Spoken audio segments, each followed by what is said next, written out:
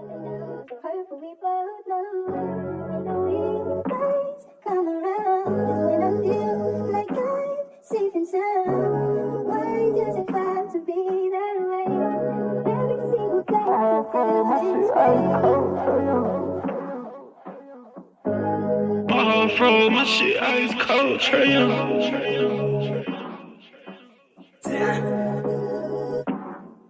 And you know I wear my heart on my sleeve. You hitting all the reads, pack your shit like you finna leave. I go and hide your keys, put you in position to win. Bless you without a sneeze, bust you down in all the VV. Yeah, we was getting cheap. Overplay my part, I can't breathe. I feel the pain in my lungs. I thought we really was one. My heart cold like Trey Young. Overplay my part, I can't breathe. I feel the pain in my lungs. I thought we really was one. My heart cold like Trey Young.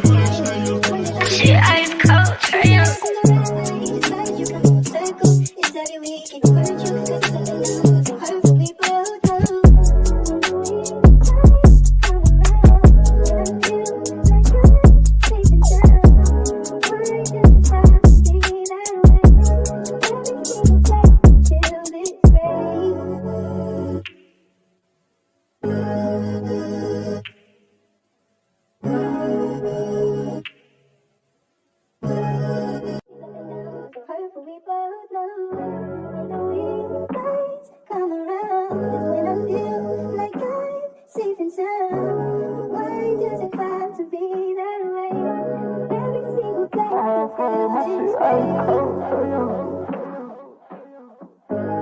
My heart froze, my shit ice cold, Trey Young.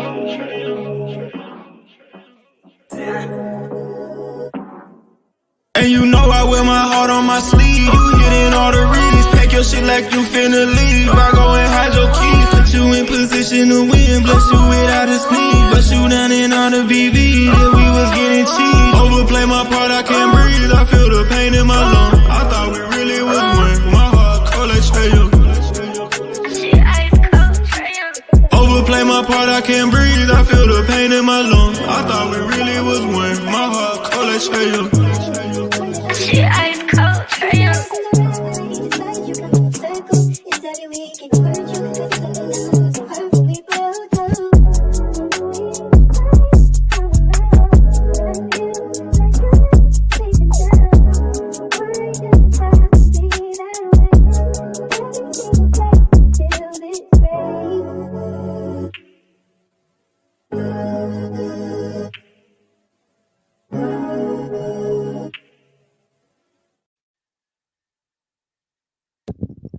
What's good, family? What's good? It's your boy Demond in the building, man. We talk House TV. We talk House Daily. What's popping this morning?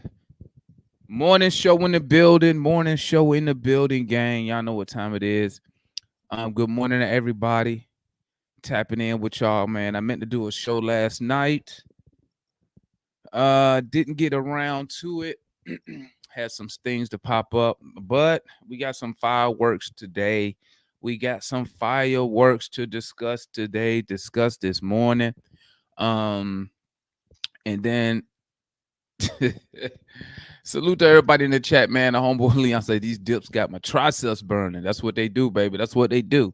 I'm finna hit the gym after this, my damn self. And that's exactly what I got today. We got shoulders, we got bis and tries. But so y'all see what Murray posted. I'm gonna tell y'all something, man. Okay. I'm gonna tell y'all something.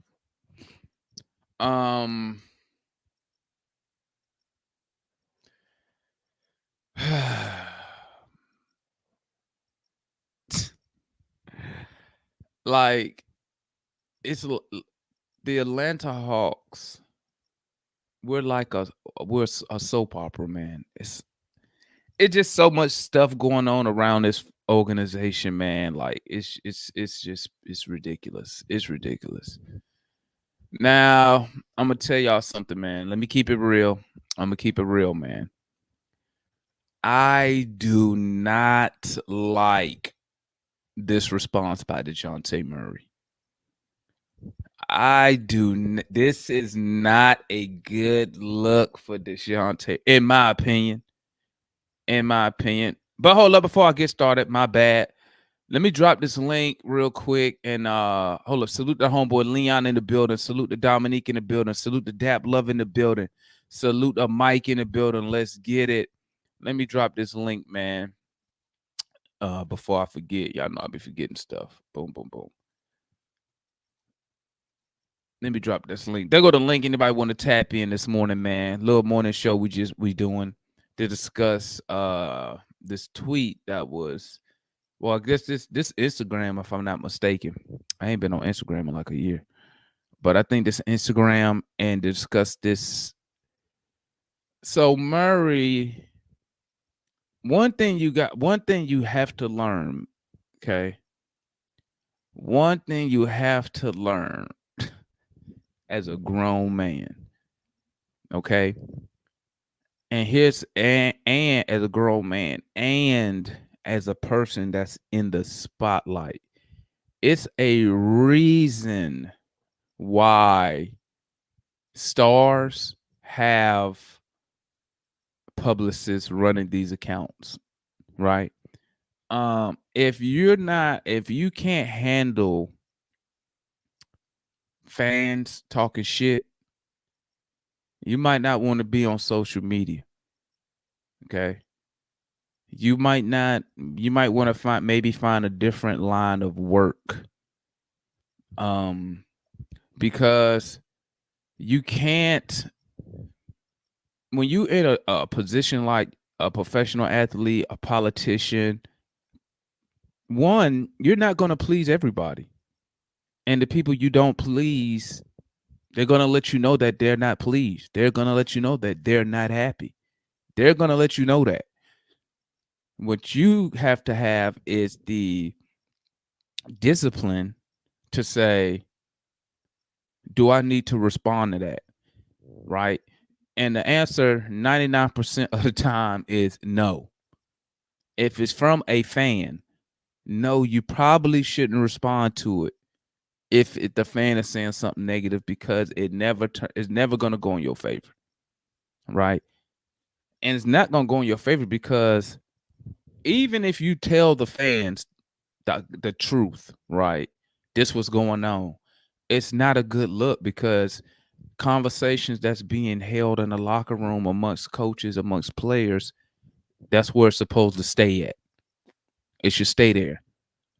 So, when a fan says you suck on defense, if the coach did tell you that, hey, I want you to do A, B, C, and D, you can't come out. Well, you can, but you shouldn't come out and tell fans that, because it make your coach look bad. It looks like you throwing your coach under the bus. Like, you should not do that. This is not a good look for Dejounte Murray. Not a good look at all. And that's why, in my opinion, some of these players, that's why they have to have a PR team, man, because let's be real. I know I tell my sons this all the time.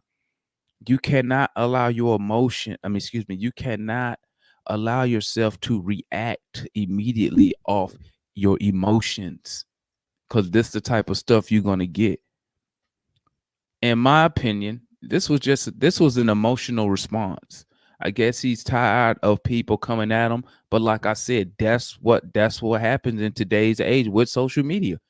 And it's not just with athletes. It's with any public person get heat from fans. Right? Well, I say fans for athletes because we're fans of the team, but even in a different profession, as a politician, politicians catch way more heat than what a pro athlete get. They catch it. They get called all type of names. They get called everything, all in the public eye, all on the internet, all on TV. But they have professional public affairs people to handle that, because somebody can say something that could trigger you, and then you're gonna go off and say some stuff like this. And y'all know the motto: if you have to delete it, you probably should have never said it.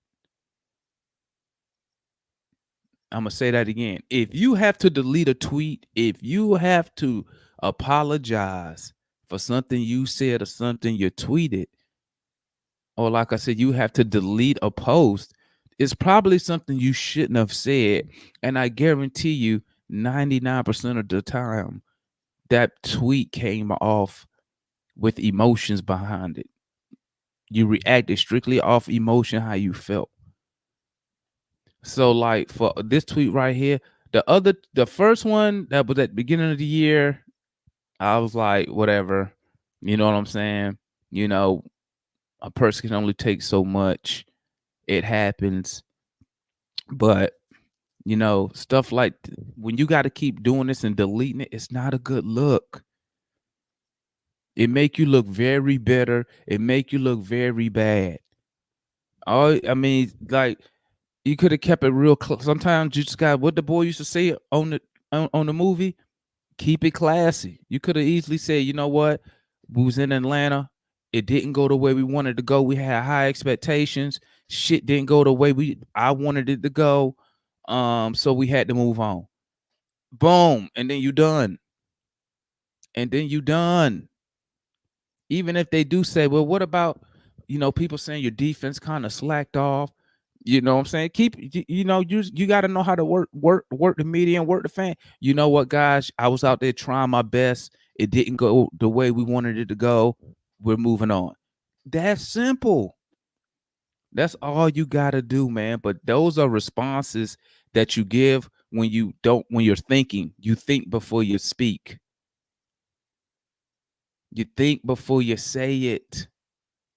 Those are your good responses. Stuff like this on the internet that Murray responded to a fan, and I guarantee you, he probably don't even know the fan. He probably don't even know this guy from Adam from orange to an apple. But then you respond with this type of tweet. Come on, that's not a good look for Dejounte Murray, man. It makes him look very immature. It makes him look very emotionally driven. That's never a good look, especially for a man. But y'all see the tweets up here, man. Y'all see the tweet right here, man. We're gonna bring on the homeboy show in the building, man. What's a good show? Oh, okay. Hold on, I can't hear you. Maybe my volume must be tripping. Hold up. Is it me? Let me see. Is it me? 'Cause I can't hear you. Can y'all hear Leon? Or is it me? My volume up? My speaker's working. Can you hear me, Leon? Hold up. My speakers work, but I can't hear Leon. Hold up. Oh, unmute. You on mute right now.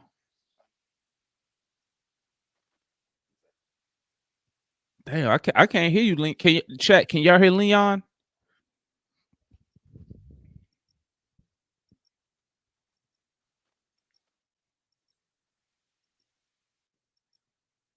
Okay, he gonna come right back. But okay, y'all couldn't hear him. Okay. But yeah, this is not a good look for Dejounte Murray. And I'm gonna say this. I'm gonna say this. And Atlanta Hawk fans that's upset with Dejounte Murray, man, listen, hey, you got 100%. You 100%. If you upset, you feel upset about that tweet, I don't blame you. This was not good. Not good. This is not how you leave a team. Right? You don't leave a team and then throw shots at the team. I mean, it's real simple. Hey, the goals didn't get accomplished. And I'm saying that because you can't explain to the fans what you really feel because y'all it's certain, it's certain rules that you have amongst an organization and players that that you can't say out here in the public. You good? I can hear you now, Leon. Hey, all right, bet. That's good. That's good. Well, DJ just a bitter ex. He key in the car. He posting about you bad on social media. He telling all your homeboys you ain't shit. he's just a bitter ex right now, and we've all had a bitter ex at some time or another. But he'd been a bitter ex of two different teams. Y'all remember how he was talking to fucking San Antonio fans after he left them? She thought it was gonna be different because what? Him and Trey Young boys? No. But hey, there's something to be said about somebody who says, whatever team I'm on is fuck everybody else. I can respect that to a degree, but like whatever, you know. What I don't like is the like you got have to know when you need you need an assistant to run your social media accounts. Look, man. You Look, man. cannot. He cuffed NBA young boy's baby mama. There's no saving this man.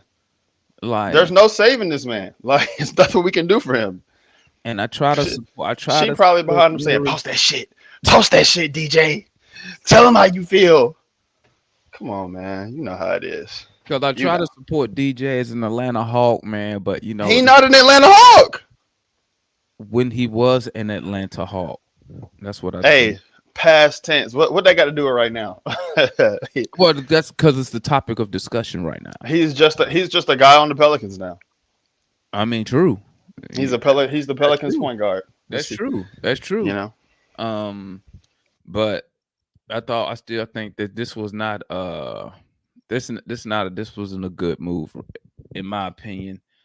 Like if you want to run a social media account that bad, man, and you really want to say what you want to say, you got to get like KD, man. Get your burner account, and then you can talk all the shit you want. But this not a good look. I'm wondering. I would love to know what the front office is thinking. What Landry feels. I wonder what they're thinking right now about the comments that was made. And I see this one, and I don't know if there's another one because I saw somebody say he took a shot at Trey, and I'm trying to see what it was in his introductory press conference. It's on YouTube. What did he say? Or on the Pelicans page. Man, he said something about everybody got to defend and blah blah. I mean, I ain't gonna lie, that nigga not a Hawk. I didn't even listen to that shit. So don't catch me. I didn't hear it. I didn't listen to. Yeah, I didn't hear it. I only brought it up because I saw somebody say he took a shot at Trey Young. And the thing is, indirectly, he didn't say Trey name, but like, okay, we knew who he was talking about. Well, I'm gonna say something on that real quick. We all know. Well, I don't want to say it like that. It's not. No. I got you. He knew. He knew when he got here what the fucking job description was. He just mad. He don't fit he don't fit the fucking qualifications for the job. And this my thing right here, man. This my thing. You thought this nigga was gonna turn into fucking John Stockton when you got here? No. What? And that's why I'm mad at that's why I'm so angry at the front office behind this move. It's over. That's why I'm so angry about this move. But I mean, it's yeah, you're right. It's over. We flip. Listen, man. Like you said in the space yesterday. What you say you take back from Jalen Johnson? That's what we got. I don't know why. I ain't gonna lie. I'm extremely happy with what we got back, honestly. And I wanted Brandon. So the fact that we didn't get him, but see, I think like I told you, I think Trey told the front office, all right, we're gonna try it your way now, and if it don't work out, you already know what's gonna go down, right? And there's nothing wrong with that. I think that this, because at the end of the day, this is what we've been asking for 2-3 years. Mm-hmm. So I don't know. I think the only thing that really has people hung up right now is you don't really have a big center, right? A big skilled center. That is the one thing you're lacking. And I think, like I was saying, when we were at 10, we should have drafted Khalil, where obviously you don't take him at 1, and that's fine. But those kind of players, it's always best to draft those kind of players, because teams that acquire those kind of players, unless they buy super low on them, like the Celtics did with Kristaps, and Kristaps not really a center anyways, they usually don't work out, or they definitely don't have sustained success. They might, like the Lakers, they got one, right? And that's more than we can say for sure, but they're very clearly fucked right now and have been for a couple years. So, you know, every year, like we said this year, like there was a couple 7 footers that you could have got that were skilled in different ways. Filipowski, regardless of whatever his Mormon girlfriend is doing, Khalil Ware, No, even but I the think 6'10", no, 6'11" guys. But but there's but going to be more and more of those guys coming in because of the Jokic and the Joel, and because they're the first kind of, well, Joel specifically is the first kind of, okay, I remember watching Hakeem highlights when I was a child, and that's who I want to be. And now you're going to see this next generation start doing, like, okay, I want to be what Joel Embiid is. Like, because, like, I can't remember who said it, but if Joel Embiid had Giannis's mindset, he'd probably have like 3 rings. He just doesn't have the mindset. So if you can find somebody with that level of skill with the mindset of an actual killer and not somebody who's just chasing stats, like, and that's what the Hawks have been doing. They've been getting guys who saying it's not about me, it's about the team. And everybody wants a killer, right? But you can have one or two, but you got to have those guys who are saying, I don't give a fuck if I score 2, 2, and 2, as long as I impact the game, positively. well, let So me say this. Let me say this. Salute to my guy Real in the building, man. My bad, everybody. I'm gonna get the salutes going on. My bad. Uh, in response to what you were saying, starting with Trey Young, right? I actually agree with what you just said because when obviously we're on the outside looking in, but when you're putting two and two together, okay, so the trade for Murray, what you give up to go get Dejounte Murray. When you have an executive saying you're overpaying and you got a different executive saying go ahead and get it, there was a compromise somewhere in between there saying if we do this and it don't work, then I'm gonna need you to stay with the team while we try to fix whatever. So, I mean, obviously, those not probably the word that was used, but there had to be some type of agreement to what if this doesn't work? Because I got half of the organization saying don't do it. I got half that saying do it. Then I also agree with it because another point, another thing that I noticed is that you don't hear nothing from Trey Young's side. I mean, he did say his little bit. I think his podcast came out before the season ended, if I'm not mistaken, or immediately after, where he said he wants to win. He wants to win in Atlanta. yeah, So and he dropped another one after that I haven't even watched. yeah, So I gotta watch that one. So in my head, that means he wants to win. So when you look at our roster and the talent that we have now, obviously we know it's not complete because you got 5 centers. But when you look at the roster, you can look at the roster and say, okay, this team is not competing for nothing out the gate. And not to hear a peep from a Trey Young camp is, to me, like I haven't even heard no report, no rumor, nothing saying that something, because you hear something from a stars camp. Uh, certain star is not happy with the direction the team is going in. If the team or what Donovan or the stuff that came out of Mitchell camp, once again, these was just reports, stuff that was saying if the Cavs don't re-sign this guy, Donovan Mitchell might leave because he wants a commitment to winning, blah blah blah. So you don't hear. I didn't hear. I haven't heard nothing from Trey Young camp. So that made me think that okay, he must be on board, whether it's his choice or not. But he must be on board and with the direction that the Hawks are trying to go in.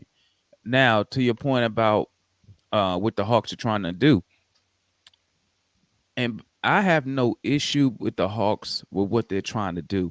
My issue is this. Let's be real here. Um, in my opinion, they're trying to reset the books and reset the roster. That's what I got from Landry Fields' statement after the Murray trade was official. And after I did my little rant to myself for 10 minutes, because you know I want to win, that I went on Twitter, and that's why I put up there. Well, now after reading what Landry Fields said in the way that I interpret it, hey, play hard and get better. That's what my motto for this year. If wins come, wins come. But I'm not in a mindset with the Atlanta Hawks for the year coming up that we are actually trying to win a championship. And I know what people say. They say, well, it's steps and steps. That's not the issue. That's not the issue. The point is, I just want the Hawks one because something we haven't done since I'll just say since Trey Young been here is pick a direction that everybody was on the same sheet of music and we stick with that direction for more than 1 or 2 seasons. 18 months. We have rebooted the plan every 18 months for the past like 4 years, bro. Yeah. So And now you're never going to win that way. if this is the direction we are going in and Trey Young is good with it, then cool. Okay. What I didn't want to do is lose a Trey Young because the team trying to rebuild. But I've also said that Landry Fields, which they've probably done it, obviously, needed to sit down. They just had to tell Trey Young, listen, man, this way that we went with the Murray move didn't work. This is the situation we are in. We have to reset the roster in the books, but we also can't be bad because we don't own our own pick. Granted, we got the Laker pick, but you know, we don't want to give the Spurs, 2 chances to There's win. no incentive for us to be bad. Like Right. that's the best way to like last year. Right. Like it was I don't know if it was because you remember my soft tank profile Mhm. picture. Like You it own became it. it became apparent to me that they were like, well, shit, this is the last time we gonna have this motherfucker. Jalen hurt, and remember, me and Chris told you beginning of the season. I seen y'all arguing again this morning. Unstoppable force versus a movable object, part 500. But this year was about Jalen. Like that's really it was always gonna be about Jalen and Double O, whatever. Like it was mainly I'll about give Jalen. I'll give you credit for that. You was on that tank stuff So early. I so get when it was clear that Jalen was like not was going to be missing games, they said, "Well, fuck it. Like this is the last year we got our pick. We might as well do our best to." And I know like that's not what fans want to hear. They want to win every year. They want to win every game. They want to compete every game. And I understand that. I'm not telling you that you're wrong to feel that way. That is the way you should feel. I expect you to continue to feel that way. However, from the team standpoint, that you had to maximize the pick. And like, yeah, you're gonna say, "Oh, well, you got lucky to get to number one." I mean, well, shit. If we got to fucking number 4, or if we got 10, that would have been the best pick we had since uh Double Double O. O. Oh And no, no, it would've been no. Dre Hunter. Well, no, no, Double O was first. Double O was the last one though. yeah, I yeah, mean, right, I'm saying, I'm right, like, even if it was 10, that would have been the best pick since 2020. Damn, 2020. But right. still, we got number 1, so you won the lottery, and that's a plus, a plus, a plus. But you don't have your pick for the next 3 years, so I mean, you trade DJ for height and defense. And the funny part is, we made the mistake of trading offense for defense when we got DJ, or we thought, because we traded Gallo, who I've said many times was a boon to our offense on like 5 different fronts because he allowed JC to be the rim runner he's supposed to be, obviously a great shooter, strong side, But let's be real. mid post shit. And It, then they traded Kevin on top of that. So you traded 2 of, at the very least, your top 4 shooters for and, DJ. well, they didn't want to pay Gallo that 20 million. I mean, They didn't want to because I his contract was going to be guaranteed. Remember, mean that's true. I mean, he had just wow. got hurt. Now, while that is true, if you were going to trade for DJ, who else were you going to trade him for? Well, let You me know what ask I you mean? this. Let me ask you Unless it was this. just, I mean, I don't actually, now that I think about it, But if why Gallo, didn't you just trade but Kevin? if Gallo, well, I'm telling you, they wanted to get off Gallo money because he was injured, and they didn't want to give him that. I think his contract was going to be guaranteed. Guaranteed, Like that last 20 20. million was guaranteed. Yeah, it was I something, believe you. and It would not shock me. I believe they moved him because they didn't want to pay him because he was injured. Because, like you said, he was a very important piece of the team, and that's what I was just about to ask you. If Gallo never gets hurt, do they even trade him in the first place? Right? But I mean, you had to, like, at the end of the day, when you bring in those old vets, that are in the twilight of their career, as Gallo was, and still like he's at the his star is twinkling right now at the very least, to say the most, honestly. You want to try to get some back for him. I mean, before they fall off the cliff, like that's what I mean. Y'all keep saying the same shit about Bogey. Like, oh, we got to sell Bogey while his value's high, and like, even though Gallo's value wasn't at its peak then, I mean, it was. I mean, NBA coaches know what Gallo meant for our offense. Like, if you got a four that you want to feature that can't shoot, like that's not a dynamic shooter. And like John shot a high percentage from three, but he's not a dynamic shooter. Like Jaren Jackson Jr. is a dynamic shooter at the four. I mean, that's the kind of big you need next to him. And the thing is, and that's why Davis Bertans, like for all the going around the league he's been the last couple of years, like that's why he's still in the league. Like 6'10" guys don't shoot 45 like 40% from three at any volume. Like they just don't. So, that's just going to be a valuable skill set all the time, like next to anybody. And here's another question I'm gonna bring up. And this will probably be the last conversation that I have about Dejounte Murray. But here's my issue with the whole Murray thing. People say that he was supposed to be this great point of attack defender. My question to people is this: nobody on the Hawks staff decided to go. First of all, we really don't know why they targeted Murray. That's my number one thing. Did they really target him for the defense? Did they target him because we needed another score and they saw him as that? It was. Did they target him, or was he a target because also him and Trey became friends during that All-Star weekend? It was all those things. Like you didn't have anybody on the roster who had ever scored 20 points per game, like mostly of their own volition besides Trey. Right? Like that's a fact, right? True. He made an all defensive team. So on paper, I mean, led the league in steals the year before we traded for him. Right. So on paper, it kind of looked like he was kind of swinging up. And the truth is, like, he was like, still like, despite, he's not a great shooter or anything, but like, obviously 2 best shooting years of his career. Like if you factor in volume and like shooting percentage, have been the last 2 years since he's been a Hawk. And the defense is not what it was when he was all defense or when he. I mean, right? But see, last year here's my they thing, weren't Leon. good for a reason. Yeah. Here's my thing. So when whoever brings up Dejounte Murray, they say, "Hey man, let's go get Murray." For whatever reason. Well, they fired all Travis scouts that summer. And that's where I was going with that. Where I was about to go was this. So you telling me nobody in the front office, nobody said, "Oh, this who you want?" Here we go. We're circling back to Travis prop. One man said, "Fuck that shit." One man. Well, what he said was, you're paying too much for him. If I'm not mistaken.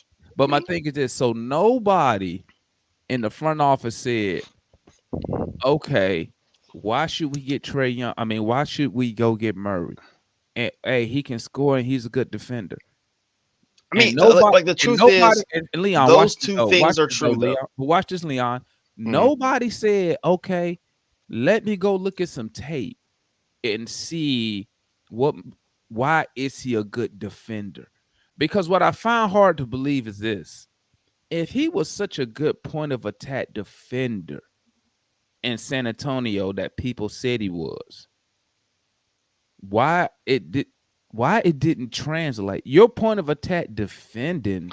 I genuinely don't believe. That's almost like saying, I feel you. Oh, I genuinely don't believe that I think that his buy-in waxed and waned. like just in whatever the fuck we wanted to do, offense, defense, everything. On top of the fact that he was never the most explosive guy in the world.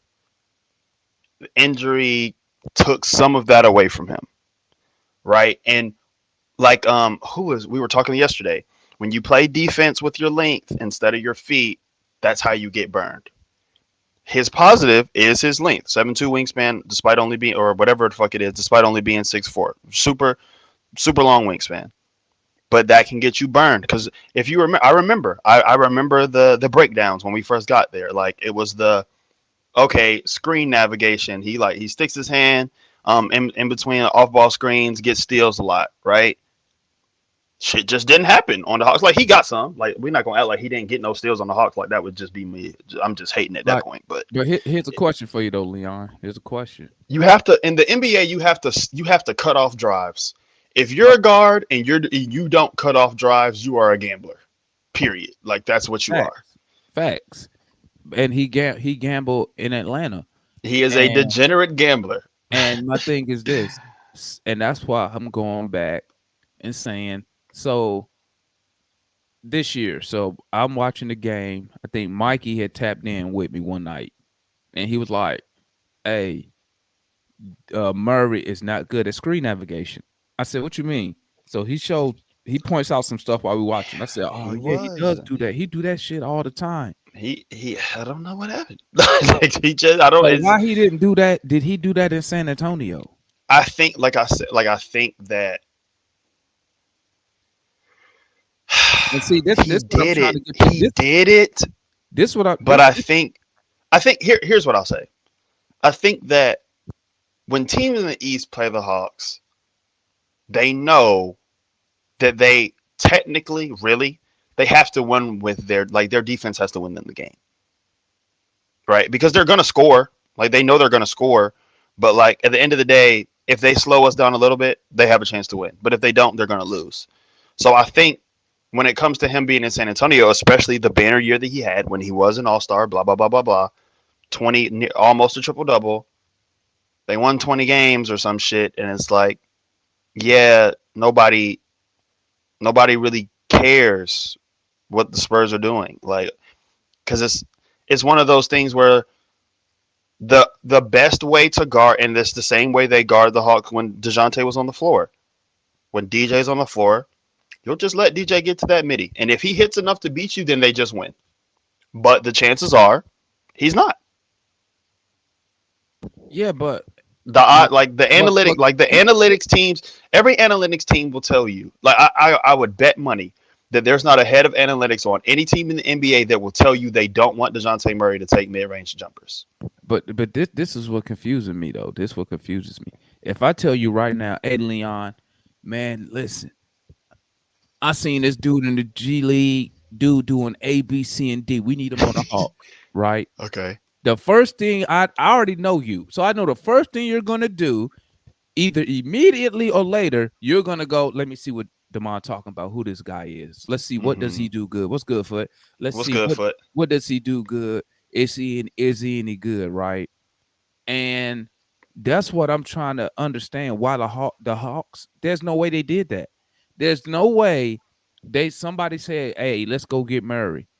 Why? Let's say the priority was the point of attack defender. Let's just run with that one. And nobody went and looked in San Antonio and none of that tape and said, okay, what makes this guy a good defender that we're giving up all these assets for? Because whatever he did in Atlanta, unless people just gonna tell me he came to Atlanta and he just forgot how to defend. Like the snaking through the screens, did he just start that in? Can y'all hear me now? Yeah, we can hear you. He was doing that in San Antonio. Like that's the shit he was doing. And that's what and that's one of the points that I'm trying to make to people is that who said, okay, hold up. Because the way I'm about to say this question, I already know. Okay, he did make an all-NBA defensive team. Okay. But, and I can't remember who told me, but it was said on this show, and they said, okay, he made all NBA defense, but how did he make it? How did he make it as a point of attack defender? Did he make it as a help defender? Did he make it as I think I said help defender, right? So if they went and looked at what he did in San Antonio before you make that deal, because you giving up a lot to get him, no one sat there and said, hey, how does him defending, how would that translate with the current roster that we have? Man, You know what I'm saying? can I get in real quick? All right, go ahead, Foot. Do your I've thing, been waiting bro. for this. I saw this thing. I think he posted like 1 o'clock last night, right? And I hear y'all show. Well, one thing, you don't play defense with your length. Length is part of it, but it start with Right, your you're feet. supposed to play defense with your feet. That's Oh, okay. I that's what thought I you said said. Yeah, something different. that's what he No, said. that's what I'm saying. That's what I'm Okay, my saying. bad. Like I So, said, that's DJ's plus. Like, cause you know, when they scout defenders, okay. they I say, "Oh, he got misunderstood. wingspan, but he plays with his length too much instead of his feet. He Okay. gambles with his length a lot, and that's what he gets burned sometimes." Y'all remember what I've been for the last 2 years? What I've been saying, Quinn's what defensive philosophy, right? That put a lot of guys in a bad position, right, from a defensive standpoint. That's been my. I've been saying that for 2 years now, and this is not the first time. Like DJ said something before about Quinn and kind of what he want to do and what Quinn want to do and all this other stuff. We already know Quinn focus on offense, and that's been one of the main issues here. Just offense, offense, offense. So and everybody was ragging on DJ, point of attack and all this other BS. Again, you can't compartmentalize one part of the defense. All right, I keep hearing point of attack, point of attack. That's the new buzzword in today's NBA. Defense is defense, man. No. That's very true. I see You something about know, it. So like you y'all don't know, learn the word. Y'all don't learn POA and won't shut the fuck up about it. yeah, POA, span, pick and roll, and all this other stuff, man. I think that's Come what a on, man. fan The hood loves Spain. The hood loves Spain pick and I roll. Now, understand. Foot. I understand. The Iverson, this, it's just today's Oh, NBA. not that's a Matt shot because you know What, Matt love a Iverson cut. I know, man. It's just cutting is cutting, man. I mean, and that's I This is think that's true.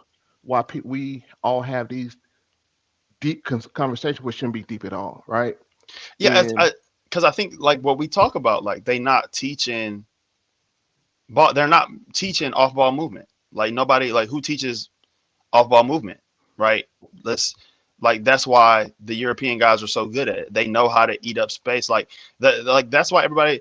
That's why the Spurs won't trade Jeremy Sohan because he can't shoot. They don't give a fuck because he knows how to eat up space off the ball. He knows how to finish, and a lot like Ricochet, a lot of European guys, they don't care about getting embarrassed defensively. Like That's why you got to if get you're them going Baylor. to That's why you got to get them Baylor boys. if Show. you're going to dump if you're going to dunk on if you're going to dunk on a European dude, he's not going to get out of the way. You're just going to have to dunk on him. Like you're going yeah, to have to go through him and dunk on him. He's going to make you pay the price.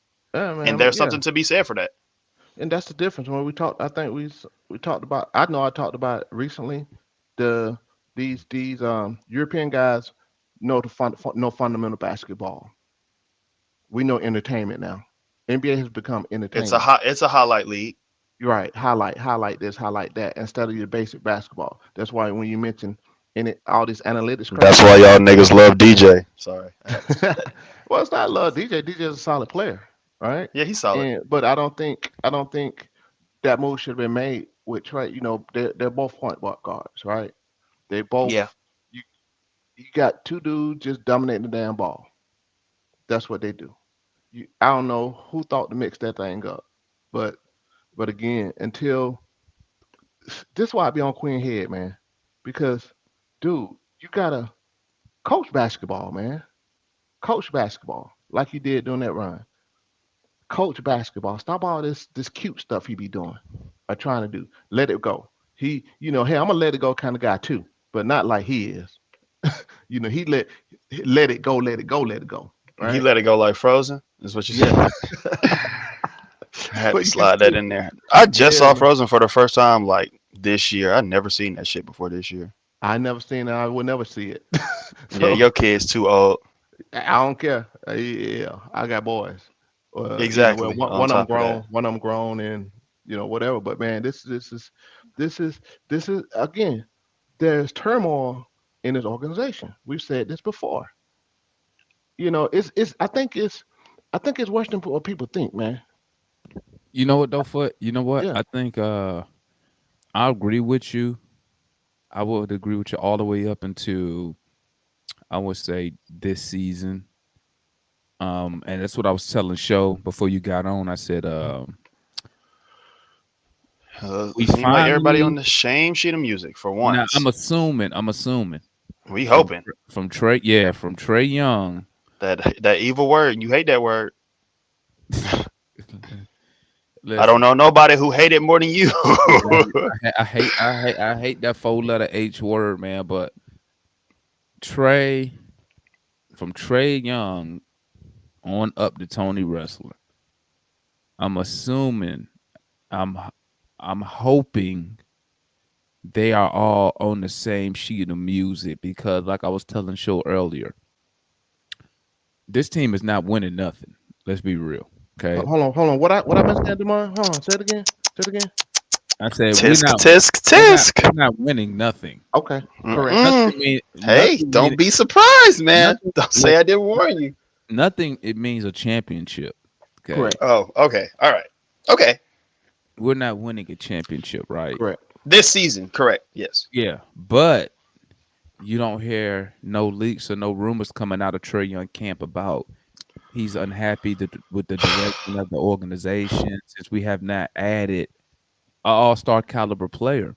So I'm hoping they've all had a good sit down, and like I'm following I'm tagging along with Show's idea of they told him, hey, we'll get you Murray, but if it don't work, you got to stick with us while we do it our way. Uh, And I mean, that's what it's looking like it's going in. I mean, I will say this: as much as I bag on left field, um, I can see the type of players that he is going after. And I think Show has said it earlier. He looked like he's going after guys who wants to, they happy to be NBA players. They are not focused on trying to win an MVP. They're not focused on trying to win a Rookie of the Year. Their primary goal is to just win. Period. So I Right. can see the direction. And all the players outside of Trey Young are young guys. Yeah. If I I can think if I can what add Trey on that Young. before I forget, if I can add on to Go what you're ahead, go saying, ahead, I go I, ahead. I kind of I kind of agree with you. The first point you made as far as that's concerned, and I also think, you know, I think also that like you've been mentioning, Dave talked to Trey Young, right? Trey Young's Yeah, in his cause like feelings, didn't they? but at the Did same we time, said they were supposed to have this meeting and then we never heard nothing about it?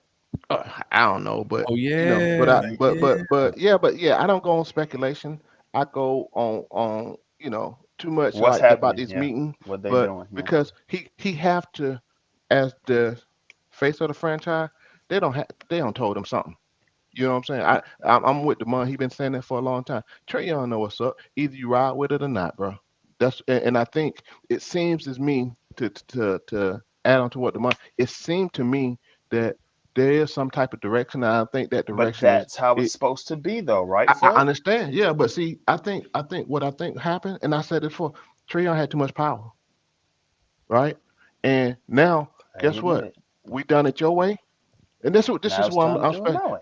There's our way, and you can see this, right? Because again, they wouldn't have been able to do anything major this off season. That's why I've been saying that when I be clowning folks about the hope. Because you can see if you look at salary, you look at all this.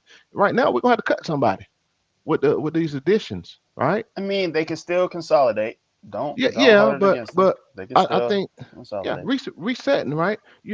And I think again, Trey's gonna have to play different. This is just real talk, bro. He gonna have if he gonna be here and be successful, he's gonna have to be there. And I'm gonna say something that's not part of the popular belief here. I don't think we're gonna be that bad. To be honest with you, Hold on, everybody, record this hold on, shit. Joe.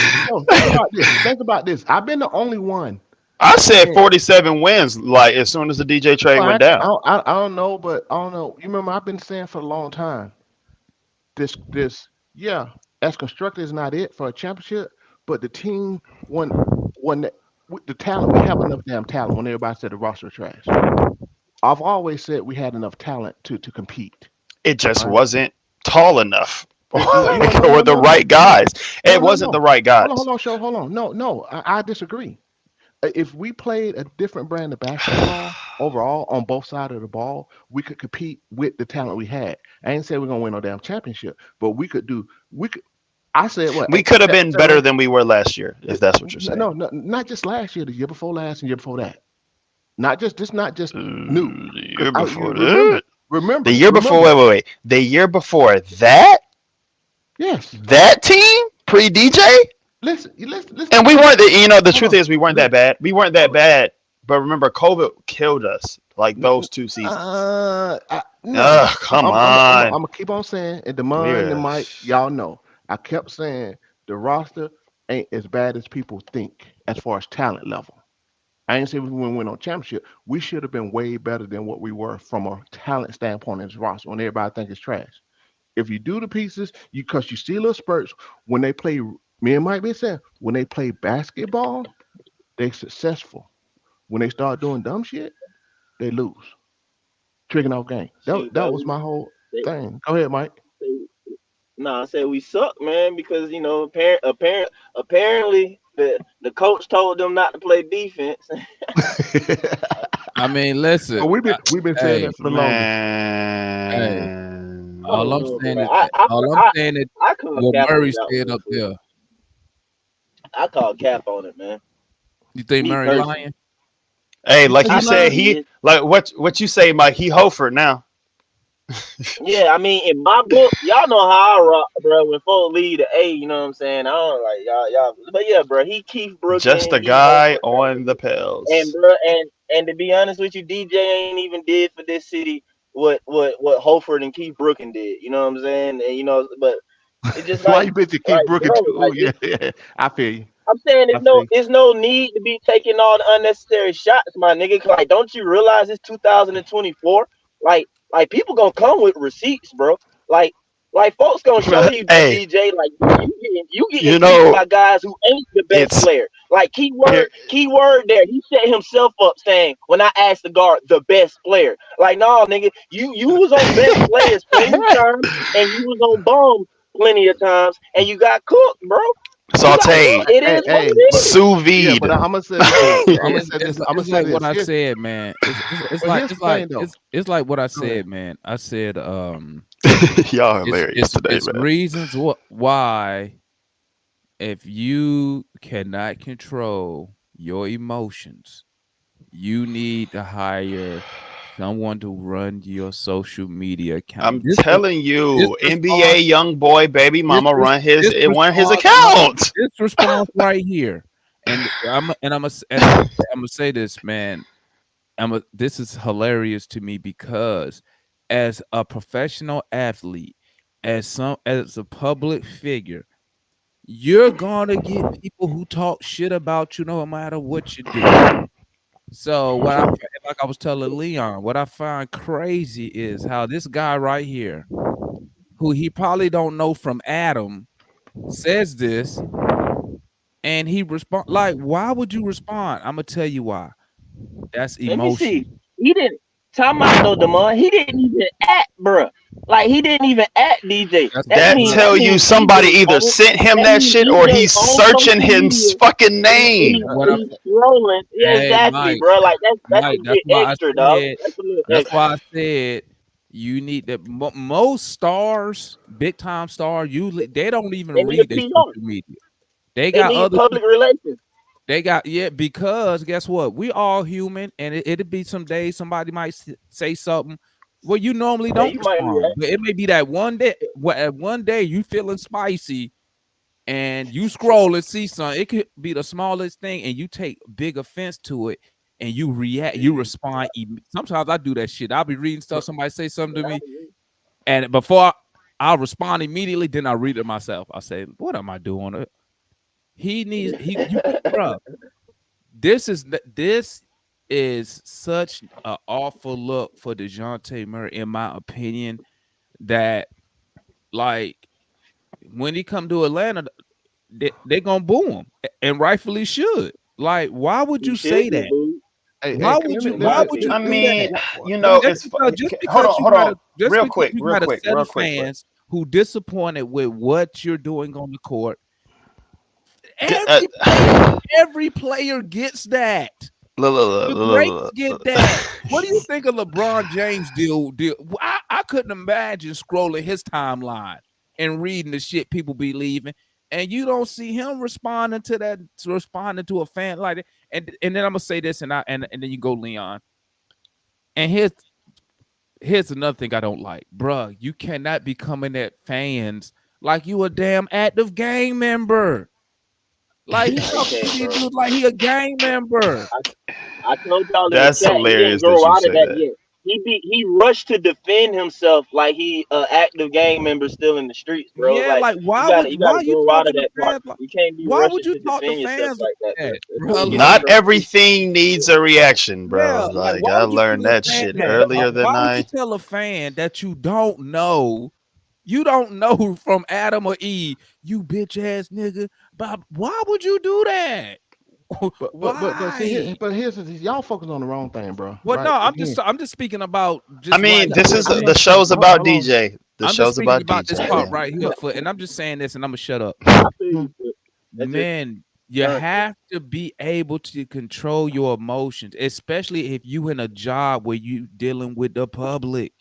You a public figure. People gonna say stuff about you that you not gonna like. Ain't nobody say nothing about his family, nothing about his kids. I can understand a response right there. But But but come on, man. but A random fan who says, you know what? And the dude, like Mike said, he didn't even say nothing. He again, just he questioning his defense. And He bro, didn't but even again, okay. answer it. And that's what I'm gonna fans keep. do. That's what I'm gonna fans keep do. going You back. can't, bro. Here's the thing, That's though. crazy. Here's That the thing. response Here's is the thing. crazy, What I man. said. These dudes come out of high school. These dudes are young, immature. Period. We already know Yeah, this. Just like I said all of them need PR. Just like I said, Trey need the PR too. Thing because he doing the most too, and his daddy, right? You're right. They need a P. They need a I don't PR even team. want to. I Well, can't even well, say what Trey I want don't to So really say do about nothing. that. No, he don't really say nothing on social media no more. no, he says stuff. He just Trey take no Trey shots. fell Let's move back on. a lot though. Yeah, Yeah, he he don't He fell fell fell back. back a back a lot. He lot. fell I back. mean, now But look, usually it just be his every day, another opportunity. Another He'll opportunity. comment on Like yeah. like the Just NBA comment on the draft. game. Yeah, Yeah, right, something but but he but, don't but happening let really me say say nothing this no though. and Let more. me stuff let me like say that. what I'm finna say though. But here's the point, right? But That's still a problem to even say something like that because we see. Here's the thing though. We see what he's talking about. We see what he's talking about. They focus on scoring. They don't focus on defense. That's what y'all should be talking about. We've Exactly. been, we've been talking about this crap. I don't know how long. That's what y'all need to be talking. Wait, say This is that like the again, third. Foot. Say that one We, more time. we need he said that they We focus on concentrate on scoring and offense not defense. because that's this, the this is winning way. this is the third But time something don't leak like don't got put out there about This what is Quinn not focus elite. on. He's just saying shit. Right. So that's what we need. the Forget third time, DJ. what was the other two times? I That Uh, mean, I mean, I have this all, but I'm just saying, all they times all have came been from from him. DJ, right? Also, huh? he All also the times have same been one. from DJ. No, He somebody also the said same All something one said subliminal message. Well, he hold on. also he Let me also no, the finish. Hold same on. one that's all right. Show. Let me finish. Go This ahead. is go again ahead. because we've I want to talked push about back a this. little. We've said this. Forget all that. DJ gone. We've been talking about this whole thing for the last, for me, 2 years on what he don't For a long focus on. time. That's what we need to be talking about. Forget, yeah, DJ just, yeah, whatever. He's immature, but everything redirect to DJ when it should be directed to this team because we see what's actually happening. I mean, not All right. specifically DJ specifically, but in general. You feel what I'm saying? That's what we need to be focused on. What's up, Larry? You want to go, Larry? Yeah, yeah, yeah. Now, Uh, I'll say, he agree with what's you. going on? Good morning. Top of the morning Good to you morning. guys. Morning. What up, Larry? Uh, yeah, it's kind of surprising. I think DJ had that on the tip of his tongue, ready to Hmm. spill it anyway when Pause. somebody. Yeah, pause. Exactly. No, there ain't no pause on that. Y'all No, doing that the was a most. pause. That was a big pause. Tip of the tongue. Yeah, that was a pause. No. Um, Y'all see, you don't got sucked in, Larry. No, it ain't. uh, but But yeah, I think he been ready to tell it what's going on with the Hawks. It just kind of shows the dysfunction not only in the front office but with the coaching staff.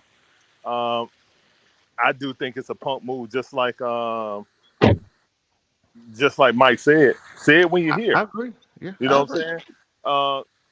Say it when you're here. Now we understand why Trey does wrong, and you know what I'm saying, ain't trying to stay in front of the defender because that's not how our coach wants him to do.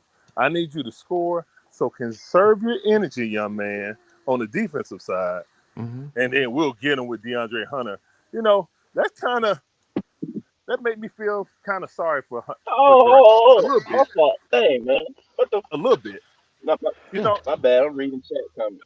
no, no. So Hey, hold on, Larry. That ain't the first. He said that already this year. He talked about certain things. Anyway, but go yeah, ahead. so I So, mean, not when just we when he really left, look at but it, yeah, go guys, ahead. are we really surprised? I mean, that Nope. DJ came out like this and said it again. He should have He said did this. the same. He did the same shit when he left the Spurs. Why Yeah, are we he did. He surprised? did. He did the same shit And He I while ain't he did. gonna was lie, a the Hawk. Why are we Spurs He fans snapped tried surprised? this on morning. Pop. He snapped on Pop. Yeah, Bro, he straight look. snapped on Pop. Listen, the same. This is the same dude that said the way the Spurs play, y'all not gonna win for another 15 years. We talking about Pop here. He said whatever the fuck he feel like saying. I don't Yeah, give a fuck what that nigga But talking you know about. what? You know what Hey I man, find the crazy? point is what is What I reality find for us. what I find crazy is how he says about San Antonio, but then when I'm at the game, he giving Pop a hug. Like I don't like that shit weird to me. Yeah, oh, you talking about, yeah, he when he had was up in smoke? Cause that nigga just That be talking. Wow. he Like be he just he be still talking. he go off I of did he lose go a little off bit of of respect emotions a little too soon. for him He on still that he though. still gotta grow. He still gotta grow up, man. That's all. That's all. He still But gotta yeah, keep Man, but this that's growing and nigga is growing. but that's what I was 28 saying, years old. He will and be 28 years old and this that's year. what I He was still got to saying. That's grow up. why I said he And I need to I understand he mean, still need to grow up, but he he still. need ain't. to get a PR. He need to get a I'm about, PR guy, bro. man. I'm 10 years. I'm 10 years older, bro. I ain't even gonna lie to you, man. And when it comes to playing basketball on the court, like nigga, I still need to grow up, like on the court at times, competitively speaking. In life, I'm cool and straight, but on the court wise, bro, like nah, yeah, I ain't gonna lie, shoot, it's some stuff, bro. I get to saying crap, I get to doing stuff Yeah. or whatever, but you know, I don't know how DJ is in regular completely, but competitively speaking and dealing with It's better. basketball, bro, gotta keep maturing. He gotta keep maturing, That's bro. it. He gotta keep Yeah. maturing. Cause like you said, cause I think life wise he's straight. He ain't doing like Ja Morant. He ain't, you know what I'm saying? You don't Yeah, see he him ain't out about there that. getting in He trouble ain't, he shooting ain't hoopty out here hoop. like that. Thank God. That would have really But I'm fucked saying us. all his stuff though is quote unquote basketball related. You know what I'm saying? Him speaking out or saying some crap, you know what I'm saying, dealing with, whatever team situation, whatever it is. Which is like, I don't know, bro. Like it frustrated me hearing what he said, bro. But I'm sorry, Foot. I understand I'm not a big fan of Quinn, but just like I used to try and protect Nate sometimes, man, as a coach, dog, it's hard for me to believe that a coach is straight up telling these niggas not to play defense. Like I I can't I believe can't But subscribe to no, that. I do You know what believe, I'm Hold saying? on, I hold on. can't If here's what I will say. No, I no, wait, do wait, real believe quick. the part about saying, because we all know this true. They tell star players find a way to save energy on the court. yeah. Now, I'm not saying that means don't defend, but Yeah. we do know who like they will Yeah. try to who find I'm a yeah. way I'm who not for taking. He just said who don't play defense. I'm not Who taking knows? it Time out, time that out. way. They might quote unquote find a way. Yeah, I agree with that part. But actually saying that, like everybody who says that stuff is media and fans that talk about players needing to save their energy. You don't really hear no coach, active coach, coaching his team saying our guy need to save it. Like Jason well, Kidd you didn't know what, excuse Mike? Hold on, he hold They on, hold might, on, he hold on. didn't say well, Hey, he I, would hold on. need to Hey, save his what energy. well, about Mike, He what about said all that the he what great needed they'll to stuff he's defend do. doing? better. Well, How well, about I all the know great like stuff with he's the doing? Celtics, when we play the Celtics, for the way they use Tatum to save energy, they use him on Clint Capella. Because he'll Mm-hmm. guard Clint Capella because they know he won't get the ball. So he could Mm-hmm. you'll see him, he'll just rest and lean on Clint to save energy. But Exactly. like I said it toward the end, I'm not saying that means you don't guard him if he do get the ball. I ain't saying that now, but I do know the word is because like you said, I'll try to find a coach to say some stuff like that. But the word is your star players, especially the ones you rely heavy on the offensive side, that they do try to find ways for the player to save energy on the court. without having to take him out the Again, game. Load management. There you I go. see Low the management. What ways I was of talking about. saving. I see the ways. Like I said, a coach would do that. Yes, I don't disagree with that. But I don't think a coach would verbally just straight up say, "Hey, save your energy." Basically, tell you to take off on defense. Now, what he might do is switch up your assignment to help you in that. Like I know that. I agree. And like you said, the proof is in the pudding. We see that. But it's just hard for me to believe that Quinn opened his mouth and told DJ, "Hey, don't worry about defense, man. Save your energy for offense." Hey That's man, I'm gonna say this. I'm gonna say this. He don't have to say it that way, but from what I see on the product on the floor as a whole, as a team, the way we play defense, again, I can believe it because we've had numerous discussion about this, right? They all letting right. it I'm fly. gonna challenge They that when you letting it finish. fly. Go ahead. Yeah, yeah. I'm not saying that he's specifically saying that, but it's definitely not a focus per se. They're not being Okay. coached properly from a defensive standpoint. I'm not. You understand? I don't see the focus on it when it needs to be because everybody we've been talking about defense for how long? You can't sit here and tell me you don't have players to put up just resistance as a team, Mhm. not individual. Take the individuality out of it. You can't sit here and tell this is an NBA team. You see many NBA teams with zero non-defense, none all defense, zero this dude can't even tie their shoes. But from a philosophy standpoint, they play defense, a decent. How long? Decent defense. Show we don't want to see you typing, man. Decent defense. So I'm not saying Quinn says this, but his philosophy, I've been talking about it for 2 years. Lack of he's not. There's no focus. That's all. There's no focus. And if you just look at again, this organization got some real hell. They need to do PR too, not just Puffy K out there PR. They need a whole somebody. Not Somebody need to sit just down. Puffy K. The Yeah, best one in the league. Crazy. it- Puffy somebody K, need the to best sit league in down the league. and right the ship overall for this organization, and from the top to the Quick bottom. question though, Foot. Quick Hmm. question though, Foot. I will Hmm. go with what you said completely, but all right. Statistically speaking, the numbers I feel like are there. Did the team not play better defense when one of the point guards were not playing? And Whether it was offense. Trey solely or was if Yeah, it yeah, even if it was DJ solely, the yeah. But Yeah, team but it didn't played work. better defense. yeah. It Mm, technically it did work because we had a better record. I would venture to The say if number. somebody go and find out what's our record is with just one of them guys as the point guard and the other one not there, I'm pretty mhm, sure our record is better. That's me going out on a limb. But our record Well, if was you better when Trey got hurt and we saw DJ move to the point guard. But it wasn't just say, oh, it's DJ. It's the fact that we had a better size roster when you agreed. playing vet and stuff like that. And Agreed. okay, so now you see the team, the organization has done that. They have made the roster to be that when we actually got some type of success while these 2 point guards are here. So all I'm Right. just saying is that yeah, I can like we can say Quinn don't do X, Y, and Z defensive wise, but at the same time the numbers were kind of challenged that when he only had one of those point guards where the defense was better, even with the quote unquote poor personnel. Again, though, Mhm. it's the same offensively. It's the same with a lot of things. I can't. I can like. I'm not expecting a coach at the NBA level to be really teaching these guys how to freaking play defense to that ultimate Agreed. thing. Like I need. Mhm. But okay. So with that said, though, too, as well, if I throw out a defensive assignment or a defensive strategy, I can't say that that coach is not coaching defense until I see players giving their effort and doing what they're supposed to. And it's too much footage of DJ just letting niggas go by him. So I can't blame the coach defensive strategy when it's too much footage of a player just saying, just not trying whatsoever, just going on screen, looking at the screen, then putting the pressure on his teammates that have to do stuff, and he's sitting there looking at a guy, and then even when the guy comes back, when he's supposed to get him again, he just let them go by. That's putting too much stress on your Clint's, your DeAndre Hunter, your everybody else, and then everybody else want to blame them and fault them and stuff like that. You feel me? That's why I Yeah. call cap when the organization said that we don't think the issue is the backcourt. Nigga cap, because if the issue wasn't, DJ would still be here. It's a Oh full, yeah. full lie, bro. Our complete breakdown is because of Trey and DJ combined together don't work. It didn't happen. It just didn't Hey, happen Mike. defensively. Hey, Like it Mike. put us in a bad position consistently. Mike. Absolutely. Hey, Mike. I can feel. I felt the energy in that. Like you really brought the energy in that. And all I gotta say is absolute cinema. I gotta head to work. Y'all boys be safe. We'll chop it up later. I heard it. Go Hawks and shit. Go Hawks and shit. Yeah.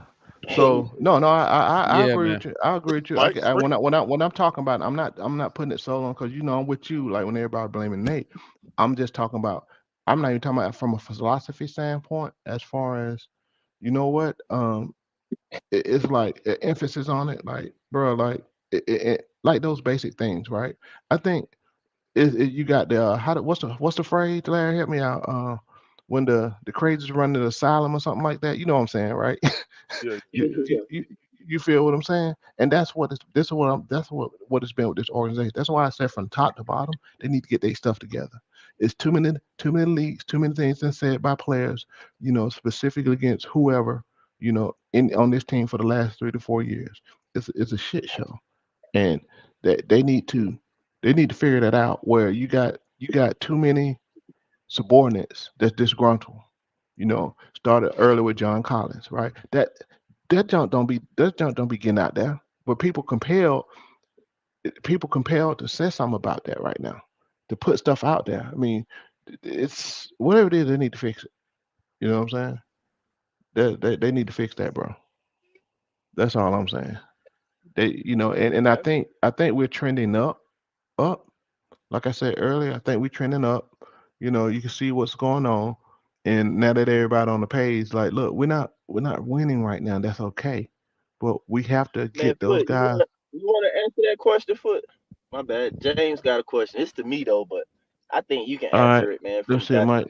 What standpoint. does Trent DJ have to do with being a 20th defensive, 20th in defensive rebound, 25th in points, allowed in the paint, and 26 in the rim protection? I'll wait. See, that's this a team sport, number one, right? yeah, And because drive and right why by why you. why why why are they? You mentioned numbers, right? That starts at the top, like Mike said.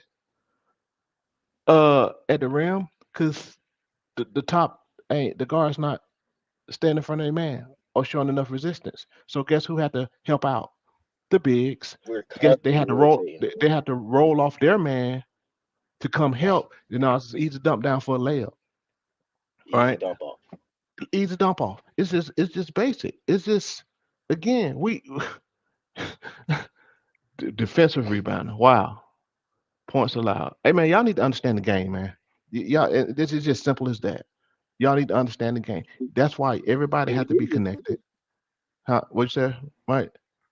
I said we did get steals. I don't know. I guess they already said we eighth in the NBA in perimeter defense. Well, No, hey, no. What footage metric? definitely showing on eighth.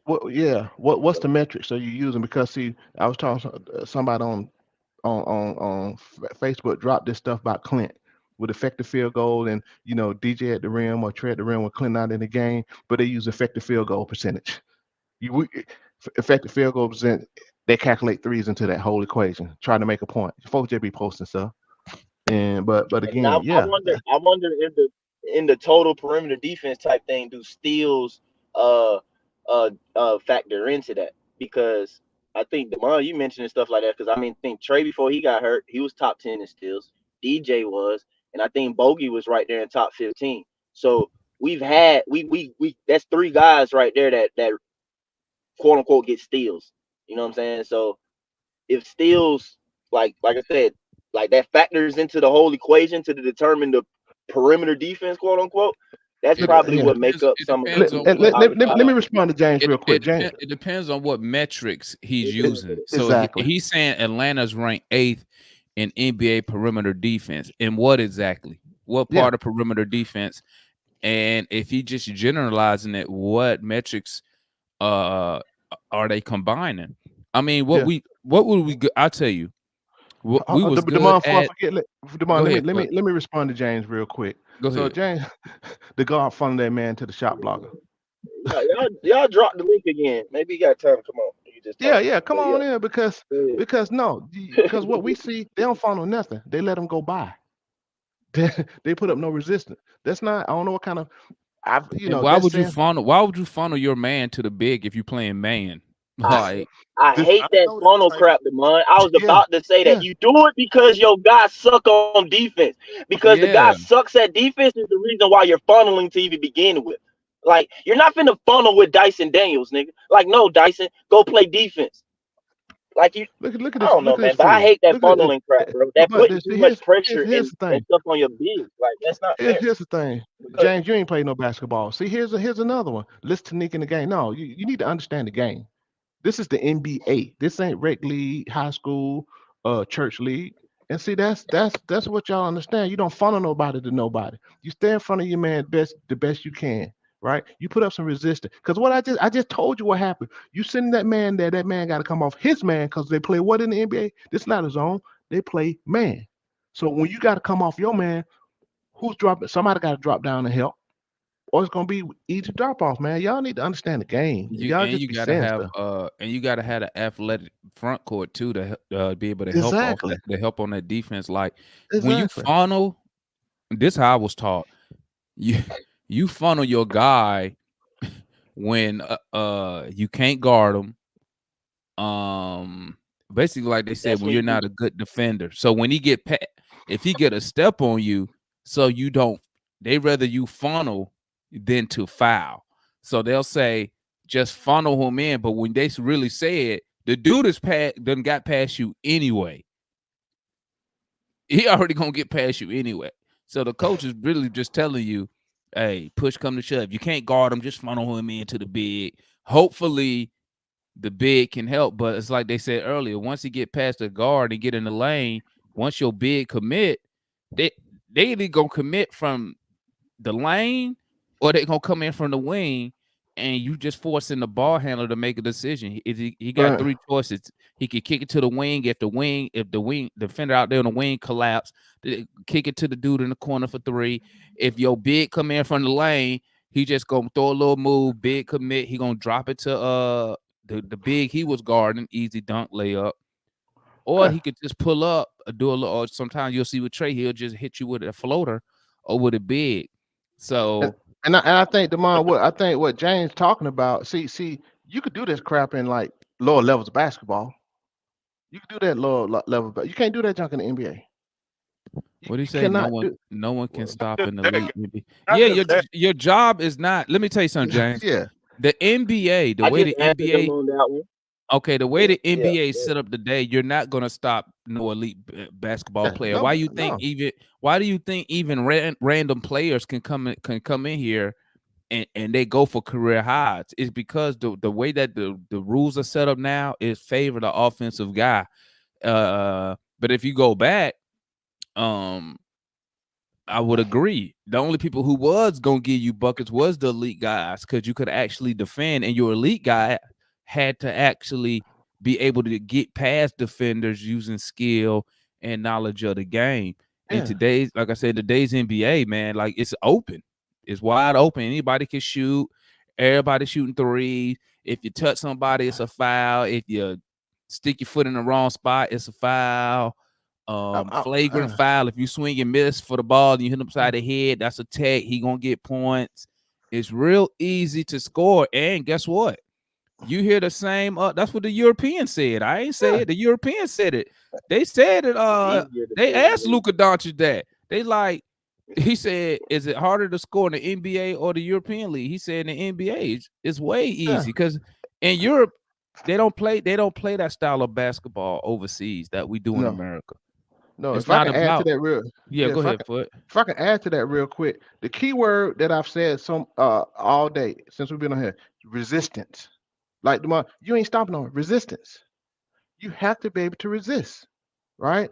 And put up some type of resistance. You ain't finna stop them, dude. And see, if you really knew basketball, when you see these dudes training, what they training on?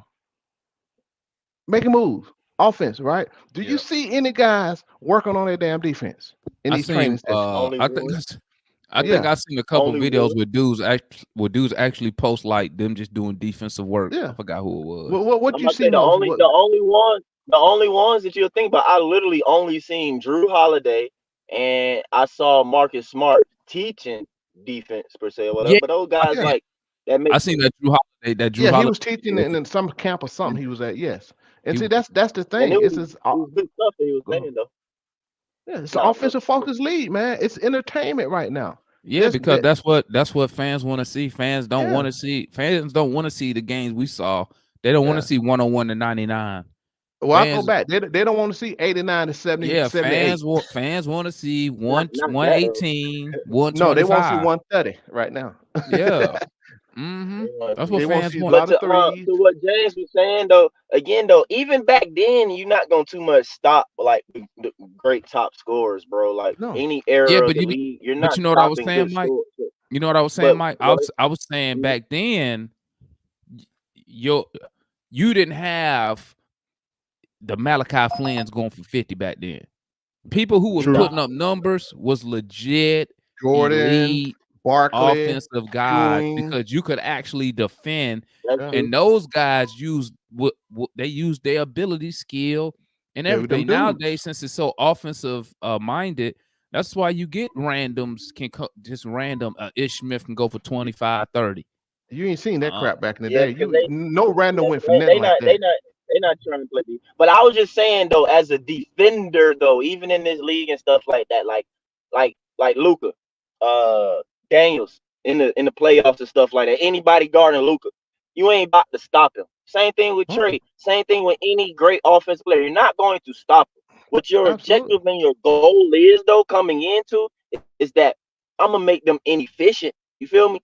If I can make Mhm. them inefficient throughout the game, making like okay, like yeah, he got his points, he They got can work. 25. Like, but how many shots do he have to take to get that? You know what I'm saying? Did he do it? You feel me? And ultimately, that hopefully or it should impact the game negatively for his team, making them inefficient, basically. You feel me? But like I said though, you're not finna just sit there and like hold them to no goose egg, bro. Like hold them down to 0 No, points. Somebody who averages 25 plus a night, like that crap ain't happening. You really ain't finna by yourself keep them down to no 15 points. You feel me? But if you can keep them basically at his average, and it's inefficient.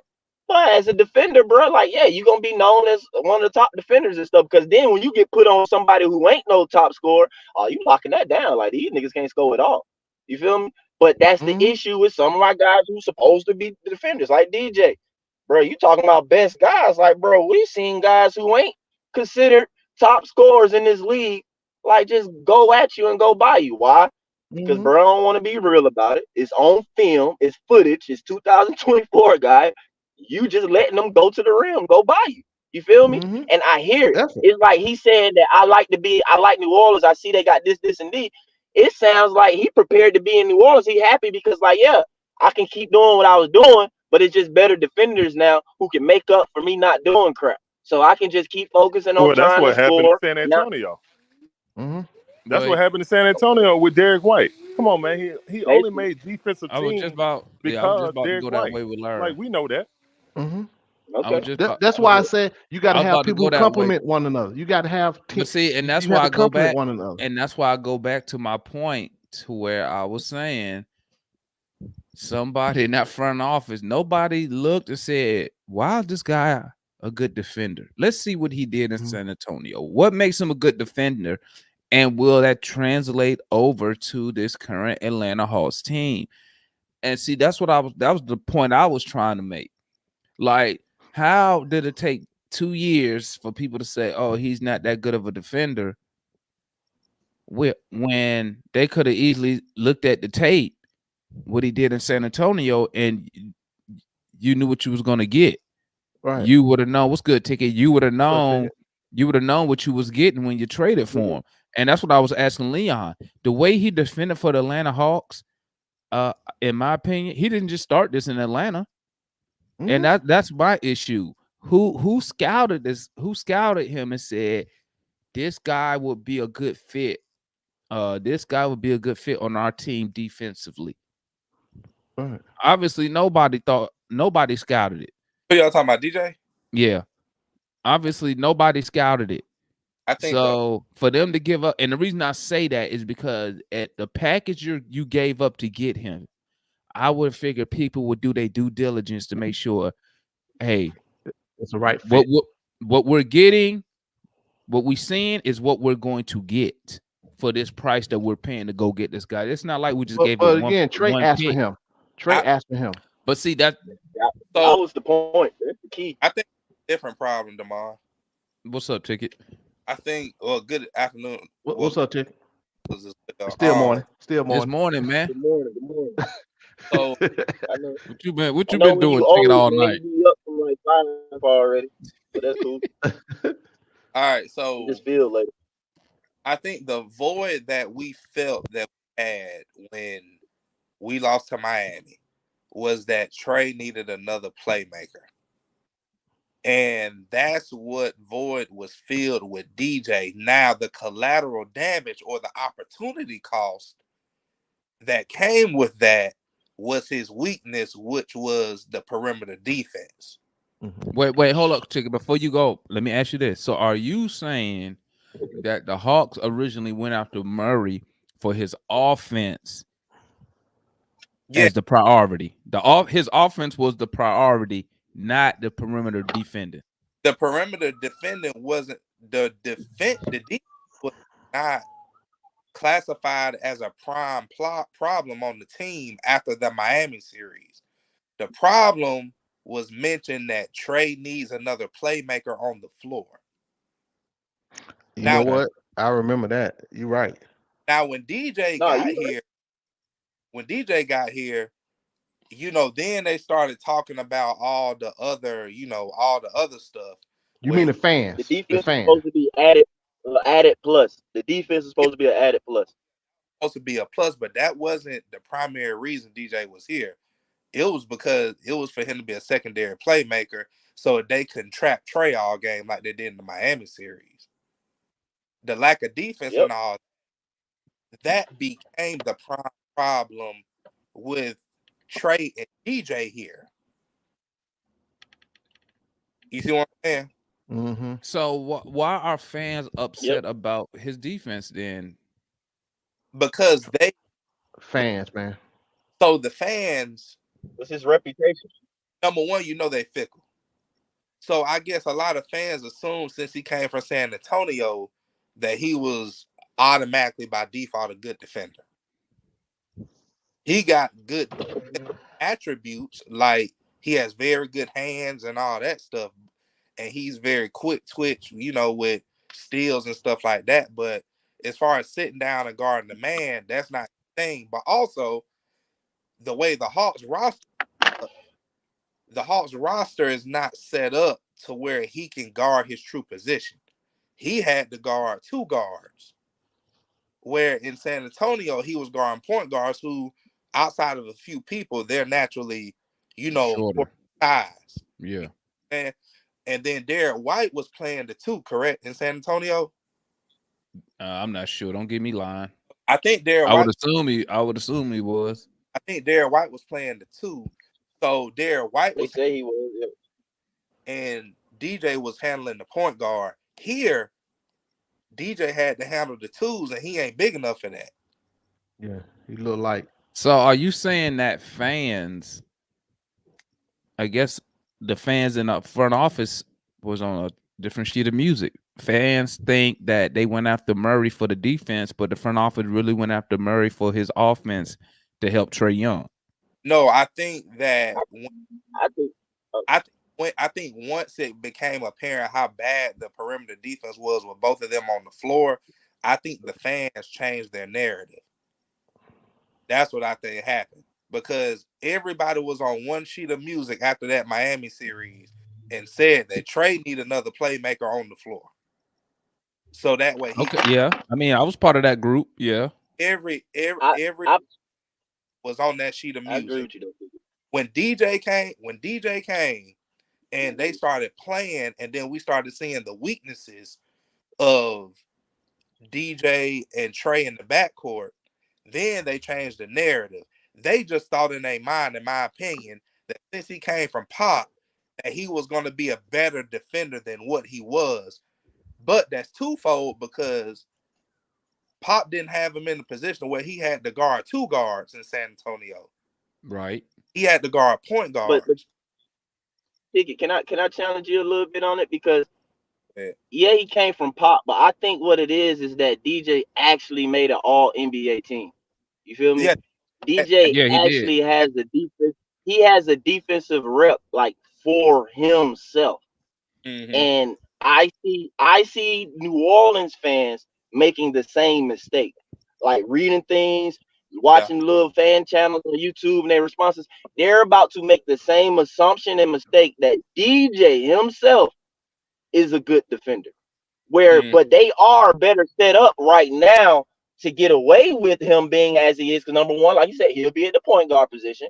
But number Yeah. two, they'll Guarded. have better defenders around him. Number Right. one, at Herb Jones and even Trey Murphy. Now, the mock lineups I've seen, now they stupid if they start CJ McCollum, but that's the issue. Do CJ wants to become a sixth man now?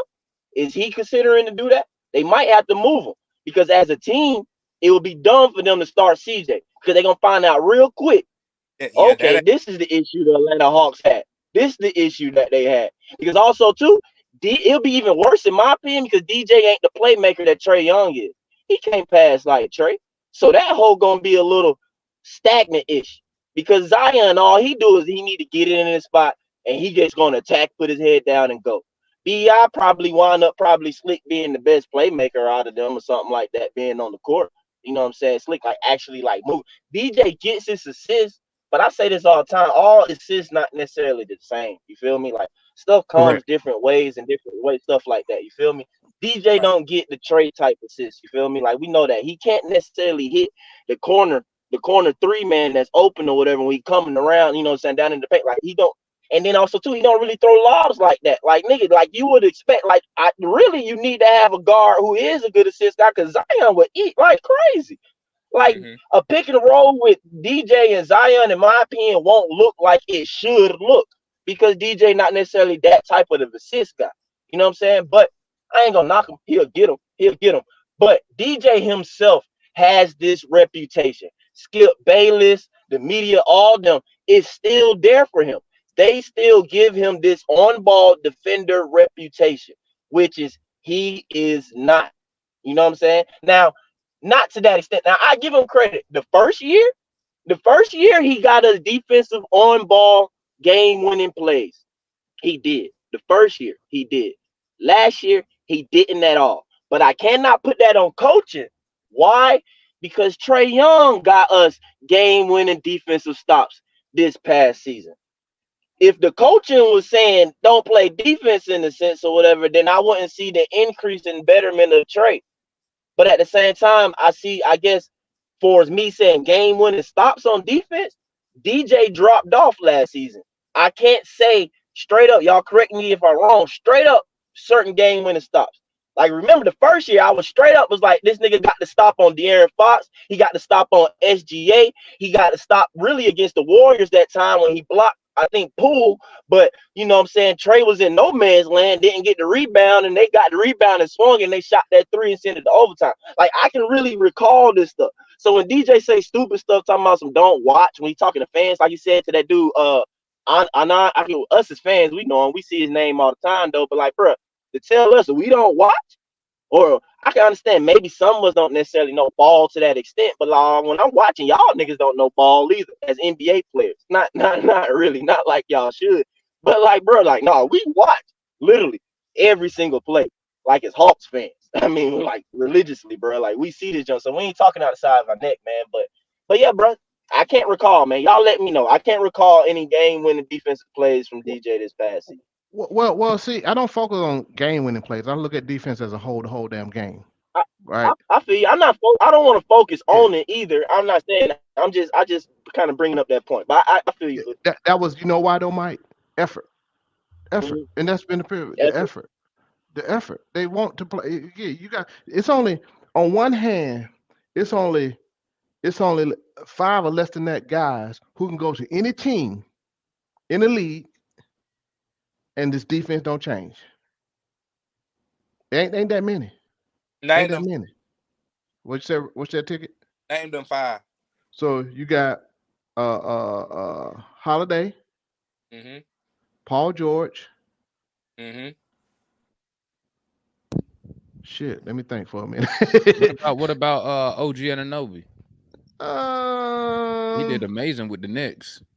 yeah, but what did he do before that? Knicks overall, though. Yeah, what did he do before that? Well, I'm just talking about what the numbers they show with him on and off Well, court when I'm he got talking hurt. about dudes we seen that would go to different teams that actually went Well, to I'm just different saying teams. because he was good with Toronto, and then he went and made the Knicks defense better. I think he did again. That's that's Now, I'm the not saying sum. like the Knicks wasn't a good defensive team. I'm just saying like when he No, got no, there, yeah, I'm not talking about make better. Who do they you have cover? improved. Who who What you seen can about actually? what about Dort? Dort ain't been he ain't played on another team yet. I don't know. What about Caruso? Y'all missing What's that? y'all missing Giannis. Well, Giannis ain't been on another team. Giannis ain't been on another team. Yeah. And He and said Giannis, that's been and to Giannis, another. from my He said that's standpoint, been on another team. yeah, that can go that you Okay, actually can go to different Kawhi. teams and different. Okay, Kawhi, yes, Kawhi. Larry got a good list. Kawhi, AD. That's Herb true. ain't been on another team though. Okay, What Derek White, Larry what he posted? Oh, okay, Giannis. Yeah, we already got Drew, Kawhi, Derek White. Okay, yeah. Derek White. Isaac only been on one team, Darian. Yeah. So when you look at it, that's because defense is a these dudes. You gotta look at dudes who've been playing defense, right? Now, what's our guy? So let me ask you this. Let me ask you this, Foot and Mike and Ticket. Do you feel that Clint Capella has been scapegoated on the defensive end? Oh, absolutely. By this backcourt? Yes. Absolutely. And by the fans? Oh, absolutely. The man to come. Yeah. Absolutely. Hey, man, James still talking I'm a mess. He still ain't gonna getting keep it 100. I'm gonna keep it, bro. I'm gonna ask the fan, well, the chat now. 99 people in that jump plus us 4, man. That's a total of about 104 people. Have any of y'all in some form in basketball had to play power forward or center before? Like and played with some no giving effort, or just sorry niggas at the top? Have y'all ever been in that position before? I mean, I know That's a everybody great ain't, you know question, what I'm Mike. saying? I've been You in might that have hooped, but position. you ain't the height to be in that position though. Like, Exactly. have y'all like? I've been in that position when I was playing with some of my soldiers. They just they wanted me to be the big because I was just a bigger dude. I wasn't as tall. I was just a bigger dude. Okay, so And you're the bigger dude. yeah, I was But just yeah, that's what happened. That's what I'm the saying. bigger dude. Even in pickup standpoint, y'all, I'm just talking like it because regular just basketball. Like even you just at It's the park basketball. pickup, like, and you end up having to be the one that's closer to the goal basically because you the bigger person on the court right now. Yeah. Like you just 5'11", but you the big person, all right. But that's what I'm saying, bro. Like, have you seen it before, bro? When folks just let somebody come in the paint, like how does it feel, bro? In the position it puts you in. Like we say, basically, bro, you have to step up. If you don't step up and stop ball, fundamentals in basketball anyway is stop ball. You know what I'm saying? So if you don't stop the ball, you don't cut off. Like number one, like they just gonna score the ball to even begin with.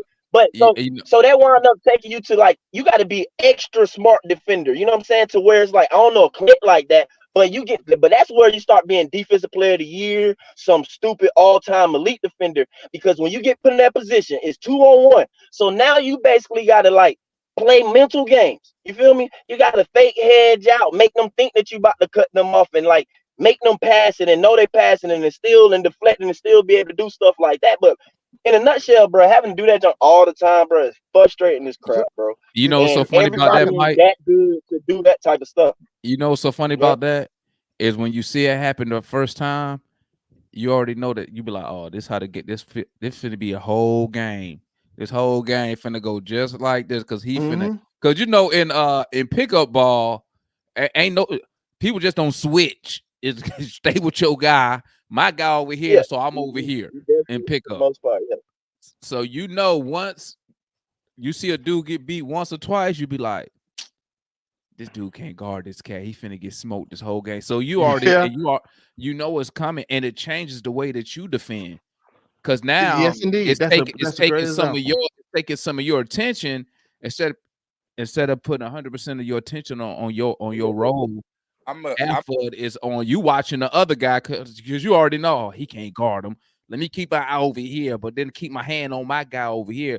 It does change the way you play. They put a And lot so, more.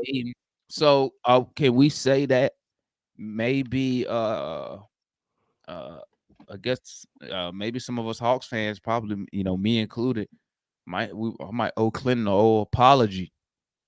Man, ain't nobody. They always look at the chat. Everybody always got something to say about Clint, like he the damn main problem. If I can add on to what you were saying, what y'all were just saying, when you look at it from in basketball, everything start and ends on both sides of the ball with that backcourt.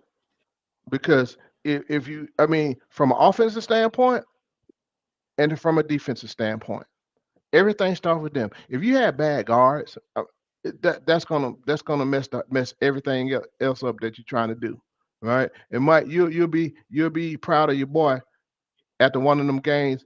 He said something. He said something to them damn guards that we had too on that team. He stood up, say, hey man, y'all don't get back on defense. I'm beating you down. Y'all ain't stopping the people in front of you. Y'all ain't passing the damn ball. I mean, it's just basic ass I'm basketball. telling you, bro. As You a know, big, bro, you be on the edge about to knock some niggas out, bro, about halfway through the game, and then they have the nerves to blame you for something. You be like, bro, I'm exactly. about to Hey, fight. they be like, That's You hey, how know what I'm hey, talking about. listen, because You know what I'm talking about. cause when I usually play, I'm a guard. Hey, we be like this. This will be like we be like, why you ain't block that? Then y'all be turning the damn ball over, doing dumb shit. Look at Mike got After my man score, PTSD over hey there. Mike, after my man score, I be at my bed, be like, man, why you ain't stop that? Hey, they be shaking their head. They be like, Let me say something real quick, man. Everybody keep talking about Clint missing at the rim. Motherfucker almost shoot 60%. he wasn't close to 60 this year. I, He was like 54. no, 57. Oh, So they used to be high. 56, 57. So He should be go 60 look. Hold easy. on. Watch this. Go We're look in talking the league. defense, though, man. Don't change the Yeah, subject. no, I'm saying because they just click. Talking defense. Go look at the freaking stats in the NBA. Everybody else. I ain't talking about your superstar centers. Ain't but like a couple of them anyway. So the numbers is there. They just be making up shit. All fans be making up shit on all the players, bro. I mean, look. Oh, go ahead, Ticket. So I want to give another example that I like to use. So in soccer, if your defense doing what they supposed to do, the goalie shouldn't have that many saves. Yep. That's your front court. If the goalie got 7 to 10 saves, that defense in front that's not hard good as defending. hell. Yeah. It's like the number one game, and I know DeMar remember this, when Tim Howard had like 1,000 saves against Belgium. Yeah, but they was way better than us though. So I mean, no, I know that, but just the principle, like a goalie had that many damn saves. Yeah, if your goalkeepers get on highlights, that's not good. That ain't good at all.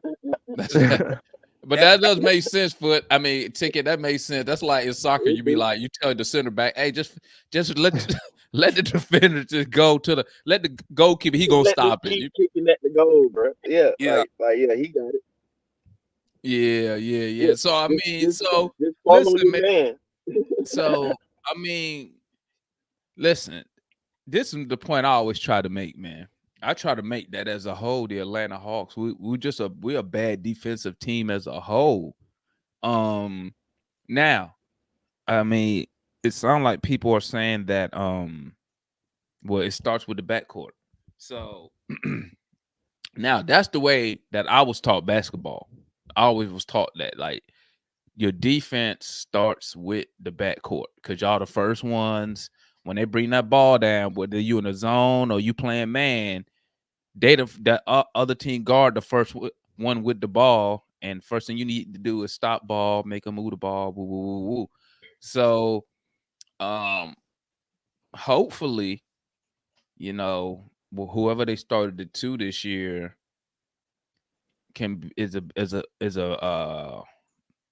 I guess I ain't gonna say better defender than Murray, but I guess I could say put forth a better effort because whoever we started the 2 outside of a bogey, I'm assuming they gonna be pretty new. It'll be a Kobe first year starting. It'll be a Zach first year starting if they do start him at the 2. So I mean, I guess all we can ask is, huh? huh? I I feel like it's only two options to start at the two. Honestly, Demond, and Who? that's Zach or Dyson. What about No, what hell about no, Kobe Dyson. Buffkin You though? start Y'all Zach. didn't You you didn't like the little start bit Zach. that Kobe did on the court yesterday on the defensive side? Not yesterday. Last year. Y'all talking about I starting? thought Kobe did. I thought Kobe did a great job. Y'all talking about No, I starting? messed with him. Oh, You got, hey man, you got to start Kobe, Zach. he just part of Y'all the talking- rotation. You don't start no damn Dyson. I mean, why? Let me ask everybody a question real quick. I don't mean to hey, cut real you off. quick, my bad for Well, hey I gang, said hey two everybody in the people, chat. two people. Everybody in the chat, they go to the link if you want to tap in. Come tap in, man. Come tap in. My bad, guys. No, you good. So Nah, I got a question, man. Go ahead, Mike. I named two people. Foot was the other person wrong too? You know, so I said for me it's only two options. So you said no to Dyson. So who you said start at two then? Zach. I think Okay, Zach. Zach. Well, I named Zach. I'm just saying, No, my only, yeah, I would no. if I'm it just ain't saying Zach, that. it got to be Dyson. No, I'm saying from Go a ahead. Dyson standpoint. Hey, man, you don't start his ass. He ain't did nothing to start. I mean, but you got to start the number one pick. I'm gonna stick. If you draft a dude number one, his ass need to be on the floor. Ain't no way you draft a bench player at number one. Exactly. Ain't no way in hell. Hey guys, But I does he? said Does Zach. he? I'm just saying if they for No, some reason don't start Zach, the doesn't it? only other option is But Dyson. Ain't no his. some reason, So Mike. But It's all I'm saying. but Ain't no Mike. some reason But unless he Mike. hurt. But Unless he Mike. hurt. Foot and ticket. Does Ricochet have to start at the two? Why you can't start Trey, Kobe, Ricochet, JJ, and whoever you gonna put at center? I don't think that's from too a many youngins I for don't, me. I don't think. go ahead, ticket. Well, Too number many one, youngins. who if you start Dyson, he would have to start at the three, I think. Hey, hold up real quick, Ticket. Hold up real quick. Hey, we got my guy Muggy in the building. Hey, Muggy, man, y'all see the number, man. Y'all see the number, man. Hey, I'm with you, Monkey. Yeah, Come on, I'm with man. you. I'm with you. Long as it ain't. y'all remember Long as it Muggy, ain't right? fly. Yeah, what's Come on, that? man. From New Pat What up? City, man. And also, if y'all didn't know, he's our resident Ticket. He's our resident battle rapper. That boy nice right there. Muggy nice, boy. Hey, Y'all, hey, man, listen. Hey, if Listen, I'm gonna y'all have to not go up to messing that with front office, Muggy man. on that battle rap, Hey, Muggy. I need a Atlanta. DJ rap. I need a DJ rap, Muggy. Man, listen, I'm finna diss the whole front office in a second. Hey, I want a Ticket, he a DJ. legit battle rapper. Ticket, cause Ticket listen to battle rap like that. Oh yeah, I'm big battle rap. Muggy a thug with it. He a thug with it. Appreciate Give my y'all, guy man. Muggy, man. I'm telling y'all. How y'all boys doing this morning, tuned man? in. What's good, man? We good. I just Man, want to give you that good introduction there, I Muggy. Hold up, appreciate y'all. hold up, Muggy though. But Ticket was Yeah, about for to make sure. a point real quick, man. Hey, we got no him, Demond. And then salute the homeboy Moody, the voice of the building. Salute to the guy Moody tapping in. So y'all, my guy. I'm back. Yeah, I'm just at work. I just want to tap in. I had something to say. Okay, so we're gonna let Ticket make his point. We're gonna go back to Muggy, then we'll go to you, Moody. Go ahead, go Ticket. My bad. You good? Last thing, Ticket. Last thing. My bad. Salute my boy Craig with the $5 super chat. He said Zach must play day one of 82 games. No excuses. Absolutely. All right, my bad. We good, Ticket. Yeah, there's no world where a dude that shoot 12% from three. I know he go. Start hell. I'm the Zach. I mean, but yeah, Zach got to start at the two. The three. I'm trying to think who would start at the three. Hunter. We'll figure that out. But yeah, Zach got to start at the two. I don't want him starting at the three. His defensive assignment, I don't think he's big enough to deal with guarding the wing. Nope. I don't think he's ready for that yet. But I feel like his length is good enough to cause some trouble in the backcourt defensively, though. So you're a no at Kobe at the two to start. To start at the two, Kobe Buffkin. Yeah, I don't. He got to earn my trust. I don't know if I trust him yet. All right. As far as starting, at least coming off the bench, that's a no-brainer. What's good, Muggy? Listen, man. I hear y'all talking. None of these are the answer, bro.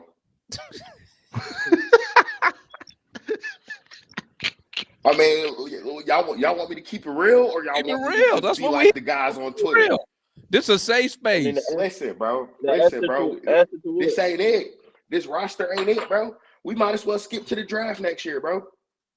Define it. This roster ain't it. Trey ain't got no help. We He we ain't got getting no Who five help. Here we said? bigs go. on. We got 5 bigs on the But what roster. we, What we? but Here what we we, go. but you talking about? You talking about a championship?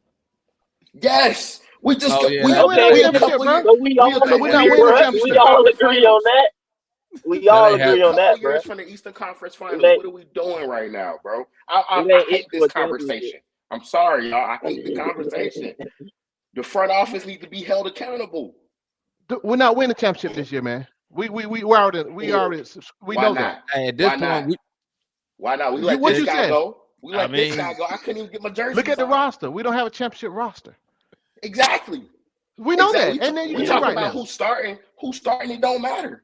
We just talking about well, we talk about what we got. I mean, it It is don't what it matter is. who start. It don't matter. Shoot, OO I can feel you. start at the 2 for all I care. Let's just get to next year, bro. At Hey, this you know point, what, Mug? I'm with you. I've been telling the group we ain't why finna do that. and do the same thing. Mug said, I feel you though. I'm sorry. I I'm feel. frustrated, y'all. I've been watching. I'm upset. hey, I need a Muggy conference say, call with Landry Fields, hey, man. Muggy say you can start double O at the 2. I don't care. Fast It forward don't the do it season. matter, bro. None of this changes our win percentage this year. None of it. Mm. None of this Oh, moves the we know needle, bro. that. So let the young guys get the run. I guess, man. See, now you I with me. guess, Hey, man. development and get better. That's my motto, man. Damn, We've been doing that for 20 years, Demar. get out. I ain't with that. Hey, I was told we got time. I was told to be more patient. Oh my Well, God. I I mean, was told to be we more patient. So I mean, got no choice now. what's good? What's good, What Moody? up? You What agreeing up, with Moody? Monkey or Yeah. no? Hell no, man. You know. Nah, my boy. Hey, boy, you got some shit to say, and I'm fucking with it because true enough. But I mean, when you look at the house stuff, we got 5 beds, so common sense, we not finna keep no damn 5 beds. Some of the stuff we be saying be so damn absurd. I'd be like, oh, that off season ain't over with. We still got moves to make. Shit still going on. I'm not finna be in here trying to prophesize and give y'all no goddamn fantasy and theory like we just finna win the chip this year. I'm not one of them, so we ain't finna do that. Like, no. But first point I want to point out or whatever. Me personally, if it's me, y'all can say what y'all want to say, but I'm gonna start Dyson. I'm not gonna start no Zach at no 2. Reason why I'm saying it because if I got fucking Zach, I can put Zach at the 3. I got Jalen at the 4, and then we can put whoever at the 5. Yeah, Regardless of what y'all saying, we still got people who can score. Dyson ain't there for the he can score in the inside, and he a lockdown defender. First thing first, and then to be honest, for me personally, we won that trade. Everybody crying about DJ or whatever, but DJ, we just talked. I just heard everybody points about DJ, and I'm so glad. Whatever, Mike, I fuck with you. That boy, he was getting his ass fucking cooked. No cap. It wasn't like he was just shutting shit down. Y'all acting like the man was just, he came here to just take. He didn't do shit. Really, he scored for us. And trust me, I fought with DJ. I was at most of the games. I'm like, hell yeah, DJ for the win for some time we scored. But what I'm getting at is, like he said, regardless whether it was Trey on the court or DJ on the court, they played better without both of them. When you Moody, got, yeah, you can you said hear me? Yeah, you good, Moody. You Yeah. good. You good. Oh, I was saying, Oh, so I got a question for you, Moody. yeah, okay. yeah. So you don't think we should start Kobe at the 2? I'd say we Hell start no, Kobe at hell the no. 2. No? I feel like no, I fought with Kobe. I'm with who just said that thing with Ticket. I gotta trust you, bro. I gotta trust you some more, Shawty.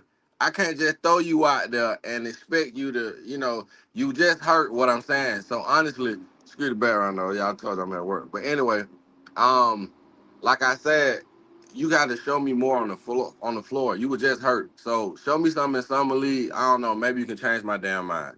But until then, like, nah. Because Dyson Daniels only been in the league. I, This year 3 for him, right? I got Yeah, but a true enough. But see, Dyson been playing defense, and he actually top 5 in defense. That's what folk don't know. I He's got straight. He he. He You ain't put. talking about Go a ahead. 6'8" dude? We just swapped out a 6'5" dude for a 6'7", Well, I'm gonna 6'8". ask you, However, Moody, if he was so good, how come he didn't start in New Orleans? he ain't have to start. You got CJ McCollum. Come on, let's be real. You got C.J. all these. McCollum ain't no defender. Moody, I got a question for you. Honestly, okay, I'm Not listening. just he. You You said got Trey and I'm Young not too. saying. Listen, before we start the question, I'm not saying Dyson just going. He finna just be this game changer, but he's gonna be way better than what DJ gave oh, us, straight up on Hey, defense. hey, Okay. I And if agree I with can, you, Moody. That's and why then he was honestly, part of my option.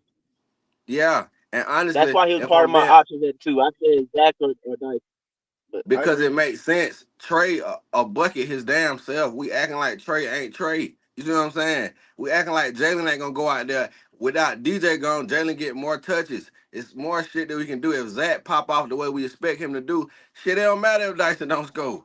Nigga, go defend. Let these nigga ball. You gonna get it to the right man. I know that much. You see what I'm saying? He got But guard you skills. know what, Moody? You know what? And then I know Mike and Ticket has something to say. I got a question. I think I Man, just keep prefer. skipping over me. Oh, my bad, Larry. I'm sorry. I My bad, man. My No, bad. no, My no. Yeah, bad, yeah, Larry. My Larry, bad. you just yeah, got you, Larry, yeah, yeah. you just got back up here. Don't Well, y'all start. know I'm used to. I'm used to doing it I'm though. getting that All drink. hospital. I'm used to people just jumping in I and know. I'm saying. just fucking with you, man. I'm just fucking with you. Um, You cool. I gotta get more like Ticket on these spaces. But what I was gonna say is, I think starting Kobe is, to me, I think it's important that the Hawks do that because Because it helps us continue. It helps us develop these young players that we have invested in. We've uh, mhm, we've invested in the Kobe. So when guys get an opportunity that Kobe should have now, um, I think we should hop on that. Now, I'm not gonna sit here and say I'm gonna keep it real. I didn't watch the Pelicans at all last year, except the playoffs. Right, I that's all I know, and watched. most people didn't. So when they talk So I'm about not gonna Dyson, they I'm be not gonna get mad. up here and sit up here and like I'm the Dyson Daniel expert or some shit or this Pelicans expert. But what I'm saying is, I would like to see a guy that we invested as an organization, and a Kobe Right. that we sent him to the G League. We watched him do his thing up there. He comes back up, gets a little opportunity with Trey Young being out, he gets a little burn. I thought he showed some promise.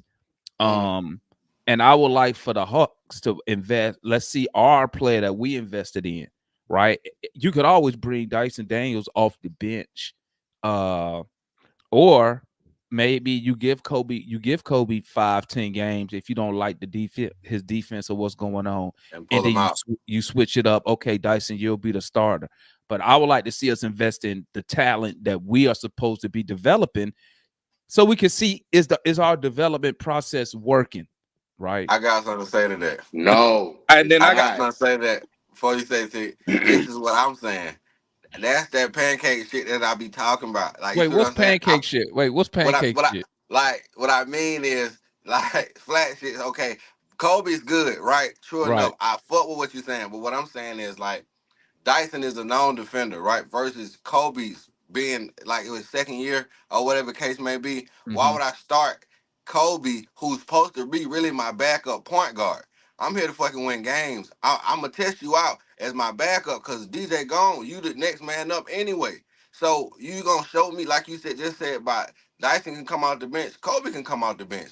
It's not like I'm not saying I don't want to play Kobe. I want to play Kobe. I want to see what he give me, what Mo Gay give me, and hell, if Seth Lundy stays straight, I want to see what he give me. But what I'm saying is, like, I went and got Dyson Daniels just for that. We didn't do this deal for no reason without getting Dyson Daniels, without thinking he finna be. That's what I'm saying. He can actually play the two guard. I'd rather put a trio around Trey Young, somebody who can actually help defend. So that means if I got Hmm. Ruchis, I'm just talking about a theory. We can't. I don't know who my five gonna be, but I'm just saying if it's Dyson Daniels, Ruchis, and goddamn and Jalen, them 10. I mean them three big ass niggas around Trey. Forget everything else, and two of them can really score. So if that's the case, I'd rather have that than the bank on if Kobe gonna come in here and you see what I'm saying and have Trey back versus I know somebody else can actually have his back. Trey can go do his thing while Dyson lock down the best person we got on the other team. Something like that. That's what I'm saying. But I understand what you're saying, and I do want to see.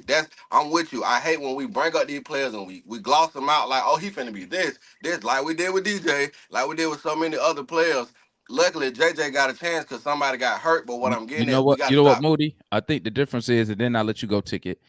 Go ahead. I look at Kobe as a As shooting a more guard. as a okay, now I can To, respect what you. Yes. I look at more of a to backup me, point. so when I watched Agreed. the summer league last year, when they On tried to point. run him as a point guard, Uh I thought he looked way better when they moved him off the ball and allowed him to attack, finish at Mm-hmm. the basket during summer league.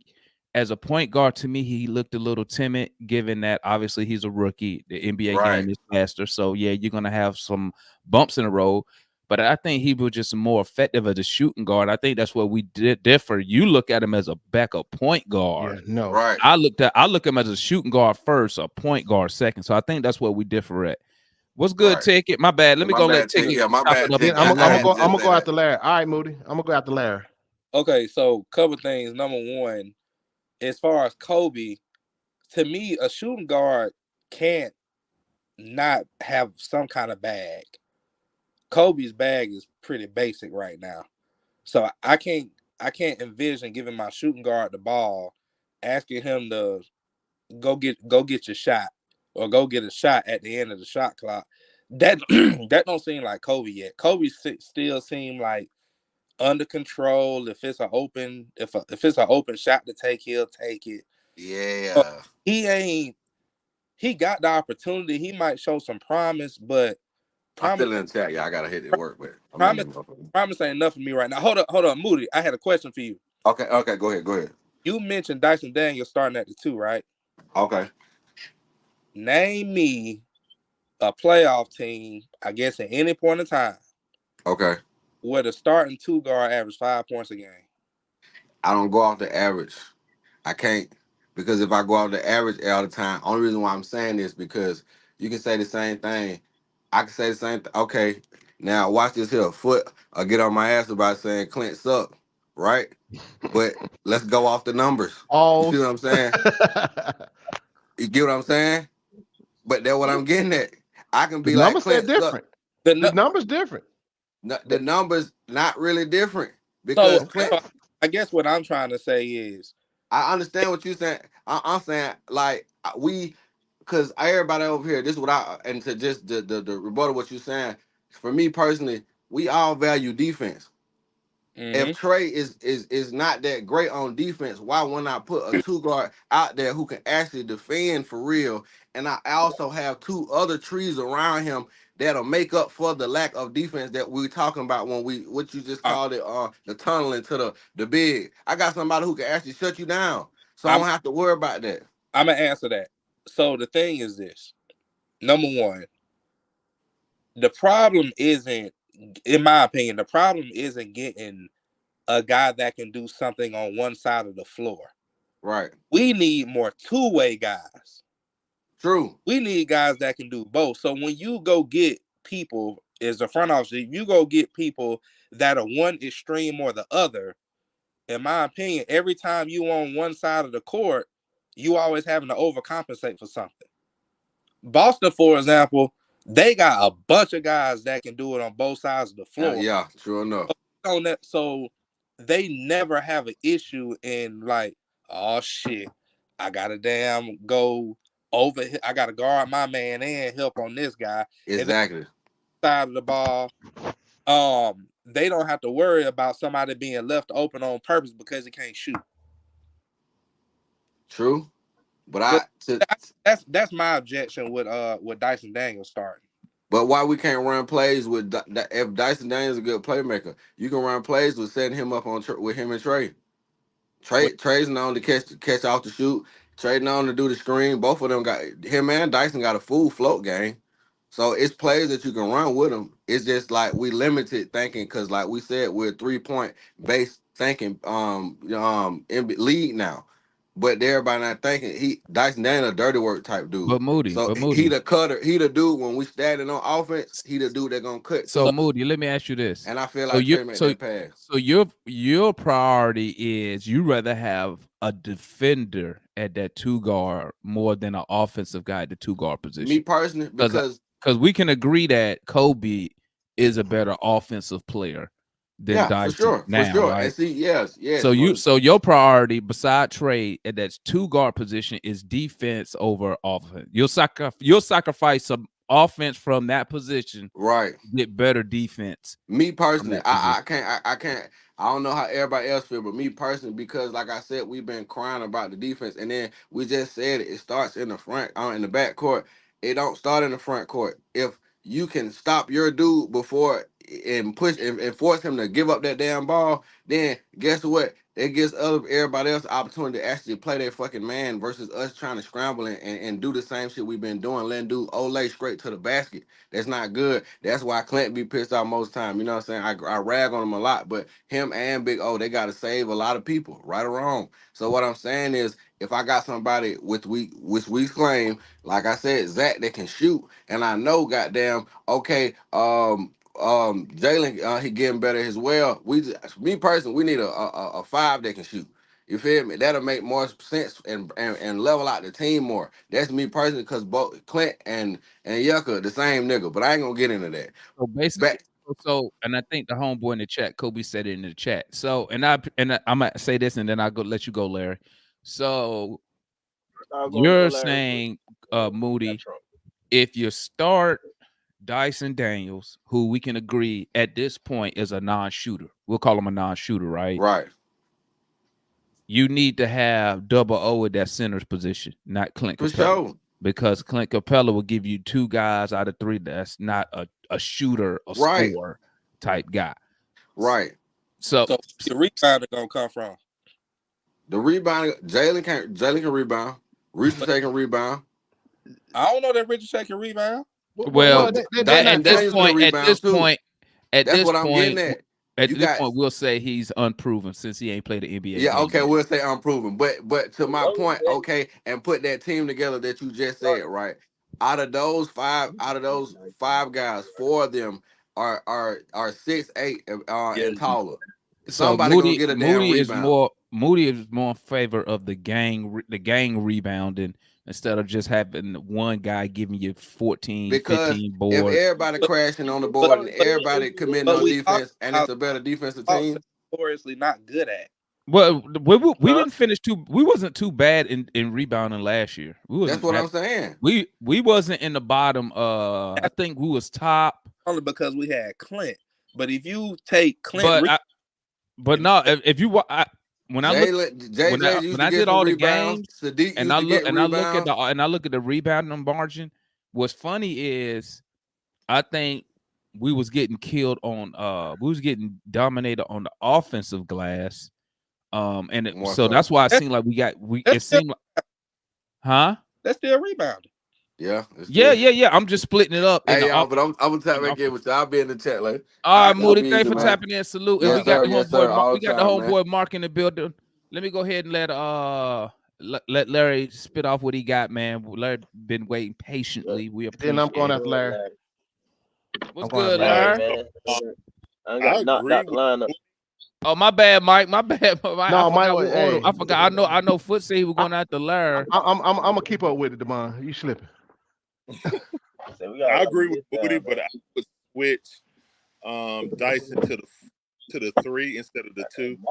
I think if I'm going to have Zach in there, I don't want him facing the Jimmy Butlers, you know what I'm saying, and the Tatums.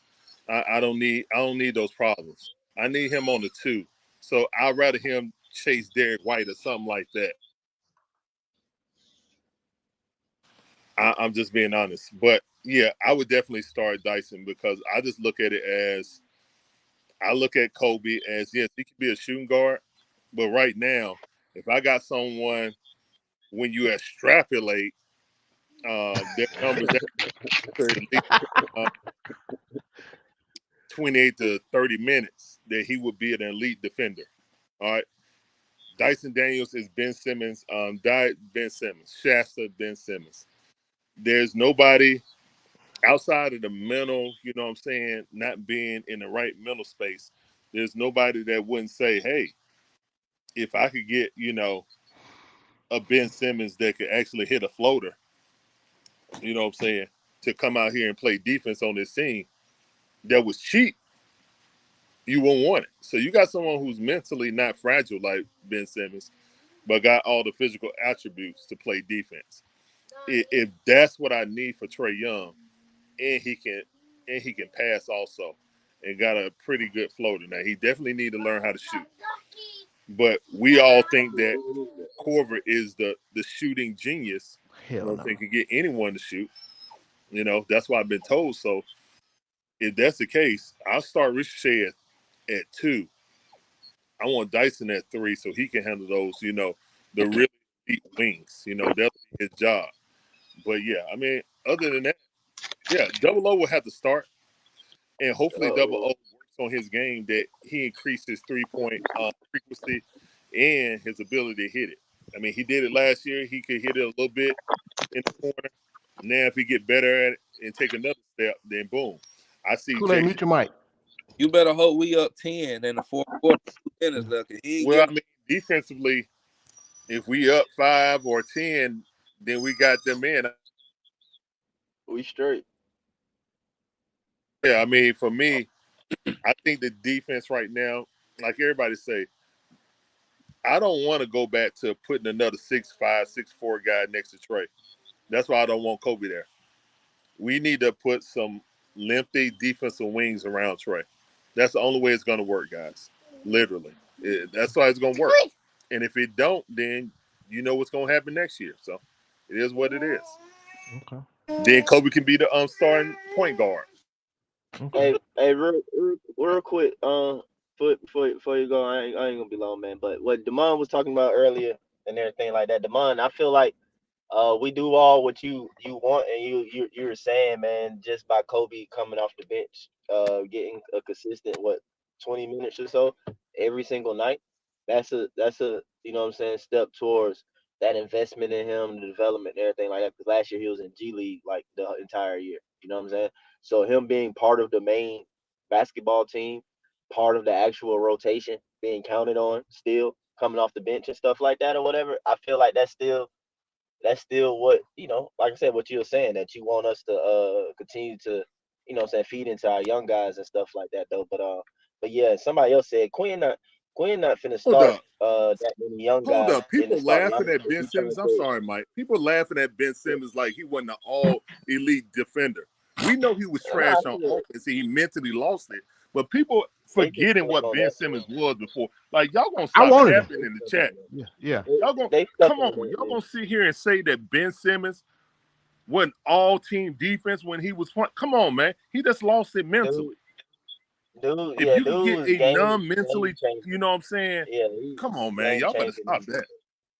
My Dyson bad, Mike. does have that potential, but I'm saying that's why Dyson was part of my option. Like, well, hold on, Mike. Go back, Mike. Go back to that point you was saying. You was talking about Kobe. Get the playing time. So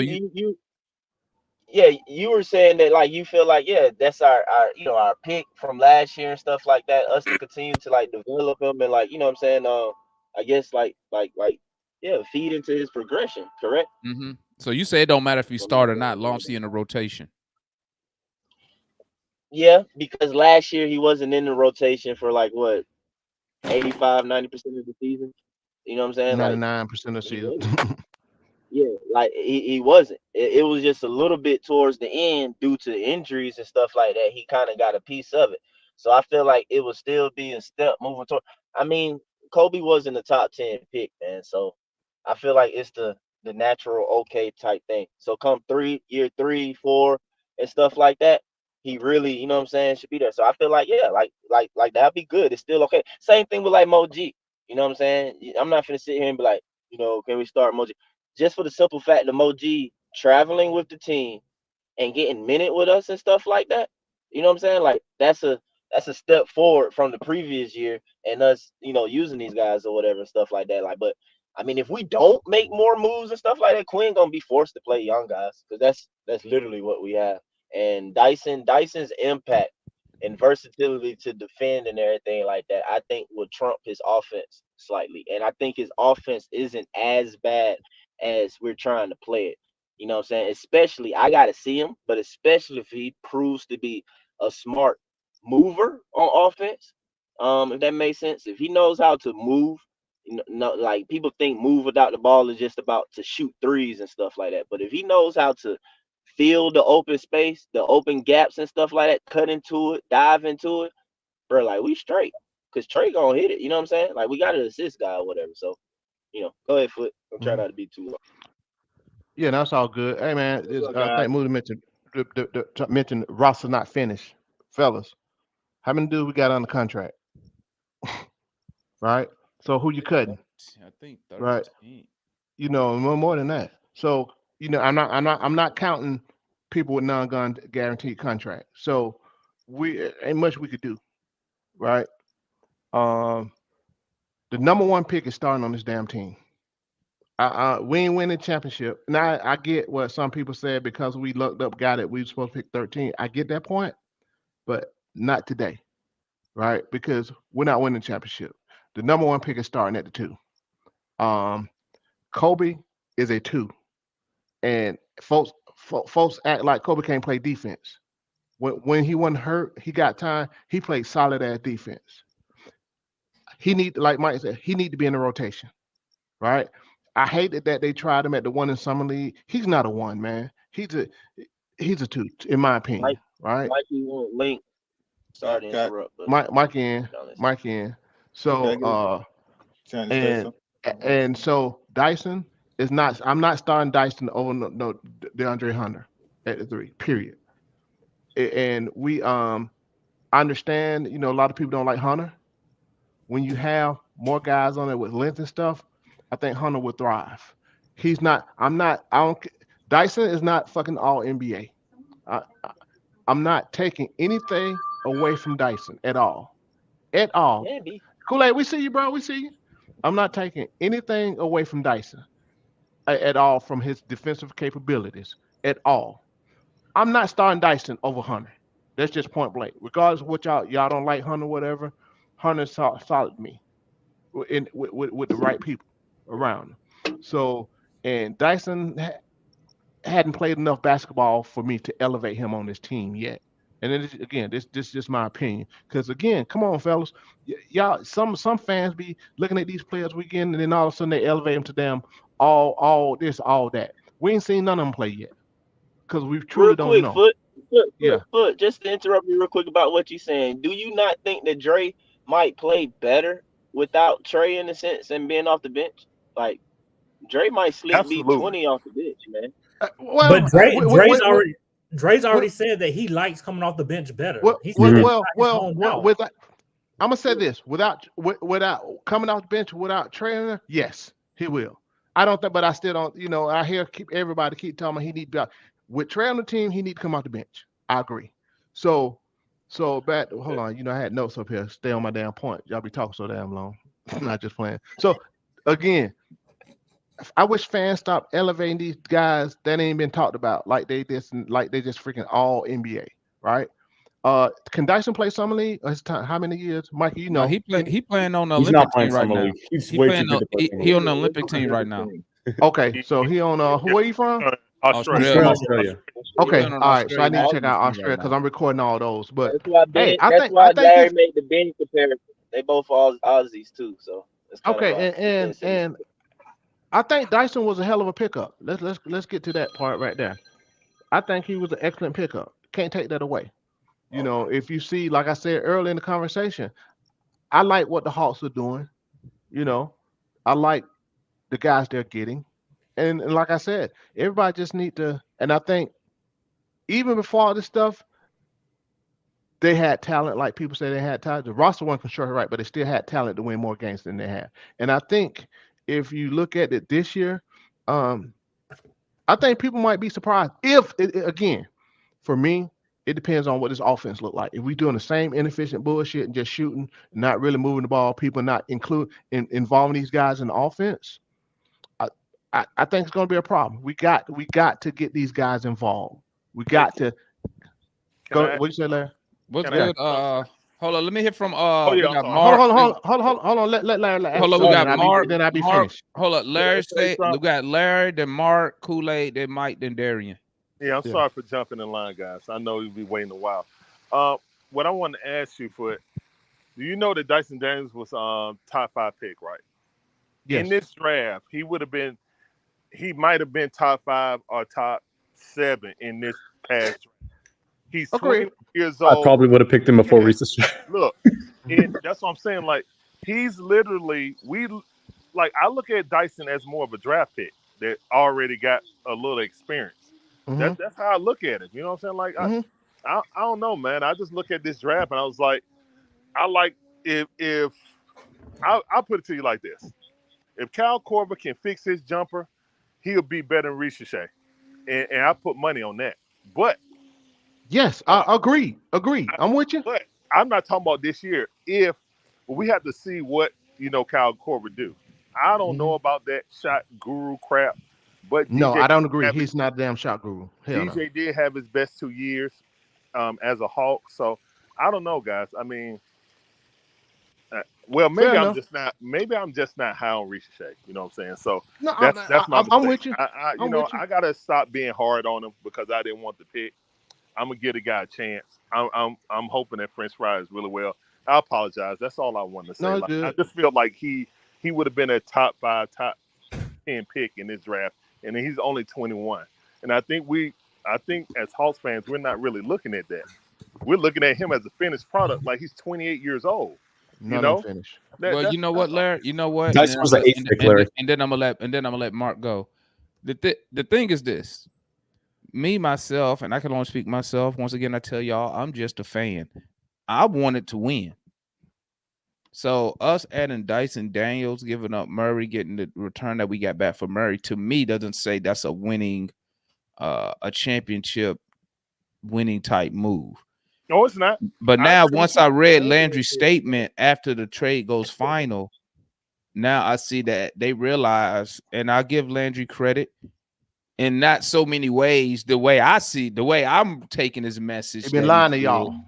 And so many words, they admit that the trade for Murray was a bad move.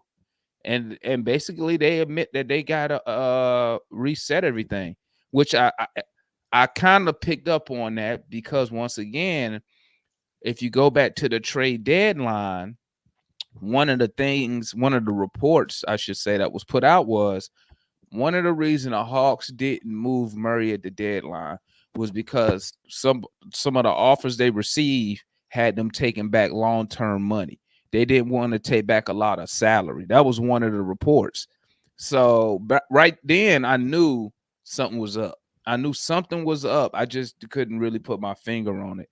But now when I see the return on Murray, okay, basically if I look at it like Larry said, look at Dyson Daniels as a draft pick. Okay, cool. So you got a Dyson Daniel, that's 1 pick. So basically you got 3 picks. Larry Nance Jr. We're not gonna count Cody because he was just a throw-in. So I don't know what the Hawks gonna do with him. And you got the EJ Liddell kid. He was added to the summer league roster. Cool, that's awesome. Because he was drafted last year, if I'm not mistaken. Yeah, young player, the EJ kid. So now that Landry has basically said, hey, we pretty much resetting everything, I kind of look at the Hawks in a different light now. I'm out of my winning mentality because I know that's not what we're trying to do. I know what we're trying to do. We're trying to develop these young players, but we're also trying to avoid going into the lottery so the Spurs don't get a pick. So I mean, at the end of the day, man, I see what direction we going in. My rants and shit is already over with. I'm content. Long as we do good and get better. It all the wins we get, to me, will be just a bonus to what we got. What's good, Mark? What's good, my guy? Hey, what's up, fellas? I see you doing a lot of. I see you doing a lot of agreeing about some certain things that was said. I saw you in the chat say, "Yeah, you right. You right." Nah, well, one thing's for sure, I don't agree with starting Dyson Daniels by any stretch of the imagination. I mean, you got to think, you got to look at the order how everything happened. We drafted Ricochet first. We traded DJ. And if you ask me, you trade DJ to create an open spot at the 2.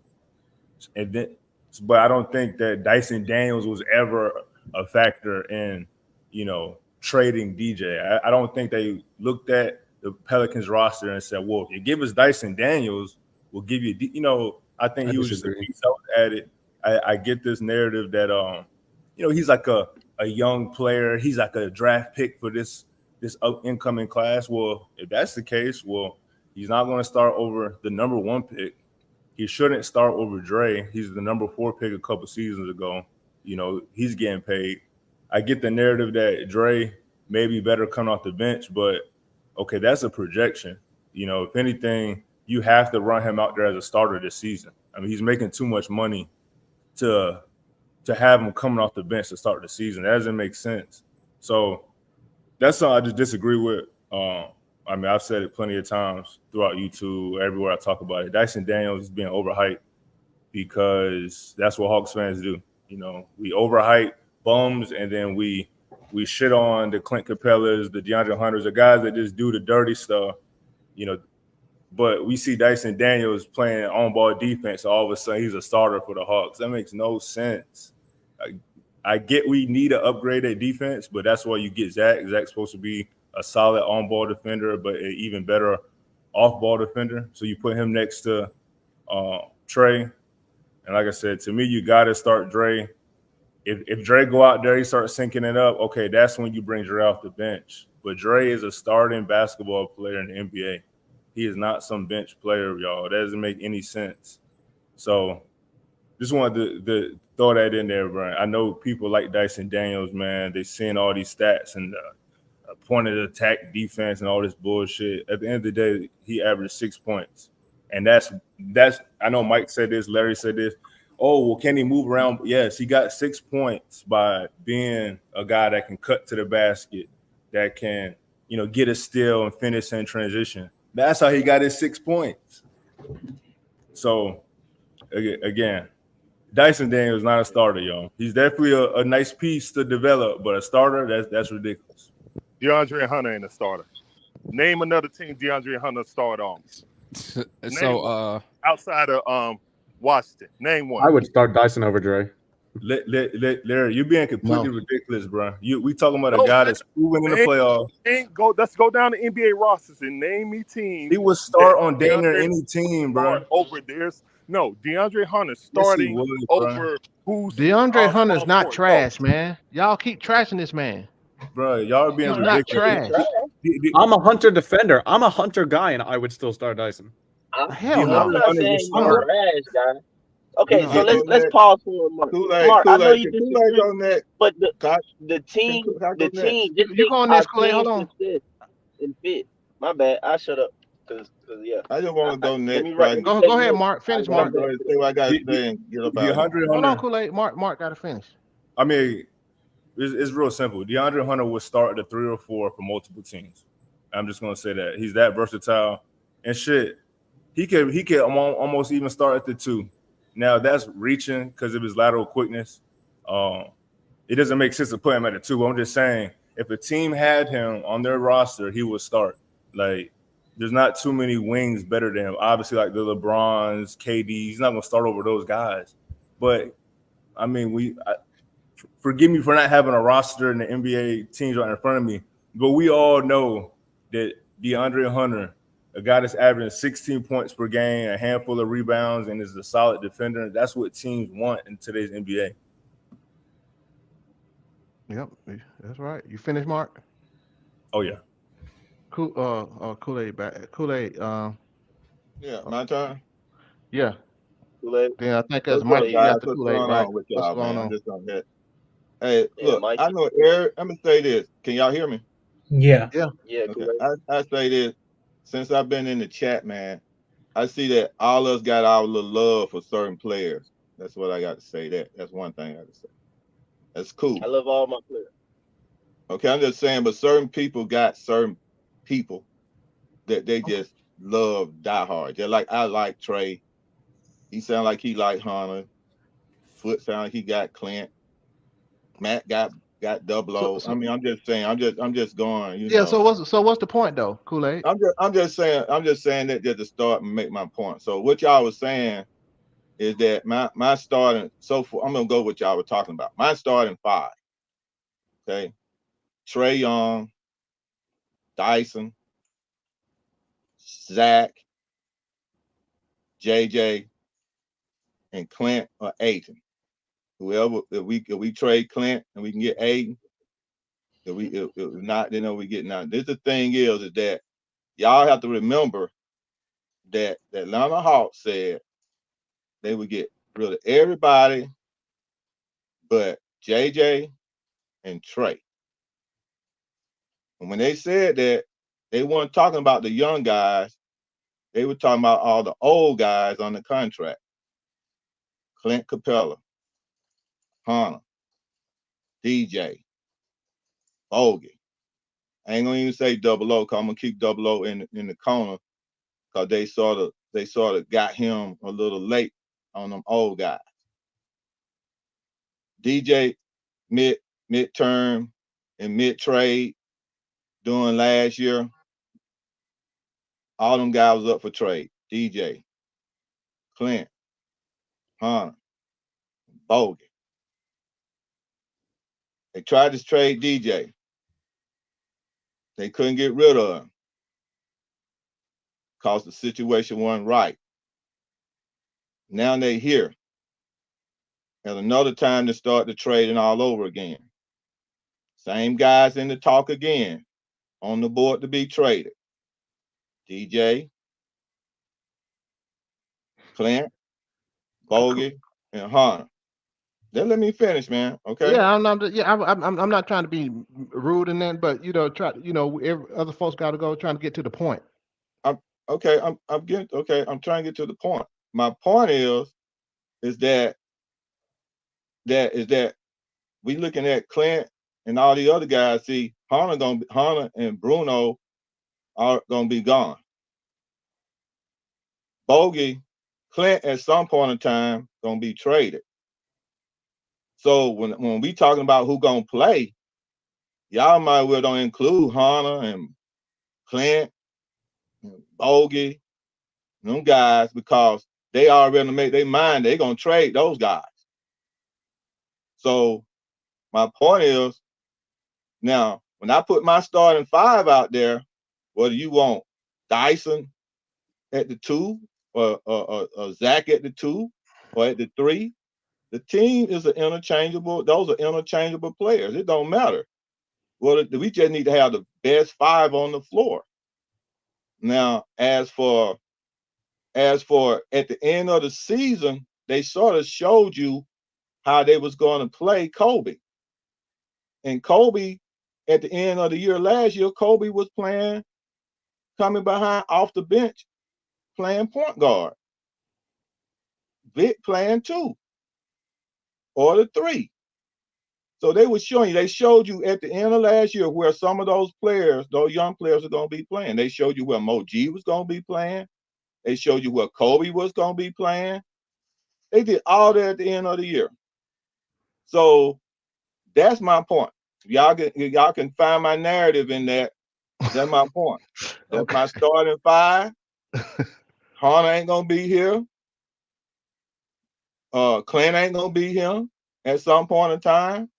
And there's a possibility that Bogey might not be here. So y'all can take it from there. Now, I ain't going to go about what they're going to win or lose or not. Hey, we'll have to wait and see on that. All right. Well, cool. Appreciate it. Mikey?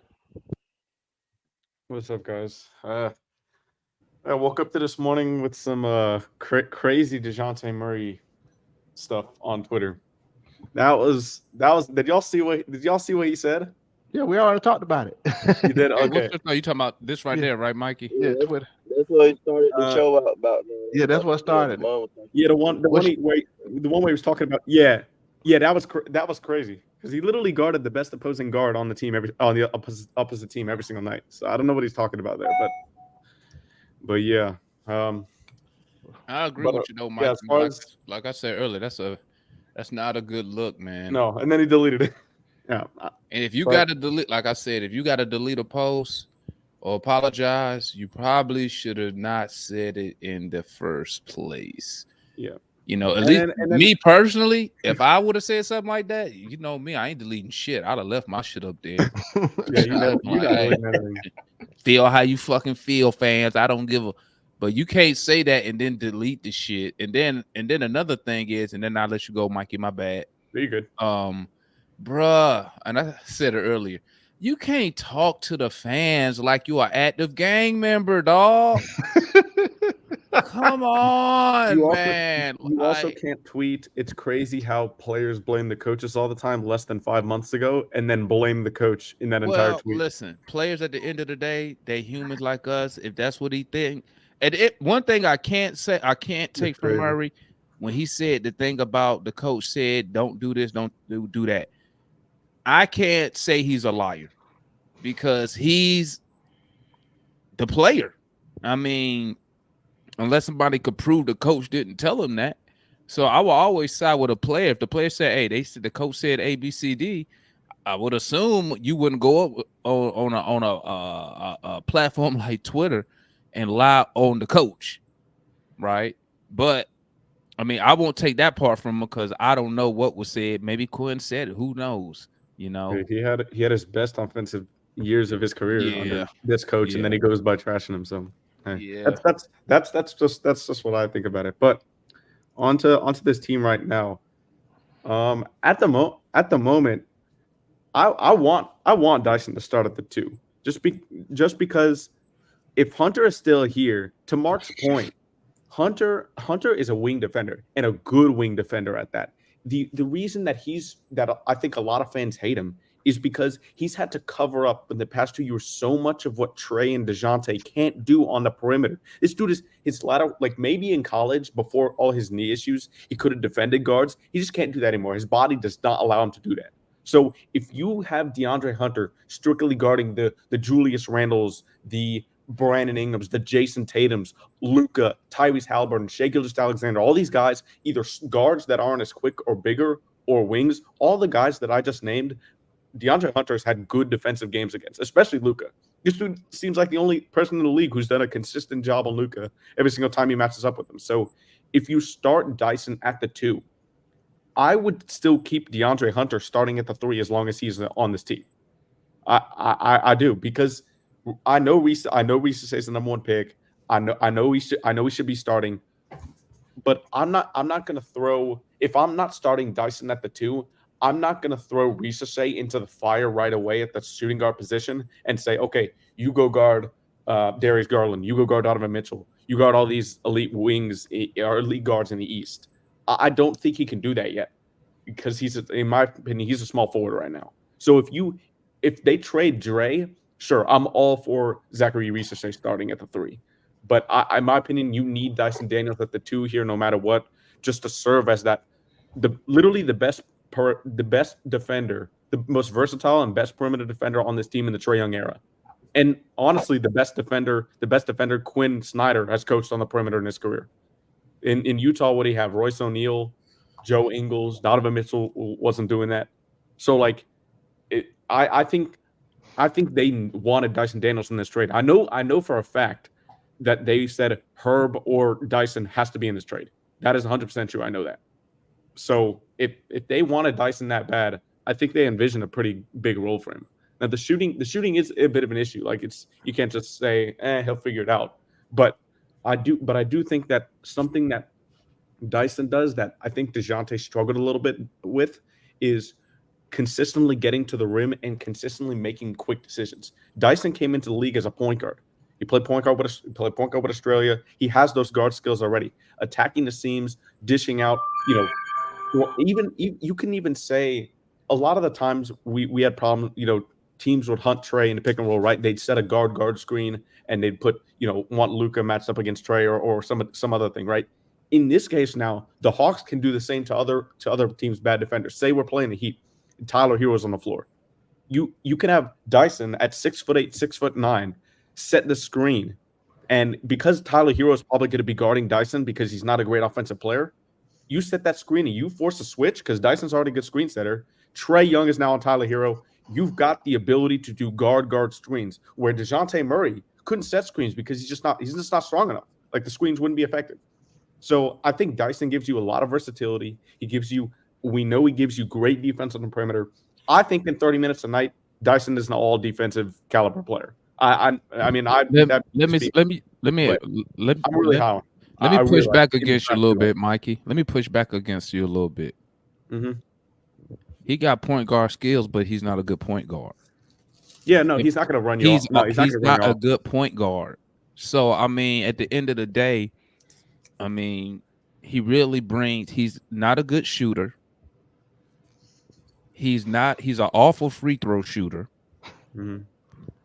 He's a good finisher at the rim, though. Well, because people they feed him shit probably off cuts and probably getting that off turnovers. But let's not act like Dyson Daniels is some good overall player. He's a good defender.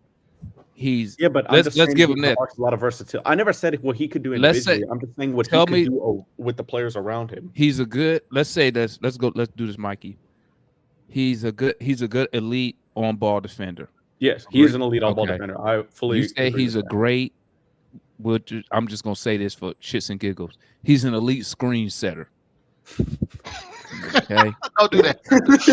I mean, Mikey said he sets amazing screens. So I understand, man. I just want to add a little bit of humor. I'm just saying what I watched in New Orleans. Like right. I just added that just for some shits and giggles, right?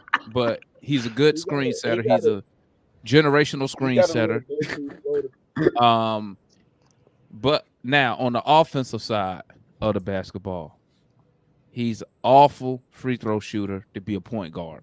64% is awful. 3-point percentage, awful. Okay. Shooting from the field, I can't remember what he shot from the field. But he don't have no he's not a 3-level scorer. He's a really good finisher around the rim, so I'd expect. Where is it? Can I answer one question real quick? Hold on real quick. Let me finish my point because I'm like you. I'll be forgetting shit. So he's not good at all those things. I'm saying that stuff for a reason because I think a lot of people when the Murray deal was completed, when we got Dejounte Murray. People went around saying the same thing about, he's this awesome defender. He can do this. He can do that. Woo. Hold on. I know what you're talking about, but Spurs fans warned Hawks fans that he's not the defender he once was. In this case, but it doesn't. But we know that don't matter. Than Herb Jones, which I don't. We know that doesn't matter. We know that doesn't matter because at the end of the day, we all say the same thing. They're just fans like me. I see something different though. This is what I see. In the past, lately with trades, that has been the case. Like it happened with the Murray trade. Clippers fans are also telling Sixers fans right now that Paul George is not the defender he once was. We'll see if that. But guess what? Those same Clipper fans upset that PG left. They talking about they should have re-signed him. Yeah, Mike, let me ask one question. And that's what I'm saying, Mikey. One question. People are selling this kid Dyson Daniels. That's why you saw me on Twitter saying, so this Hawks defense should improve by a lot. Because the way that everybody's hyping them up, and then if that defense, but it's not just him. It's not just but this is what I'm saying. We went the whole year, and when we lose games, I didn't hear people say, "Man, the Hawks was awful as a team defense." What I hear them say is Dejounte Murray allowed A, B, C, and D. That's what I was hearing. I didn't say you. I said that's what I was. Both guards. That's what I was hearing, right? Let me ask you a question real quick. I really heard people say, you know what, man? Our team defense is not good. This is what I hear when we lose games. Murray gave up this. Murray gave up that. Murray. So all I'm saying is this. If this defense does not improve drastically, right? If people start holding Dyson Daniels accountable, are they fair to do that? All right. Yeah, sure. But because Hawks fans are selling Dyson Daniels on he's an elite defensive stopper. What I tell people is this: he was good with that team. Yeah, we'll see. We'll see. But I do expect. I mean, Mike, I let me do ask you expect one him to be question. good. Yeah, go One ahead. question, Go ahead. Mike. What other team will he start on right now today? What other team would Dyson Daniels start on? Mm-hmm. I'm do like Larry. Oh, damn, Larry's on. Probably, I think he would start every under 500 team. Right. Now, what winning team? It will would he depends. start on? It depends. The What it Bucks. depends on? What it depend on? Well, it depends on the guys around him because you need enough shooting on the floor with him. Mikey, he is not a starter, bro. So that's I'd say Mike. Hold on, Mike. That's my point, right? He's See, not a starter, because you want to start him here, right? Hold on. Yeah, you say I would it start him here. depends on what's around him. If a guy's a starter, there's no question. Just like no, it's fit. Hold on. Yeah, of course it's fit, right? Just listen to what you just said about Dre, right?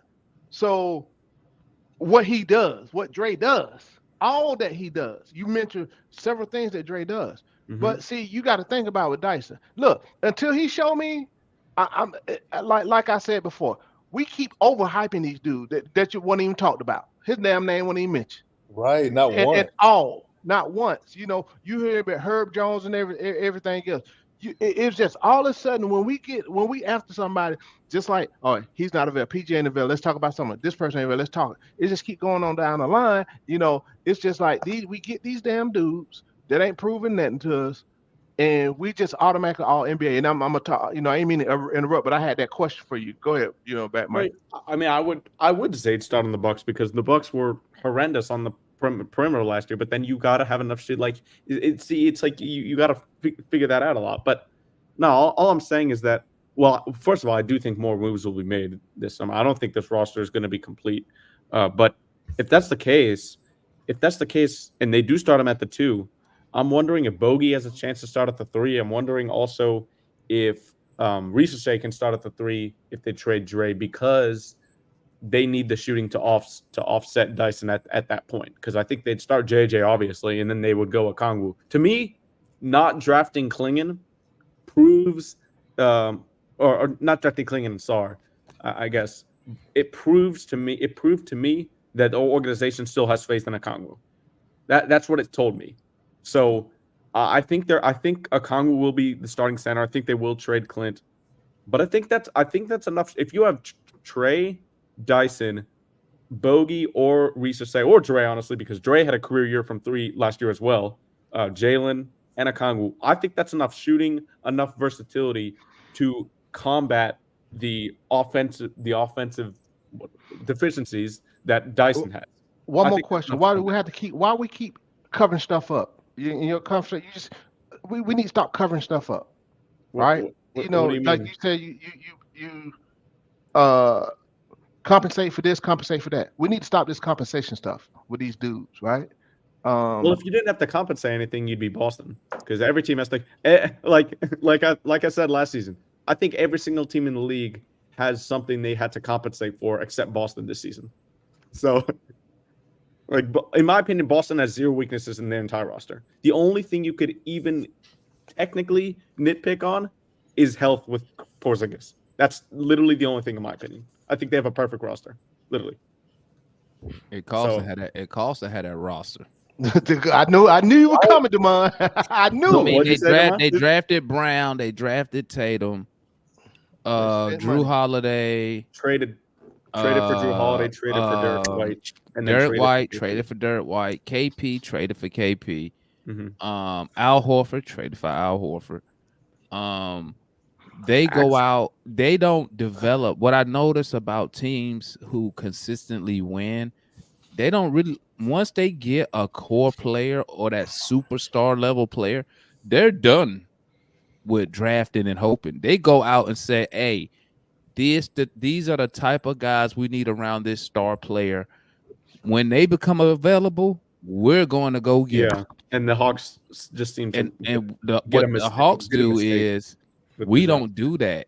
We choose to save money, and we have the same excuse. It's the same excuse every year why we don't spend money, because fans will say the same thing. They'll say stuff like, I wouldn't spend money on this team either. Yeah, like I wouldn't pay the luxury tax either. Yeah. But see, ownership know they can get away with that because they have Hawk fans who agree with that type of deal. That's why I always bring up, well, you had 2 Eastern Conference final team and you still didn't choose to add. When I say spin, I mean add, not resigning the same dudes. Add to the team, and they chosen and they still didn't. So as we will always have deficiencies and issues on this roster because we would not go and get the talent that's already proven to address to help us fix needs that we already have. What's good, Darian? And then shout out the boy Incog in the building. What's your thoughts, man? Give me a quick, give me a 30-second rundown on the DJ comment that he left on Twitter and well, I think it was Instagram and deleted. And then give me your thoughts on starting Dyson Daniels. Man, my thoughts on the DJ thing. I can't listen to a man that allowed that was part of a team that allowed Malachi Flynn to score 50 points. So for what? And most of that was on, a lot of that was on him. I ain't worried about what DJ says.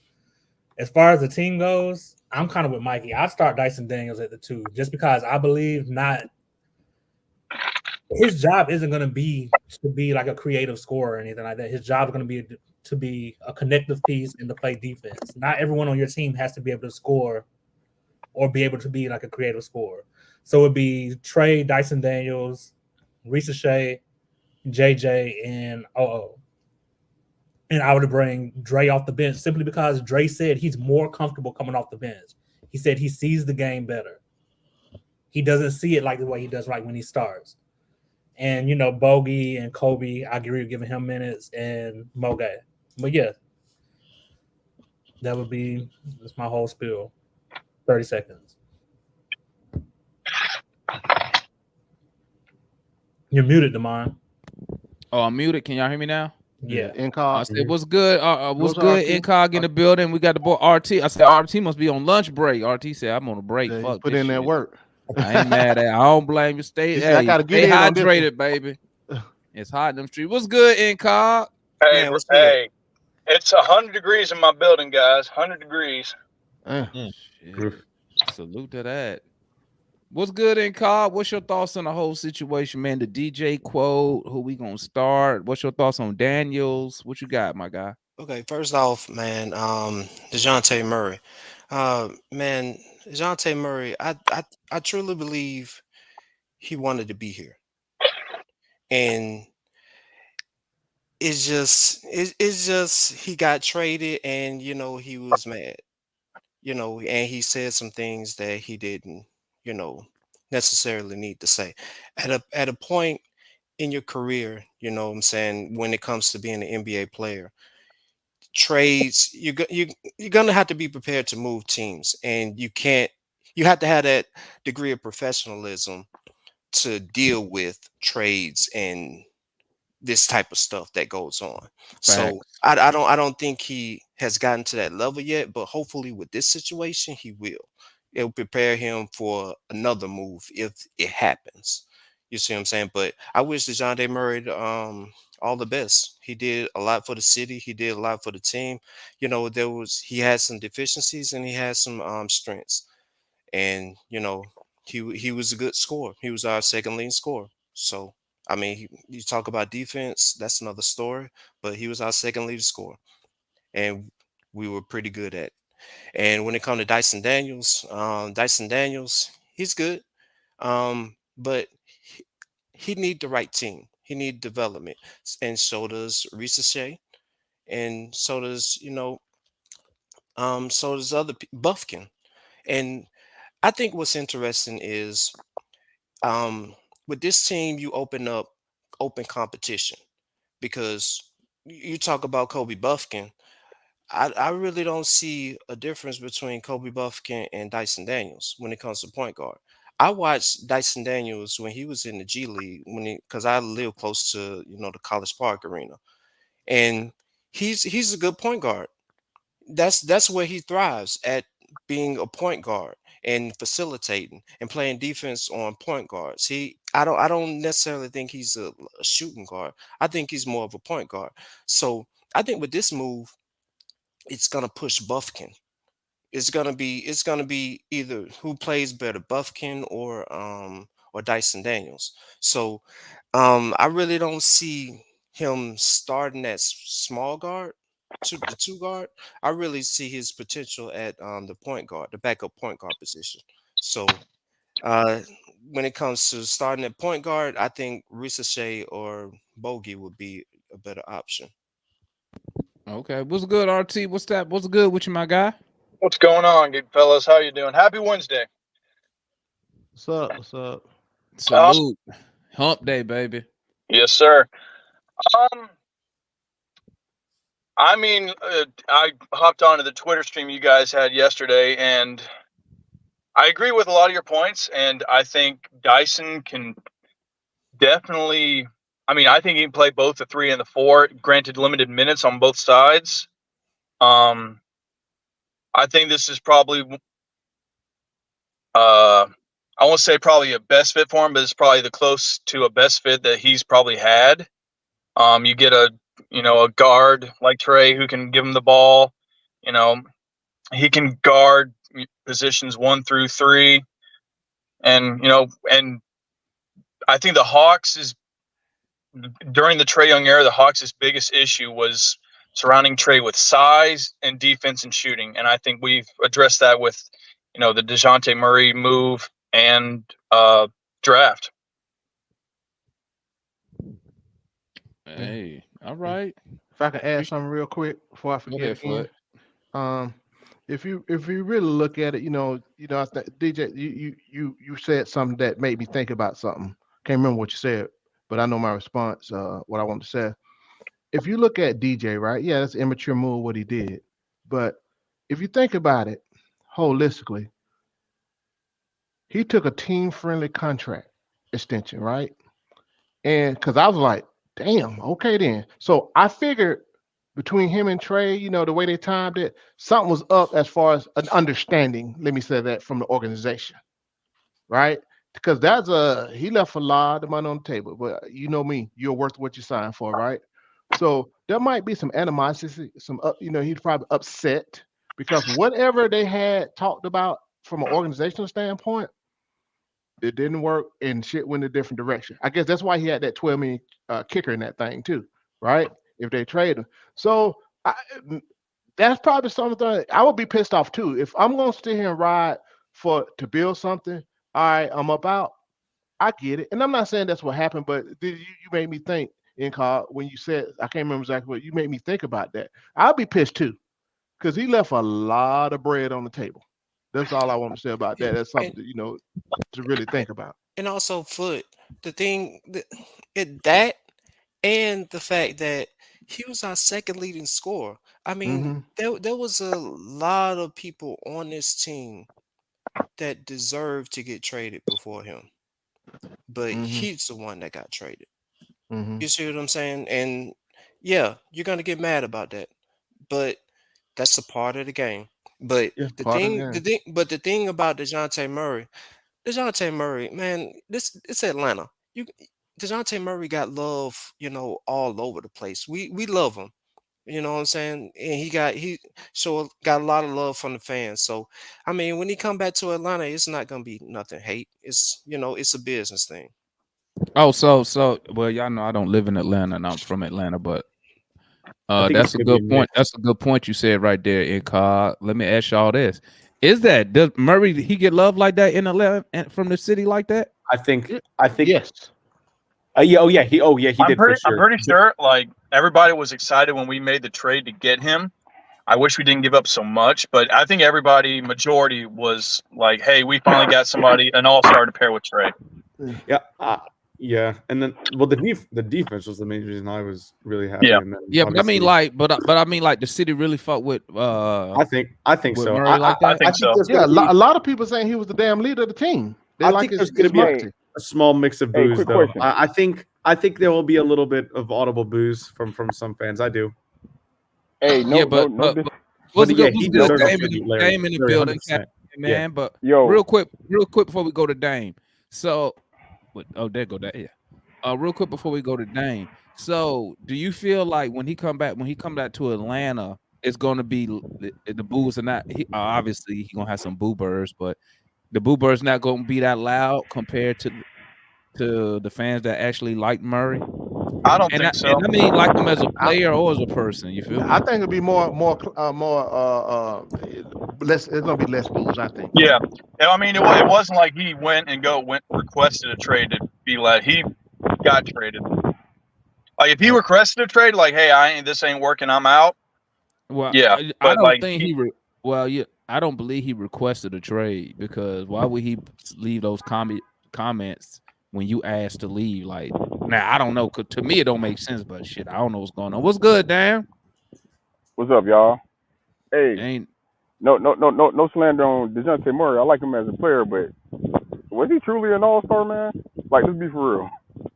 He really wasn't an all-star, buddy. I think he's. I'm just, You can't say that. he's a fringe all-star. I was gonna say, you yeah, can't say that. Hey, Dane, I can only go by the accolades he got. If he- I if ain't giving they I'm the just saying he accolades. got, but I'm saying he got to end on the injury replacement. Hey, But- how did but Trey Trey- get Trey in? did- How did Trey Trey get did in this too. year? So it's the Now, same. I mean, I get it. I don't really kind of respect that either. But at the same time, we all know Trey should have been one. But I ain't gonna lie, I'm kind of hyped. It's a popularity contest. It's always been.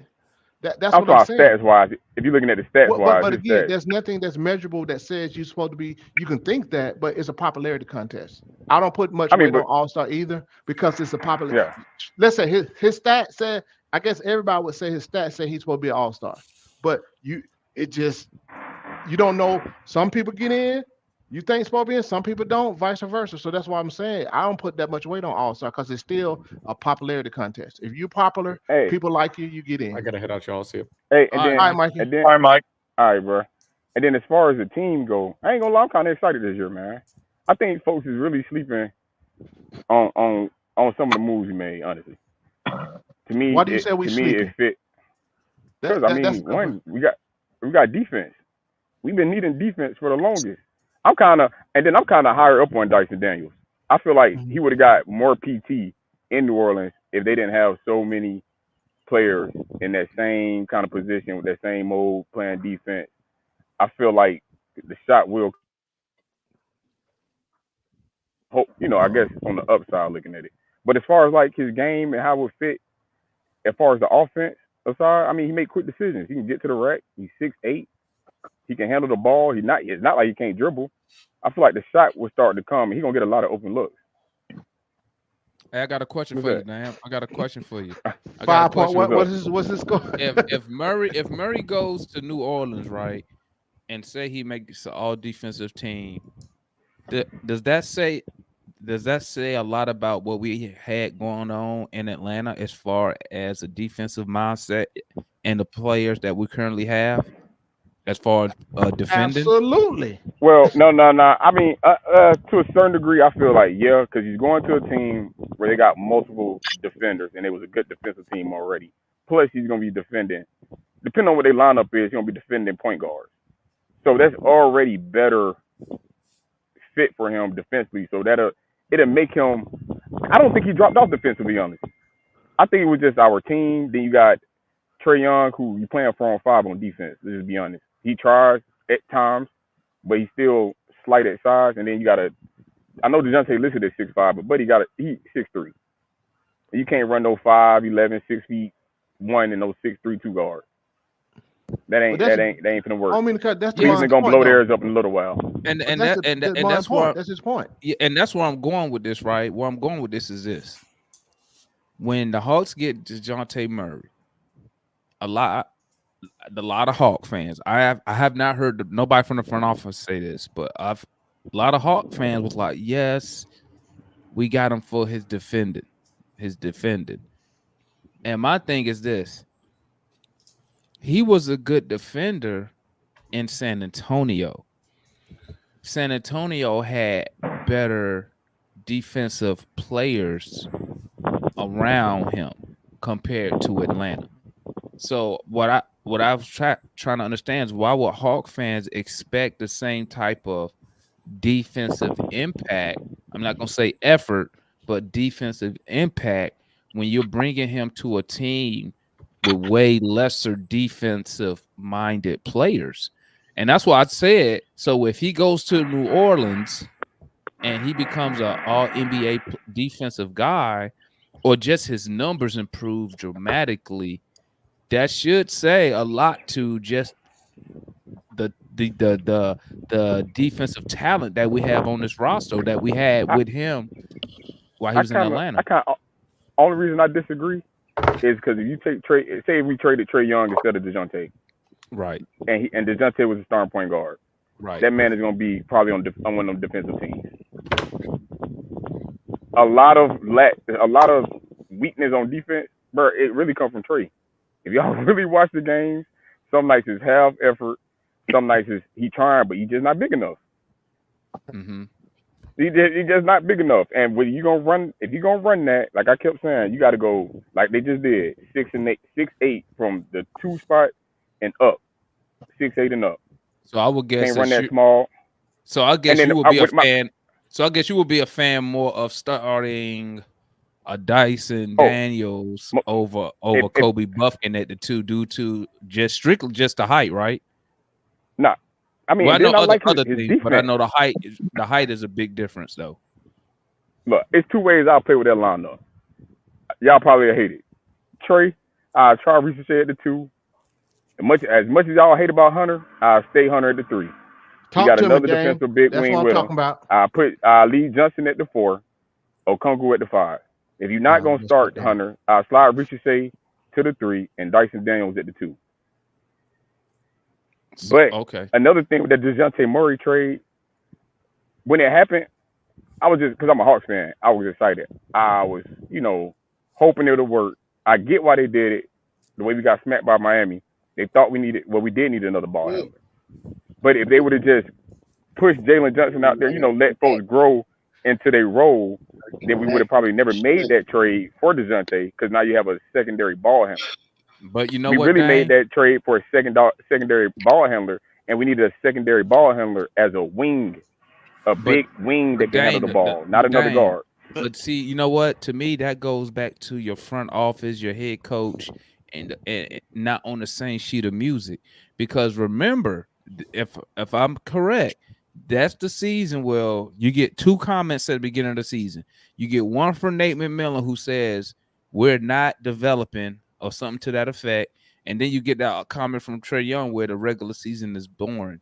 So when you say Jalen Johnson should have been playing, first thing popped in my head was, well, from Nate McMillan, which I don't know if it came from Nate, it come from Tony Ressler. They're not doing the development stuff. So they're not playing. They're not gonna say, hey, let's send Jalen Johnson out there and let him get better during the games, right? So I think now I will say this. I agree now, right? You said you like you like what the Hawks doing now. I will agree and say this. I believe this is gonna be the first time starting last year where you have your head coach, your general manager, and your ownership all on the same sheet of music. But the question is this: how long will they stay on the same sheet of music? What if they come out and they bomb the season? Do they make a drastic move after that? What if they come out and you have you say you make the play in, but then you come out next season after that and you bomb out? Are they willing to stay the course for more than what do you say, Show? What, every 18 months we switching something up? Was it every 18 months? I really think it's gonna come down to that Laker pick and where we finish at. If we finish somewhere, look, if we finish at like a play-in, and that Laker pick falls somewhere in the lottery, bro, Trey gone. Because there's a lot of people. Wait, hold on. I ain't heard that argument. Go on. I ain't heard that angle. You say if the Laker pick, if that we Laker make pick the land play anywhere in top 10. So if we don't make Laker the pick land, playoffs, right? I'm telling you here now, bro, we making the playoffs. With the way the roster constructed, the East ain't how that. You figure, to me, is the only still, team we got? How you figure when the only team we got better than so far is the Bulls? I'm telling. That's your this opinion. is my personal belief. That's in my personal belief. The way the roster is, I think it looks a whole lot better. Okay, let me ask but you. Like I said, if we make the play-in and we get put out the playoffs, and we get the Lakers top 10 pick, if it's anywhere in their top 10, I think Trey will be gone because you're getting a future building asset. So you don't think the Hawks would? You don't think the Hawks, say that pick landed in the top 10, say we made the playoffs, right? Go out first round, Laker pick add top 10. You don't think Trey will stay and say, hey, can we utilize this pick? Because it's supposed to be an amazing draft. Can we utilize this pick to go get me a multi all-star caliber type player? You don't think he'll say that, or you think he'll request a trade? That's a possibility, but guess what? If I'm ownership, bro, hey, you out of here, bro. I'll start over. You got listen. You got a first round pick in Ricochet. You got Jalen Johnson, who you're looking at as a budding star. We're gonna see what Kobe Buffkin got, and then, bro, I'll just go ahead and trade him. You get more assets. You take that lottery pick. Oh, so you're saying? Look, I just want to make sure I'm listening to you. So you're saying a trade of Trey Young would be an organizational move, not him requesting a trade. It'd be an organizational move. And the reason I say that is because you go younger. You got another lottery pick. At that point, you've reset the rest of the roster. You might as well finish it up. And then if you think about it, the roster is already reset if because we don't make the playoffs. Like, that's the caveat. Like, if they six are up, different conversation. But if they flat out, like, if they're 9-10, lose the first playing game, nah, bro, they need to do it anyway. We could definitely another pick in the 2025. Unless, to be honest with you, the roster is already reset. If you look at it, where everybody hurt all year, I said like that. Dame, I But, said that already. Been reset. The roster's already been reset. If they're, but that leads me reasonably healthy and still suck. Yeah. That leads me to my next question, though. So if they're doing all this building, they pretty much reset the roster. How long? What's Landry's timeline then? Because they had to have told Landry, okay, well, we'll give you a little bit of time then. I don't think. Here's the thing. I don't think that if he ends up having to trade Trey Young, that you should just fire him. Because then again, you still, because like, damn, at that point he will have drafted what, 5 players, and you just go hire a new GM. And that's what I was saying, and that's what I was saying. That's what I was saying earlier, Leon. That's what I was saying. How long does the coach, the front office, and ownership stick together with their vision? I'm hoping this is what I'm hoping. You see how we discussing certain things, and we're discussing certain things a season out. I'm hoping that's what they have done. Okay, we already know if these certain criteria are met, this is the route we're going to go. If this criteria is met, this is the route we're going to go. But like I said, they known for switching up styles every 18 months, as my boy Show said. Every 18, we doing something different. So are they willing to? Are they willing? And I hate to say it like this. Are they willing to stick to their process, even when times is hard? Because can we agree on this? If the Hawks, say the Hawks finish, let me be generous. Say they finish 500, 42-42.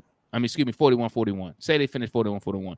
As a fan, would you be shocked by that? I wouldn't be shocked, right? Because look who we running out there. We running out there, minus Trey Young. You're running out a bunch of second, third year players out there. Hey, I'll be shocked because guess what? I'm one of the ones that's higher than that on the team, man. I feel like we go. If you look at how everything is constructed, man, we ought to be a fast-paced running team. Are we going to be a defending team? Are we going to be a defending team? Hold on.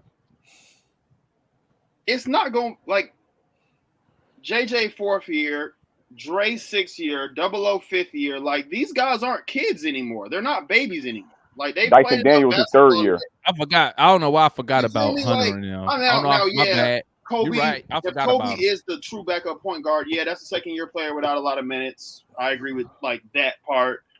You know, Dyson, 3rd-year player. I agree with that. But like, and he's playing in Australia right now too. But it's getting to the point where Trey's a young vet. Like 00, even though he's a backup, he's a young vet at this point. Same thing with Dre. Like, they play like Dre. Like, call it what you want, shake your head all you want. Dre's played, despite all the games he's missed, he's played a lot of basketball. So can we agree on this, Show? Can we agree on this? So if the Hawks don't make the playoffs, they should move on from Trey Young. I would. It depend on where that Laker pick fall at, and if you can package that Laker and If that that King Laker pick pick and is move up. out, if that right? Laker pick is out of the lottery, do you still move on from Unless Trey it's Young? so clearly, Because so I clearly wouldn't, not because you can. Trey fault. Like if it's so obviously not Trey fault, then you got a different conversation. Like the whole JJ. We talked about JJ all day yesterday on Ticket Space. Like if JJ is like the same, I don't see this happening. If JJ is like the same. Let me say this real Oh, quick. he's averaging 23. Yeah, honestly. But hey, fellas, what y'all? I said this earlier. The roster as constructed is not it, but this is still a playoff team in the East, right? It's still a playoff team. It's been the playoff team for the last 3 years, but they do dumb shit. You remember last year I talked about the margin and the losses. The third quarter, they was tricking off games, right? We didn't get blowed out, right? We did dumb stuff, right? Dumb stuff in games, in the games that caused us to lose, right? On top of that, I'm still gonna rock with what I'm gonna rock with. I don't give a damn what happens, however happens. We are in a rebuild, like I told y'all a long time ago. Y'all want to listen. We are rebuilding this team right now. I'm still gonna try, regardless of what happened. Unless we go to the damn championship, the finals or something, I'm trading Trey still. We can get assets because I'm just telling y'all, man. This ain't going. This ain't. He ain't finna stay here. We're rebuilding. So he's only reason not. I disagree with that. You could have kept Dejounte. The only reason I disagree with that, if you was gonna do that, you might well just kept Dejounte Murray. But again, they do dumb stuff. Deal. But again, they do dumb stuff. I'm gonna keep saying it again. Unless we go to unless we just compete to a high level, I'm still trading. I'm still trading. But Foot, I mean, I get what you're saying, but I don't. I'm out, guys. I don't think people realize how hard it is to get out of the lottery.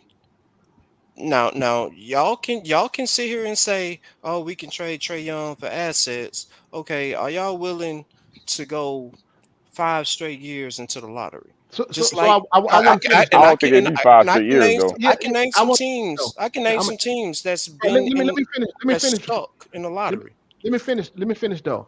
On top of that, now you look at Quinn. Quinn is part of this equation, right? If we can't at least make the playoff with this team, that's a problem for me. Y'all already know how I feel about Quinn. Now you're rebooting we're not winning, fellas. We're not winning with this core. Okay. I mean, y'all we're not winning. I'm Do just something. saying, it's a playoff team. We're not winning. If we don't win, they should be fired. So it's fucked. Like according to you, it's just fucked. Okay, I get what y'all are saying, but just like I said, are y'all willing to go into the lottery? Detroit, We won't be in the lottery. The only thing is, we won't be in the lottery. We won't be in the lottery that long. We won't be in lottery long, bro. We won't be in lottery long. How do you know? How do I know? We already got talent. We already got, but what y'all are saying? Hear what I'm saying. Hold on. We're for sure gonna be asked to trade. He's saying with Trey Young gone, we're gonna fall to the lottery. I'm not saying that.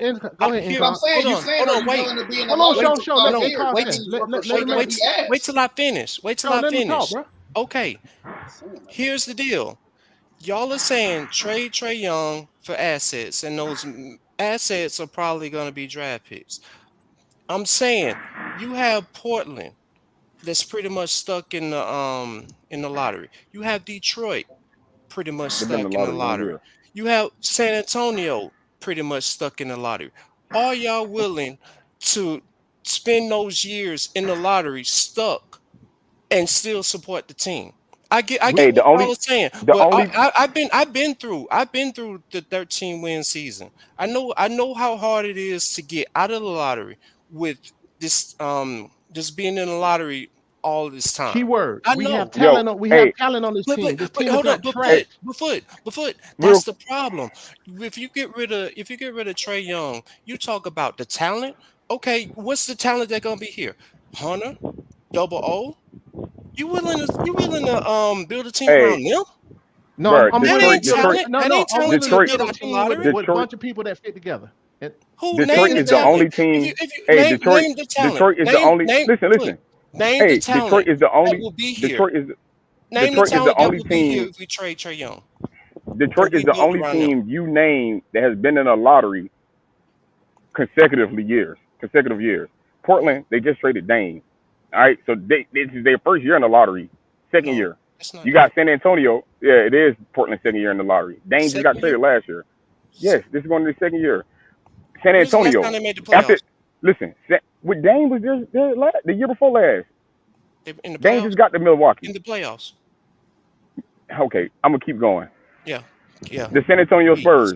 Yeah. Bro, am I wrong? Did the Trailblazers make the playoffs the year before last, before Dame left? Not the year he left, the year before. So they've been 2 years in the lottery. Okay, that's expected when you have no talent. And Then you have San Antonio. Then you have check this out.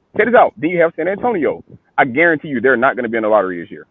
Okay. If Victor Wembanyama stay healthy, they're not going to be in the lottery. Detroit Pistons is the only team that's been in the lottery consecutive with the Wizards because they can't get right. They have no other talent. And Charlotte. If you trade Trey Young, if you trade Trey Young, guess what? You still got. We gonna see what Ricochet is. My boy got me on the Ricochet right there, alien. Goddamn Ricochet now. Hey, you gonna see what you got with him. You got Jalen Johnson. You already emerging star. We gonna see what you got with Kobe Buffkin. You know what Okongwu can do. Get Hunter up out of here. You got other talent. You still got you got talent around the roster to where you got 2 lottery picks next year. Man, Even if that Laker pick don't pan out, even if that Laker pick do not pan out, guess what you can do? You can package that Sacramento and that Laker pick and move up in the draft. And you can still trade. Newsflash. Y'all, if Ace Trey Bailey, Young that leave, guy. the world is not coming to the end. If Trey Young is out or not on the house, the world is It's not not. coming to an end, people. And I'm not. Hold on, you build a team with complementary players. You don't build around one guy. Well, if that guy's gone, we go to hell. Come on, people. Y'all. No, it's you okay. This is the Atlanta Hawks. If you paying not the attention, Trey Young. they already building the team. Not, I know that. So that's why I'm saying we should be okay. We're gonna be okay. Yeah, like it's not like this was 2 years ago. This is what I'm saying. The world Are y'all willing to go do another 13-win season? No. I'm telling you, we're not going to be in the lottery. We're not going to be in the lottery. We got too much Hey, talent. and then don't let Kobe pan out. If Kobe pan out and be anything, they were your point guard right there. If Kobe come out next year, he averaged 10 to 12 points. We're not going to be in the lottery for 3 years anyway because we don't have the picks. Bingo. How do you know? We don't have the picks. What do you mean? How do we know? We don't have the picks. How do you know we ain't gonna we gonna be in the lottery? Okay. No. How do you know that? Let me rephrase that. Okay, we're not gonna be in the lottery, but are we gonna make the playoffs if we trade Trey Young? But it doesn't matter because it we're does not going to matter. get the picks anyway. Are y'all willing to be out of the playoffs? Yeah. There you go. Yeah. Okay. I will. Okay. Yeah. Okay. Yeah. There you go. Okay. But I don't think we're gonna be. Say we got there. Okay. I mean, I don't see how that's helping. if you make that move, you will only owe the Spurs that 26 swap because they already gonna have the 25. I'm assuming and I'm praying we make the playoffs this year, so it's out the lottery. But we making the playoffs, man. Yeah, I'm assuming if that scenario would be Trey would be moved after this season. So you would just owe the Spurs the 27 unprotected and the 26 swap. So I mean, it wouldn't be too bad. That's what I'm saying, man. If the Hawks did make the playoffs, it wouldn't be too bad. But I don't believe that that my concern is not that. My concern is, like I was telling Dane, does my front office and ownership and coaching staff stick with the plan if it gets hard, if it get difficult, if the team don't make the playoff, if that pick don't convey to what they think it is? Do they have the discipline to stick with the plan? That's my issue right now. Because I agree with everybody else. I've been seeing them reset this roster. I've been saying it. I told y'all what they're doing. Y'all did not believe me. And like I said, when Landry made that statement after the Murray deal went final, right then I was like, oh yeah, he just said it in so many words. But then I've been telling they y'all that, Demond. recognize and what are they trying to do? That they Hey, was going but to hey, move that off Clint. the players you've been wanting them to move off of. No, Hey, telling you they want how y'all feel? Go ahead. That they were going to draft They players like. Go ahead, Dan. they didn't move Clint. They didn't move Clint Capella. Y'all mad about that? Well, they, Hell yeah, but when I they already made told one. people Hey, You can't guess really what? unless you got to bring that No, salary back. Now, gotta Hey, but bring guess that what? You know what's salary gonna back. happen? You know what's gonna when they happen? said- Y'all know what's gonna happen? Did you see that report though that said that that the Pelicans wanted one of the centers, two of the centers, whatever. So I don't know if Clint was involved in that, but what I told people was this: they're not getting off Clint Capella for free. They're gonna have to attach an asset to him, so they can either hold him, they could keep him this year, and then at the deadline, you could move him to at the deadline. Because what if a contender? What if one of their big men go down? Guess what? What I'm I don't think thinking they're is gonna move this. him at all. But I see, don't think they're gonna move him. this also what I was thinking. A lot of your contending teams who could use a guy like Clint Capella, they're more concerned with the second apron penalties. So you're not seeing them take on as much salary like they normally do. So I could see a Capella get moved at the deadline if one of them say one of them contenders bigs get injured. You might be able to get some, but until But if I can ask, see, what y'all don't realize, if you trade Clint, you got to bring $22 million back, right? Again, No, I get that. No, what I'm about to say, they don't have to bring 22 million back. they're not gonna trade him. They're not trading him. You know why they're not trading him? Yes, they. No, you want. Let me tell you why. Let me tell you why they're not trading him. Look, let me tell you why they're not trading him. Let me tell you. Listen. Let me tell you why they. Hear me out. Hear me out. Let me tell you why they're not gonna trade him.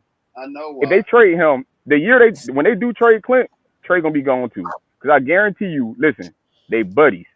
And what they got worked out is at the end of this contract, since they can't trade him, I guarantee he resigned as a backup. And if he's a backup behind Okongwu, I would not be mad at that. I'm telling you, that might be the plan. Well, the reason that might be the plan. Man, y'all just because of the money, probably. I'm just saying, if you can sign him cheaper as a backup after the season, because he looked like he liked being here in Atlanta, man. Look here, man. Y'all keep talking.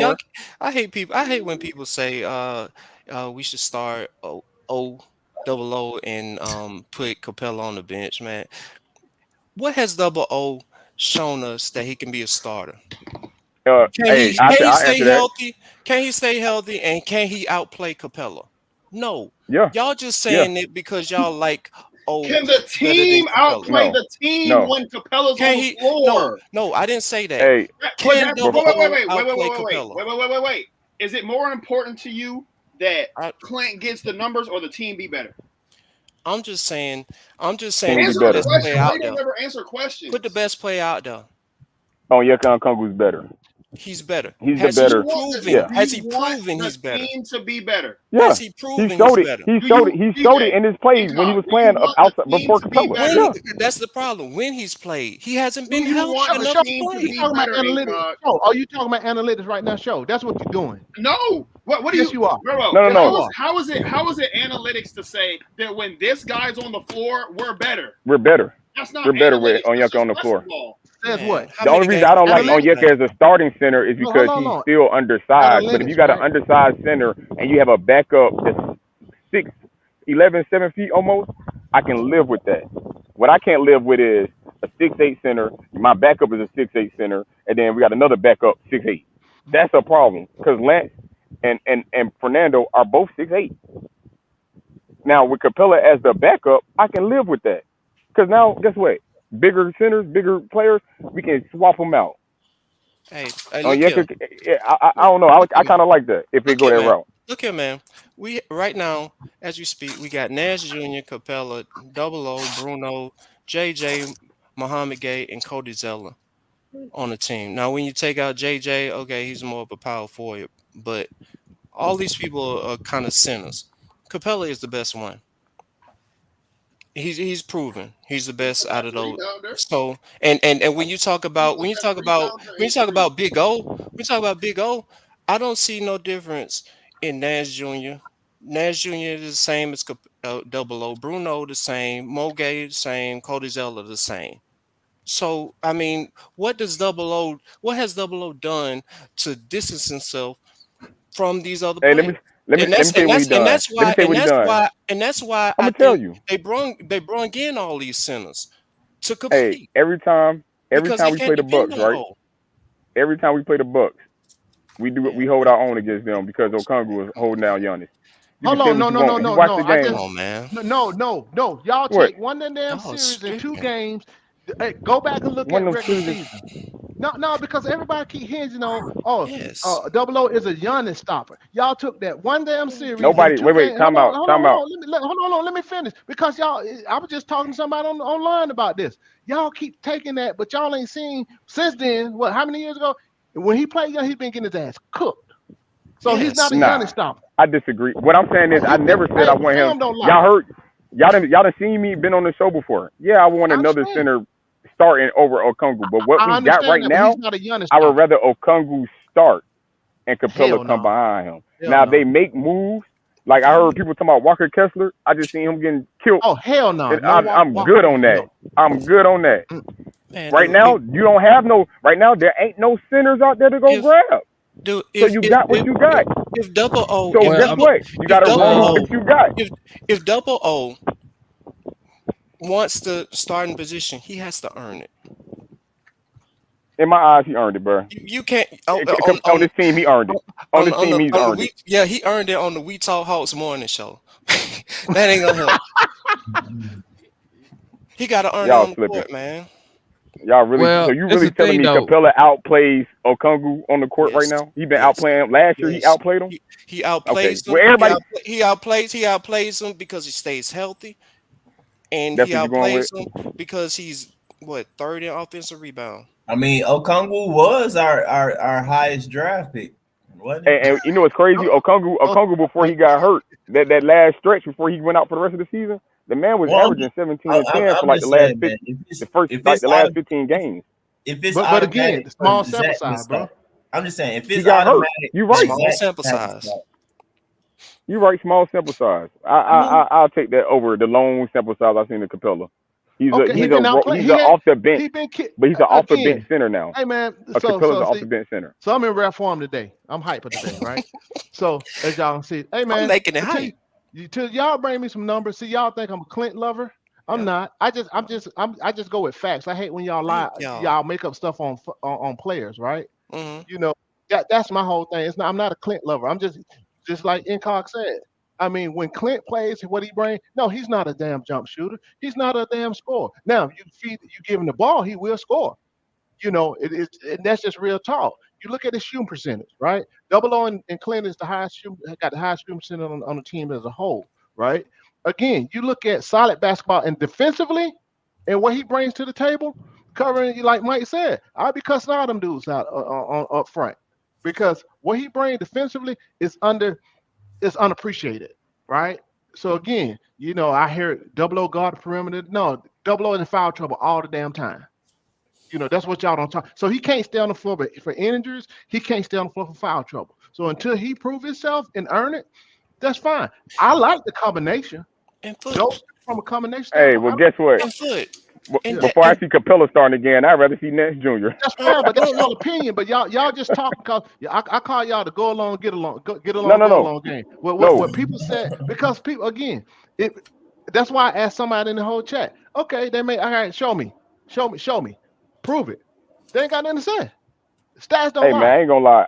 I watch a lot of. I'm pretty sure all of us do. We all fans. I watch every freaking we game. We just got difference in opinions because I've seen Capella been out there. Well, and I was like, let me say this. We So got different opinions. I more than watch it because when somebody comes, like I said, a lot already know I have access to some other stuff. And so no, I watch it. I study the game itself. I study the Hawks, and that's why I make my points from actually going back and watch actual game feel, actual play from each player to try to understand. Because that's who I am. I've always been like that. So since I have access to other information, I go look and I actually study the Hawks. I study basketball. Period. Mm-hmm. So that's why I come up with. I don't just get whatever somebody said online. I had to go look. I don't contest anybody unless I have facts. Because at the end of the day, we all have an opinion, but I like to deal in facts. Mm-hmm. And the fact is, just when this trade, we brought in two different bigs.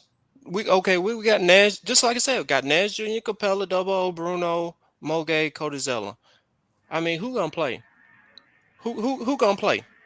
I mean, and I hope it isn't like a nepotism or a favoritism thing. I hope we have open competition at center. I mean, who wants it better? Who wants it more? Let me be clear. Let me be I mean, clear. ain't that Clint's much gonna be gone. competition Clint's though. gonna be All gone them very niggas not soon. gonna be on the Clint roster. is gonna be gone very They're not. soon. Right? Let me just keep it All them 100. ain't gonna be on roster. I don't think Clint ain't going nowhere, man. He It's might Nah, not this Clint ain't year. going nowhere. you got to He ain't give up going an nowhere this year. asset to get. You got to give up an asset to get rid of him. The Hawks not in that position right now. The Hawks are trying to gather assets. And Demond, that's what. And who out of those 5 or 6 bigs wants it more? Who because you can't just give Double O the backup center position. Well, you You're can gonna have ask. to earn it. It's different ways you Man, can look listen. at it, right? I It's different ways you can look guarantee at it. you. You could say this. You're gonna have to earn it. You could say that if you believe that Double O is a better big than Clint Capella, then you can immediately go straight to the coach. You could say the coach is playing politics because if he is the coach, see him in practice and everything. So if Quinn Snyder think that Double O is a better player or give the Hawks a better chance to win, you got to ask yourself, well, why is this guy not starting? But then I can also come at you at a different angle and say, well, the best run since Trey Young been here has been with Clint Capella as your starting big. The best defensive team we've had since Trey Young been here has been anchored by a Clint Capella. So I mean, it's different ways you could look at it and go about it. But I believe personally, and this is just me. I believe that Landry Fields has no he don't have no loyalty to Double O. He didn't draft Double O, if I'm correct. He didn't draft him. So in my head, I'm thinking this. But see, Dame, I'm thinking this in my head. If Landry and them are really on this Hawks DNA type deal, looking for players that fit a certain profile, Double O is not part of that.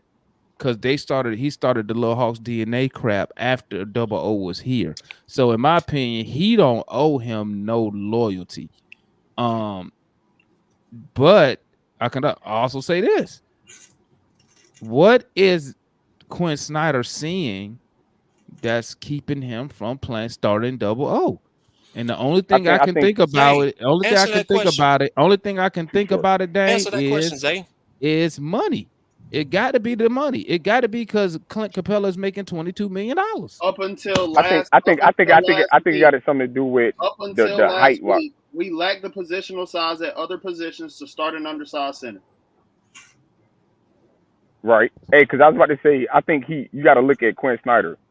He came from Utah. He had Rudy Gobert. I think Capella is an undersized center. I ain't never seen Quinn Snyder with an undersized center. You get what I'm saying? I think maybe that also plays a factor into it. And like he just said, you're getting other assets that could complement a smaller center. That's another team that lacked the athleticism and positional size elsewhere on the floor. They started 2-6-2 guards, and Joe Ingles and fucking Bojan Bogdanovic, who can't jump two inches off the floor. So they had to have an all-time defender at center to play competent defense. So we don't have that on this team anymore. Praise God. I don't think y'all answered the question. Why hasn't Quinn started? I just answered the question. We just answered the question. Because he's you just don't like the answer, man. Size elsewhere on the floor, undersized. And now we don't. Because DJ Little skinny ass is gone. Sum it up. He hasn't started him because he's undersized. That's not what yeah. Okay. Yeah, that's what I think. Yeah. So what's the solution? I just fucking said it. I said the solution. He just gave the solution. Are we gonna start him? So start him. He just gave you the answer. You put bigger wing. You put bigger players around him as well. They ain't no wait. Now, so we got bigger wings. You so can. we should start him now. Yeah. We start him now. Yeah. We should. Trade that nigga. It done. But that what you're saying doesn't make sense because you say There's no bigs that. Who you gonna when trade you it for? Who you gonna trade it no, for? no. I'm not saying trade them for nothing. I'm just saying when you go up against those bigger front lines, you're gonna start double O. Yeah. Okay. Bam Adebayo starts against bigger lines. And the wings and the wings gonna help out. And the wings gonna help out. Bro, Bam. Wait, time out. And the wings gonna help out. What you fail to realize is that Miami Heat has better defending players around him, bro. It's a big difference. Hey man, Clint Against is better. front Clint's lines getting traded. that we're so scared of. Hey, foot. Don't do shit. Bam Adebayo is surrounded by real defenders. Now, I already sat here and came on here millions of times and said I don't like undersized centers. I'm just going off what we have. Damn, but no. You put more defensive players around them. I'm gonna tell you why you can't. It's supposed to. No. That's not even it. It's not even that. Foot. It's not even that. Okay. It's not even. Hey man. Okay. Double O lacks the movement skills that Bam has. Like Bam don't move like a center. Double O moves exactly. Double O move like he's 6'11", but he's 6'8". That's his problem. Like, nah, I don't know. To me, I ain't gonna lie. To me, they're similar, man. There you go. To me, they're similar. His movement skills just nah. Like I understand. Like that's what we wanted him to be, but he just don't move like Bam move. Like you can't. I mean, to be honest with you though, I don't even like Bam. I don't even like Bam, but I think to a degree, like AD big, but like especially when he was like young. The way he moved made him special on both sides of the ball. Now he just it's timing and length and technique, but like hey, he still y'all don't notice Miami about to move Bam to the 4 anyway. They not man. Bam is gonna get moved. They finna be nice. Is not starting that kid. Listen. They finna be nice, bro. Listen. Not right off the bat. Listen, not right off the bat, but I guarantee you, Bam is getting moved to the 4. Because that's what hindered them in those championship runs, bro. He don't need to play the 5. He's not a 5. I don't think he's getting moved to the 4. I think that they're going to play more lineups with him at the 4 than they have in the past. I do not think he's until that center develop Khalil Ware, until he develop and he can start, bro, you can move Bam to the 4 and switch certain lineups where Bam plays center. But that's what stopped some of their runs because Bam was the center and he was getting killed on the front line. I'm not a center. But what about? I'm not a small ball center fan. But what about this? They had Love. What I noticed, Jovic, who's 7 feet and young, but like it's like his third year now. He's gonna get. They've been working him into you know what I rotation noticed? If y'all notice on the offensive side of the ball, you see they moving a Conwu further and further away from the basket. They got him in the corner now. You can't damn shoot. So I mean, hey, they kind of. I don't mind that. They kind of move different threats, man. But what I'm saying is, it looked like it. I say that. I say that to say that I think that they're moving him out of that 5 position. They're not moving him away. Nah. They trying to make him a stretch 5, if anything. They want to stretch. They want to have 5 out. In the corner, but That's what they want. They want a 5 out. At the 4 but more. He's only in the corner, if I'm not mistaken. They're trying to play him at the 4 more, but he is not going to be. That's what I'm saying. Does he need to? That's what I'm saying. They did JC the same way when they went and got Capella. They pushed JC to the corner to shoot threes. Not the first year. Not the first year. They doing the same thing with Akonwu. They put him in the corner. He wasn't in the corner at first. Now he in that corner shooting threes. There's no point in having him in the corner if he couldn't shoot. I think they're trying to go 5 out. You go 5 out that way. If you got if they do that, we're not making the playoffs. If they do that, this is the thing, damn. Why they trying to? What they doing, damn? They trying to do 5 out, but they keeping Clint Capella. Come on, hold on 1 second. No, but I'm saying if he come off the bench, Clint ain't starting. If your lineup is Okongu, Jalen Johnson, Ricochet, or Hunter with Ricochet and Trey, there go your 5. You got 5 shooters damn on the court. That's what they trying to have. Man. That works with Okongu. That don't work with Capella. If you got Capella, you can't play 5 out. Ain't no 5 out. So wait. So can you play 5 out with Dyson Daniels? He can't shoot. You can. Yeah, you can play 5. Listen, you can. You can play 5 out with Dyson Daniels. Everybody looking at. I get small sample sizes, he averaged 4-5 points. Y'all like people ain't never got traded and went somewhere from averaging 4 and blew up. Not I saying that's didn't what he say gonna nothing do. about his If he point come in, average, damn. I didn't say nah, nothing about his average. I said he can't shoot. Somebody else brought it earlier though, but no, I'm damn, saying somebody else brought. it's Oh. not hard for somebody who's averaging 5 in a limited role, not getting PT, to come into a place. It's not even get no, an no, actual the thing role. is, But I'm like, just saying, he can. Mike, Dyson his Daniels role- can average 12 points for the Hawks. He can His average. role 12. wasn't limited, though. I can see It's that. not that his Yeah, that's what role I'm was saying. limited. He's just in a different role now. All I'm When he saying was Yeah, on- his no, How was look, his look. role not limited? I just mean that because he wasn't playing a lot, No, right? no. His I mean, role yeah was in New Orleans. I'm saying like his scoring load was limited because his Yeah. job on that team was to be a facilitator because again, they didn't have a point guard. I mean, I feel you that though, but how many minutes did he average, and did he play He every played like game, 20 minutes. or he Like, the type yeah, that no. got He played like 20 minutes per game. He got hurt He this played- season, but he played like 22. He was their backup point guard. Like, So I get per game, but I'm saying that's so he played every game. He was just their backup. Yeah. I mean, he got got he hurt played like- in the middle of the season and missed some games, but So where he did was where their did backup point guard. so what position the little nigga from Georgia Tech played in? Alvarado. He played point guard. He played point guard. So who the He backup played point guard. Both of them. No, really, 'cause they don't- the hey, reason so they check have this out. backup point guards is because they don't have a starting point guard. You feel Hey, me? so check this out. I guess, yo, I guess you're not a fan of that Dyson Daniel pickup, huh? Who me? No, I like it. Hey, Yeah. hey, look. Mike don't give a fuck who it is as long as he play defense. Promise you that. Man, just No, I ain't gonna lie. I think he does have some offensive scoring, like some upside on the offensive side, especially if he's surrounded by. Look, wait, hear me out. Hear me out. But see, this And what also, I'm saying. also the fact that we gonna have other shooters around him. I think he's another guy that can attack the basket. We don't have many that What I can was put saying- pressure on Durant. what I was saying. saying though, what There's I was one saying good shooter though, on the Pelicans. what I was saying though, he's not a good shooter. Yeah. So our And- teams going to respect this guy out there at the 3-point line. No. When you talking about Hey, running five. I'm not talking about what Demond, no. you seen this form? You seen this form, Demond? No, but guess what? Look at his He look don't at shoot them look hoes at his up. shot. He has potential, bro. He He don't has shoot them shooting hoes, bro. potential. And Cal Korver, hopefully they get it right. He got shooting potential. Now I'm not saying Hell, I'm Cal not, Korver now, ain't shit. that's true. Hey, that's what I'm banking on. Go I'm ahead, banking on- Incog. Dude, I've been watching Dyson Daniels for a while, man, and his strength is his ball handling and his passing. It isn't his shooting or shot creation. But that's beautiful, y'all. That's And beautiful. and that's a good thing. Yeah. Cause y'all see And he can my, get to the right. y'all see my thing. I ain't take it off. They need to sign my boy. They need to sign him. All right. Vit. Who that? Corn.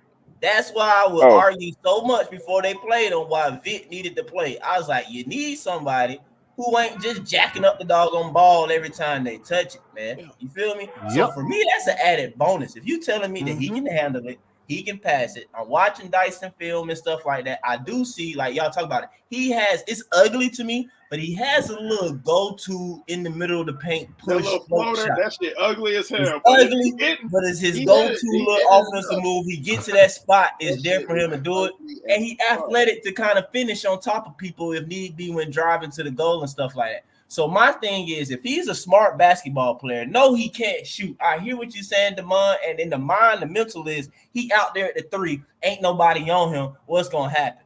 But newsflash, guys, you ain't got to stay there and shoot a 3. You don't. So if he's a smart type of player to just dive from time to time and just fill the open gaps and stuff Yeah, like that, he's I'm an telling okay you, cutter. like it'll rock. It'll rock. It would be more smooth than fans automatically, I think. And that's why I say you got to watch Kobe Buffkin, because this team needs a facilitator in that second unit. Okay, who's going to be the better facilitator? Is it going to be Kobe Buffkin or Dyson Daniels?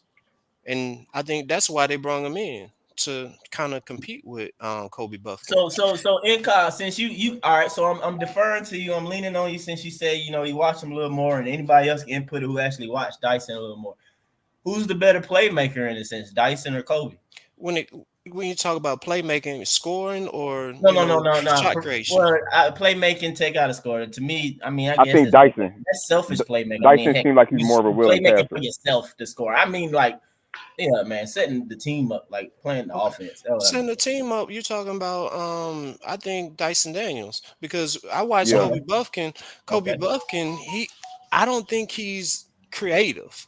I He's not a think point guard. yeah.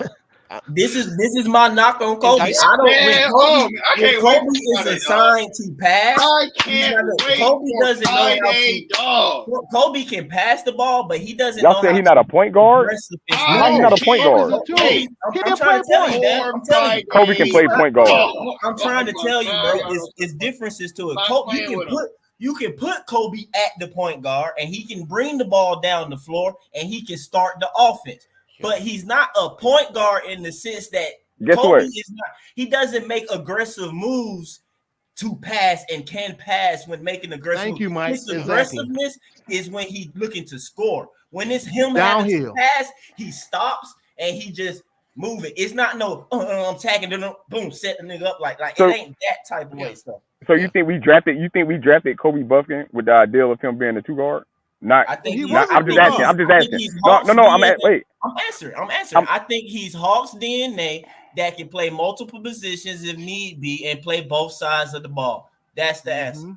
All right. The reason I asked that because I felt like when they picked him, when they took Kobe Buffkin, this is just my thought process.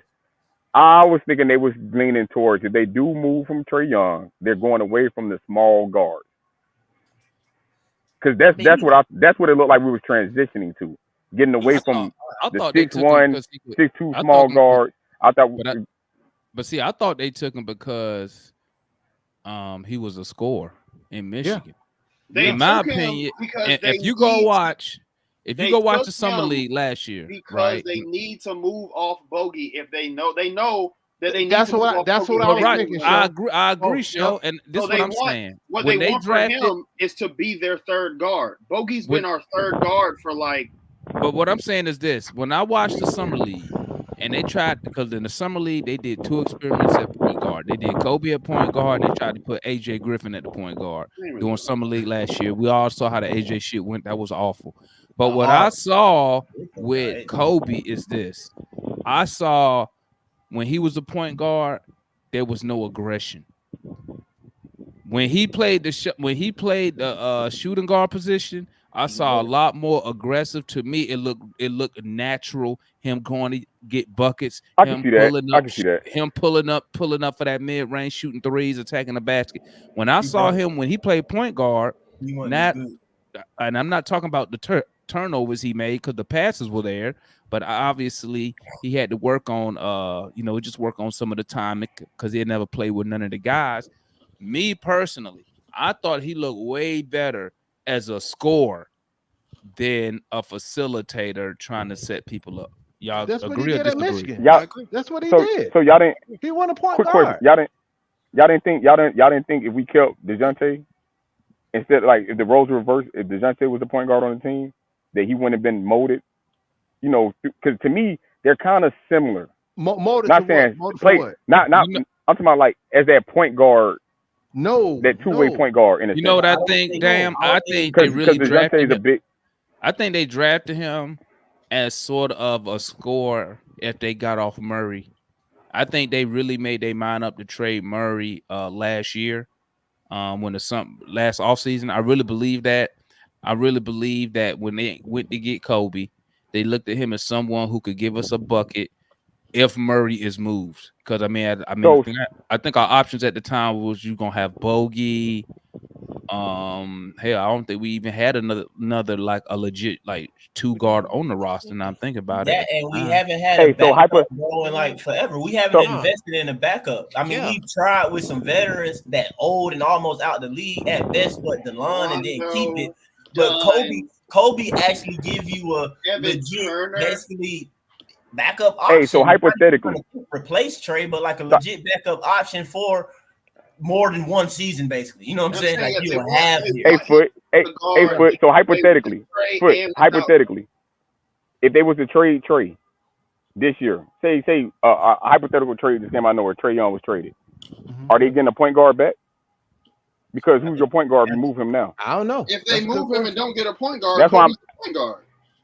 That's what I'm saying. I feel like he was drafted to be the point guard. That's why I was trying. That's what I was getting But at. see, Dame, No, that's why I was getting at. I feel like they drafted Kobe to be that potential point guard. You know what, Dame? You know what, Dame? So if they had that thinking, that tells me this. One or two things had to happen for them to think like that. Replacement. Either they was gonna move on. They want to move on from Trey Young, or Trey Young wanted to move on from the Hawks. For them to even think that, me personally, I never thought they was gonna move Trey Young. Basically, strictly due to just the impact financially that he has to the organization, and I'm just looking at that from Tony Russell's standpoint, right? I can see. I don't know, because man, the culture here, we don't have a good rep, and a lot of that start with him. Like the owner, people don't with no. Some of it is part the ownership, and part is I don't think players want to play with Trey, and it shows when people leave. It shows when they leave. They like an example. The only we all know John. DJ. No, I'm saying, and John Collins. John Collins been wanting to move on. Man, John Collins. He felt like his role. He felt like his roles were reduced. He wasn't getting enough touches. DeAndre Hunter to a certain extent. I don't think John blamed Trey for that though. But DeAndre Hunter to a certain extent. Remember what Dejounte was playing? They just don't like him. They just, I mean, wait, say that again, Dame. About Hunter. Look, with DeAndre Hunter, when Dejounte Murray was playing, he enjoyed it. Why did other players on the team enjoy playing with Murray? It wasn't just the leading aspect. It's the fact if y'all played ball, all these players are great players to be in the NBA. Now I get here, and I'm being told to go stand over there and catch and shoot. That's not just my game. So when you're regulated to play defense, and then on the offensive side, stand there and watch until the ball is passing you to either catch and shoot, and it's not being successful, and you're not winning, it's not translating to winning, I'll be frustrated too, especially if I'm a player that feel like I can do more than just catch and shoot the ball. But the thing is, when it comes to, you say they don't like playing with Trey. I mean, name a person that has gone from playing with Trey and to another team where their numbers have increased. It ain't been too many that left. I get what you're saying, but it just that's what it appears. At least to me, it looked like. Hey, y'all want to know something though? You want to know something? Players don't like Chris Paul, but it is what it is, man. But he's he ain't won nothing. He ain't won nothing. Chris Paul ain't won nothing. I'm saying during the times of him being Chris Paul, again, that's the benefit of these players having these podcasts. These niggas be talking, bro. But like, man, Wait, what they say about CP on the podcast, Mike? Bro, go listen to Jeff Teague them tell the story about James Johnson to him about around the gym, and kind of read between the lines and how like they kind of insinuate talk about Chris Paul. Yeah, they don't like Chris Paul. I ain't seen that one. DeAndre Jordan, I think, is recently saying something about he trying to be nice about talking about how like Chris Paul leadership not for everybody. But look, same similar type thing though. Chris Paul tries to control the whole possession on the offensive side, wrong or right. Somebody else that was saying that was insinuating that he was selfish in the sense of like, I was like, dang, because they were saying like he's slick. He got to get the assist or got to pass it to an extent. Like they're like, playing with CP, he not gonna give it to you and let you go to work type junk or whatever. That sound like Trey Young, man. Oh, he only gonna give it. So what you so they just say CP about Trey though, but in some ways that is how Trey plays. CP give the ball when he gonna benefit statistically. Yeah. In a sense, like it's time for you to what they were trying to say. You know what I'm saying? Like you gonna run everything. So we're gonna act like our boy don't do that. We act like our boy don't do that here. But sometimes that's he does that. You need a facilitator. Hey, what did Chris Paul? Has Chris Paul won a ring yet? No. That's all I gotta ask. Then. So that attitude doesn't listen. The attitude does not help the team be better. But the thing is, it actually hurts the team. But hold on. Now you talk about Chris Paul. He made a lot of turned a lot of people into Blake Griffin. Bro, did they win? I'm asking, did they win? You could. That's tied to Chris Paul. You can't say just because they didn't win, they didn't make the team better. Like none of those teams were like good before he got there or great after he left. So Chris he Paul obviously told made him Chris better. Paul I mean, you totally tell me. You transformed tell me. Blake Has he Griffin ever played on a team that was and better DeAndre after he Jordan. left or before he got there? When I don't remember that. when Chris Paul left the Clippers, I mean DeAndre Jordan and Blake Griffin, they suffered.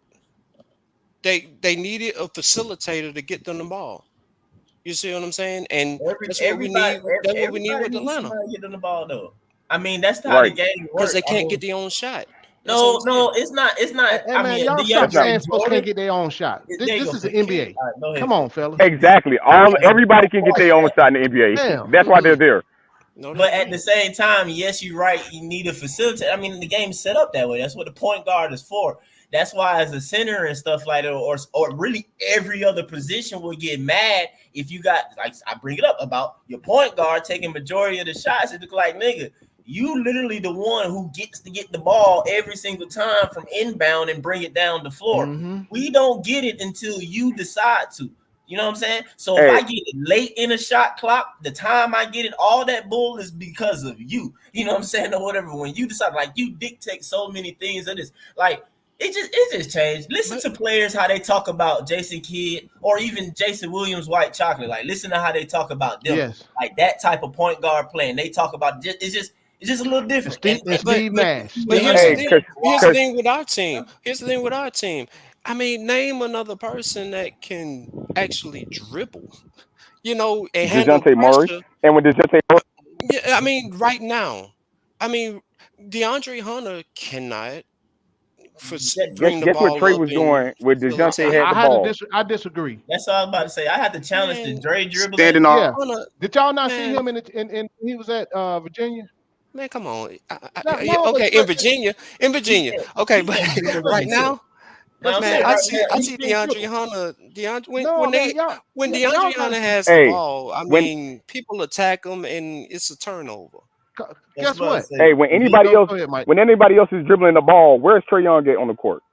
Trey Young is uninterested in the offense when he ain't got the ball in his hand. That Because is no one a else can concern. dribble.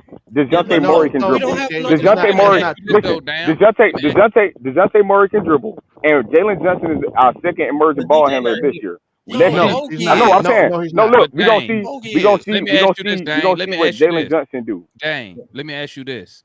With Trey, when you say Trey just standing there looking uninterested, is that on the player or is that on the coach? I think that's on the player. A coach don't have to tell you at times to move the ball and to move on offense. I said, if I'm a coach and I'm coaching the NBA and you ain't got the ball in your hand, if I got to sit here and direct and tell you what to do, then you need to move around. You need to move around. That's the NBA 'Cause right now- bro. That's the problem. No, That's not everybody in the NBA.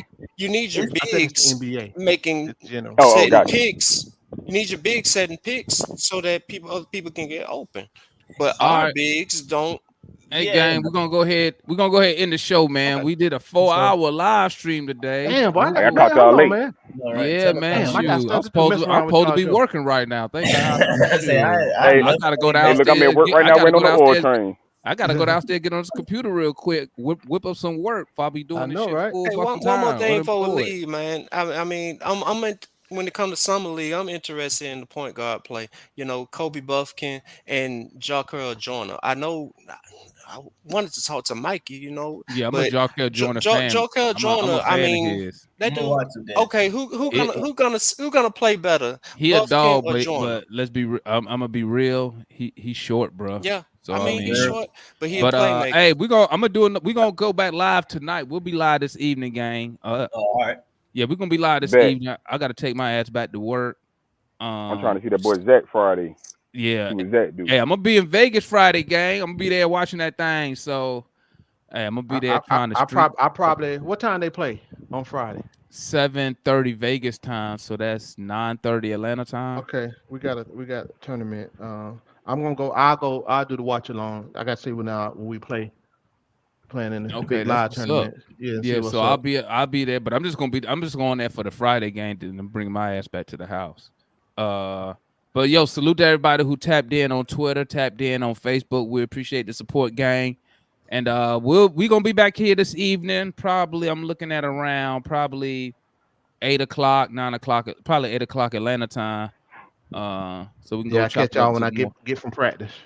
All right, and we'll catch All right. y'all. Thanks for everybody tapping in, getting the likes up. We appreciate all the support from the channel. And we up out of here, man. Salute to everybody who tapped in, man. All right. Peace.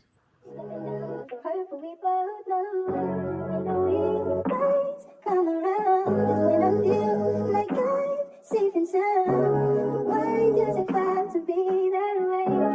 Every single day I feel this way.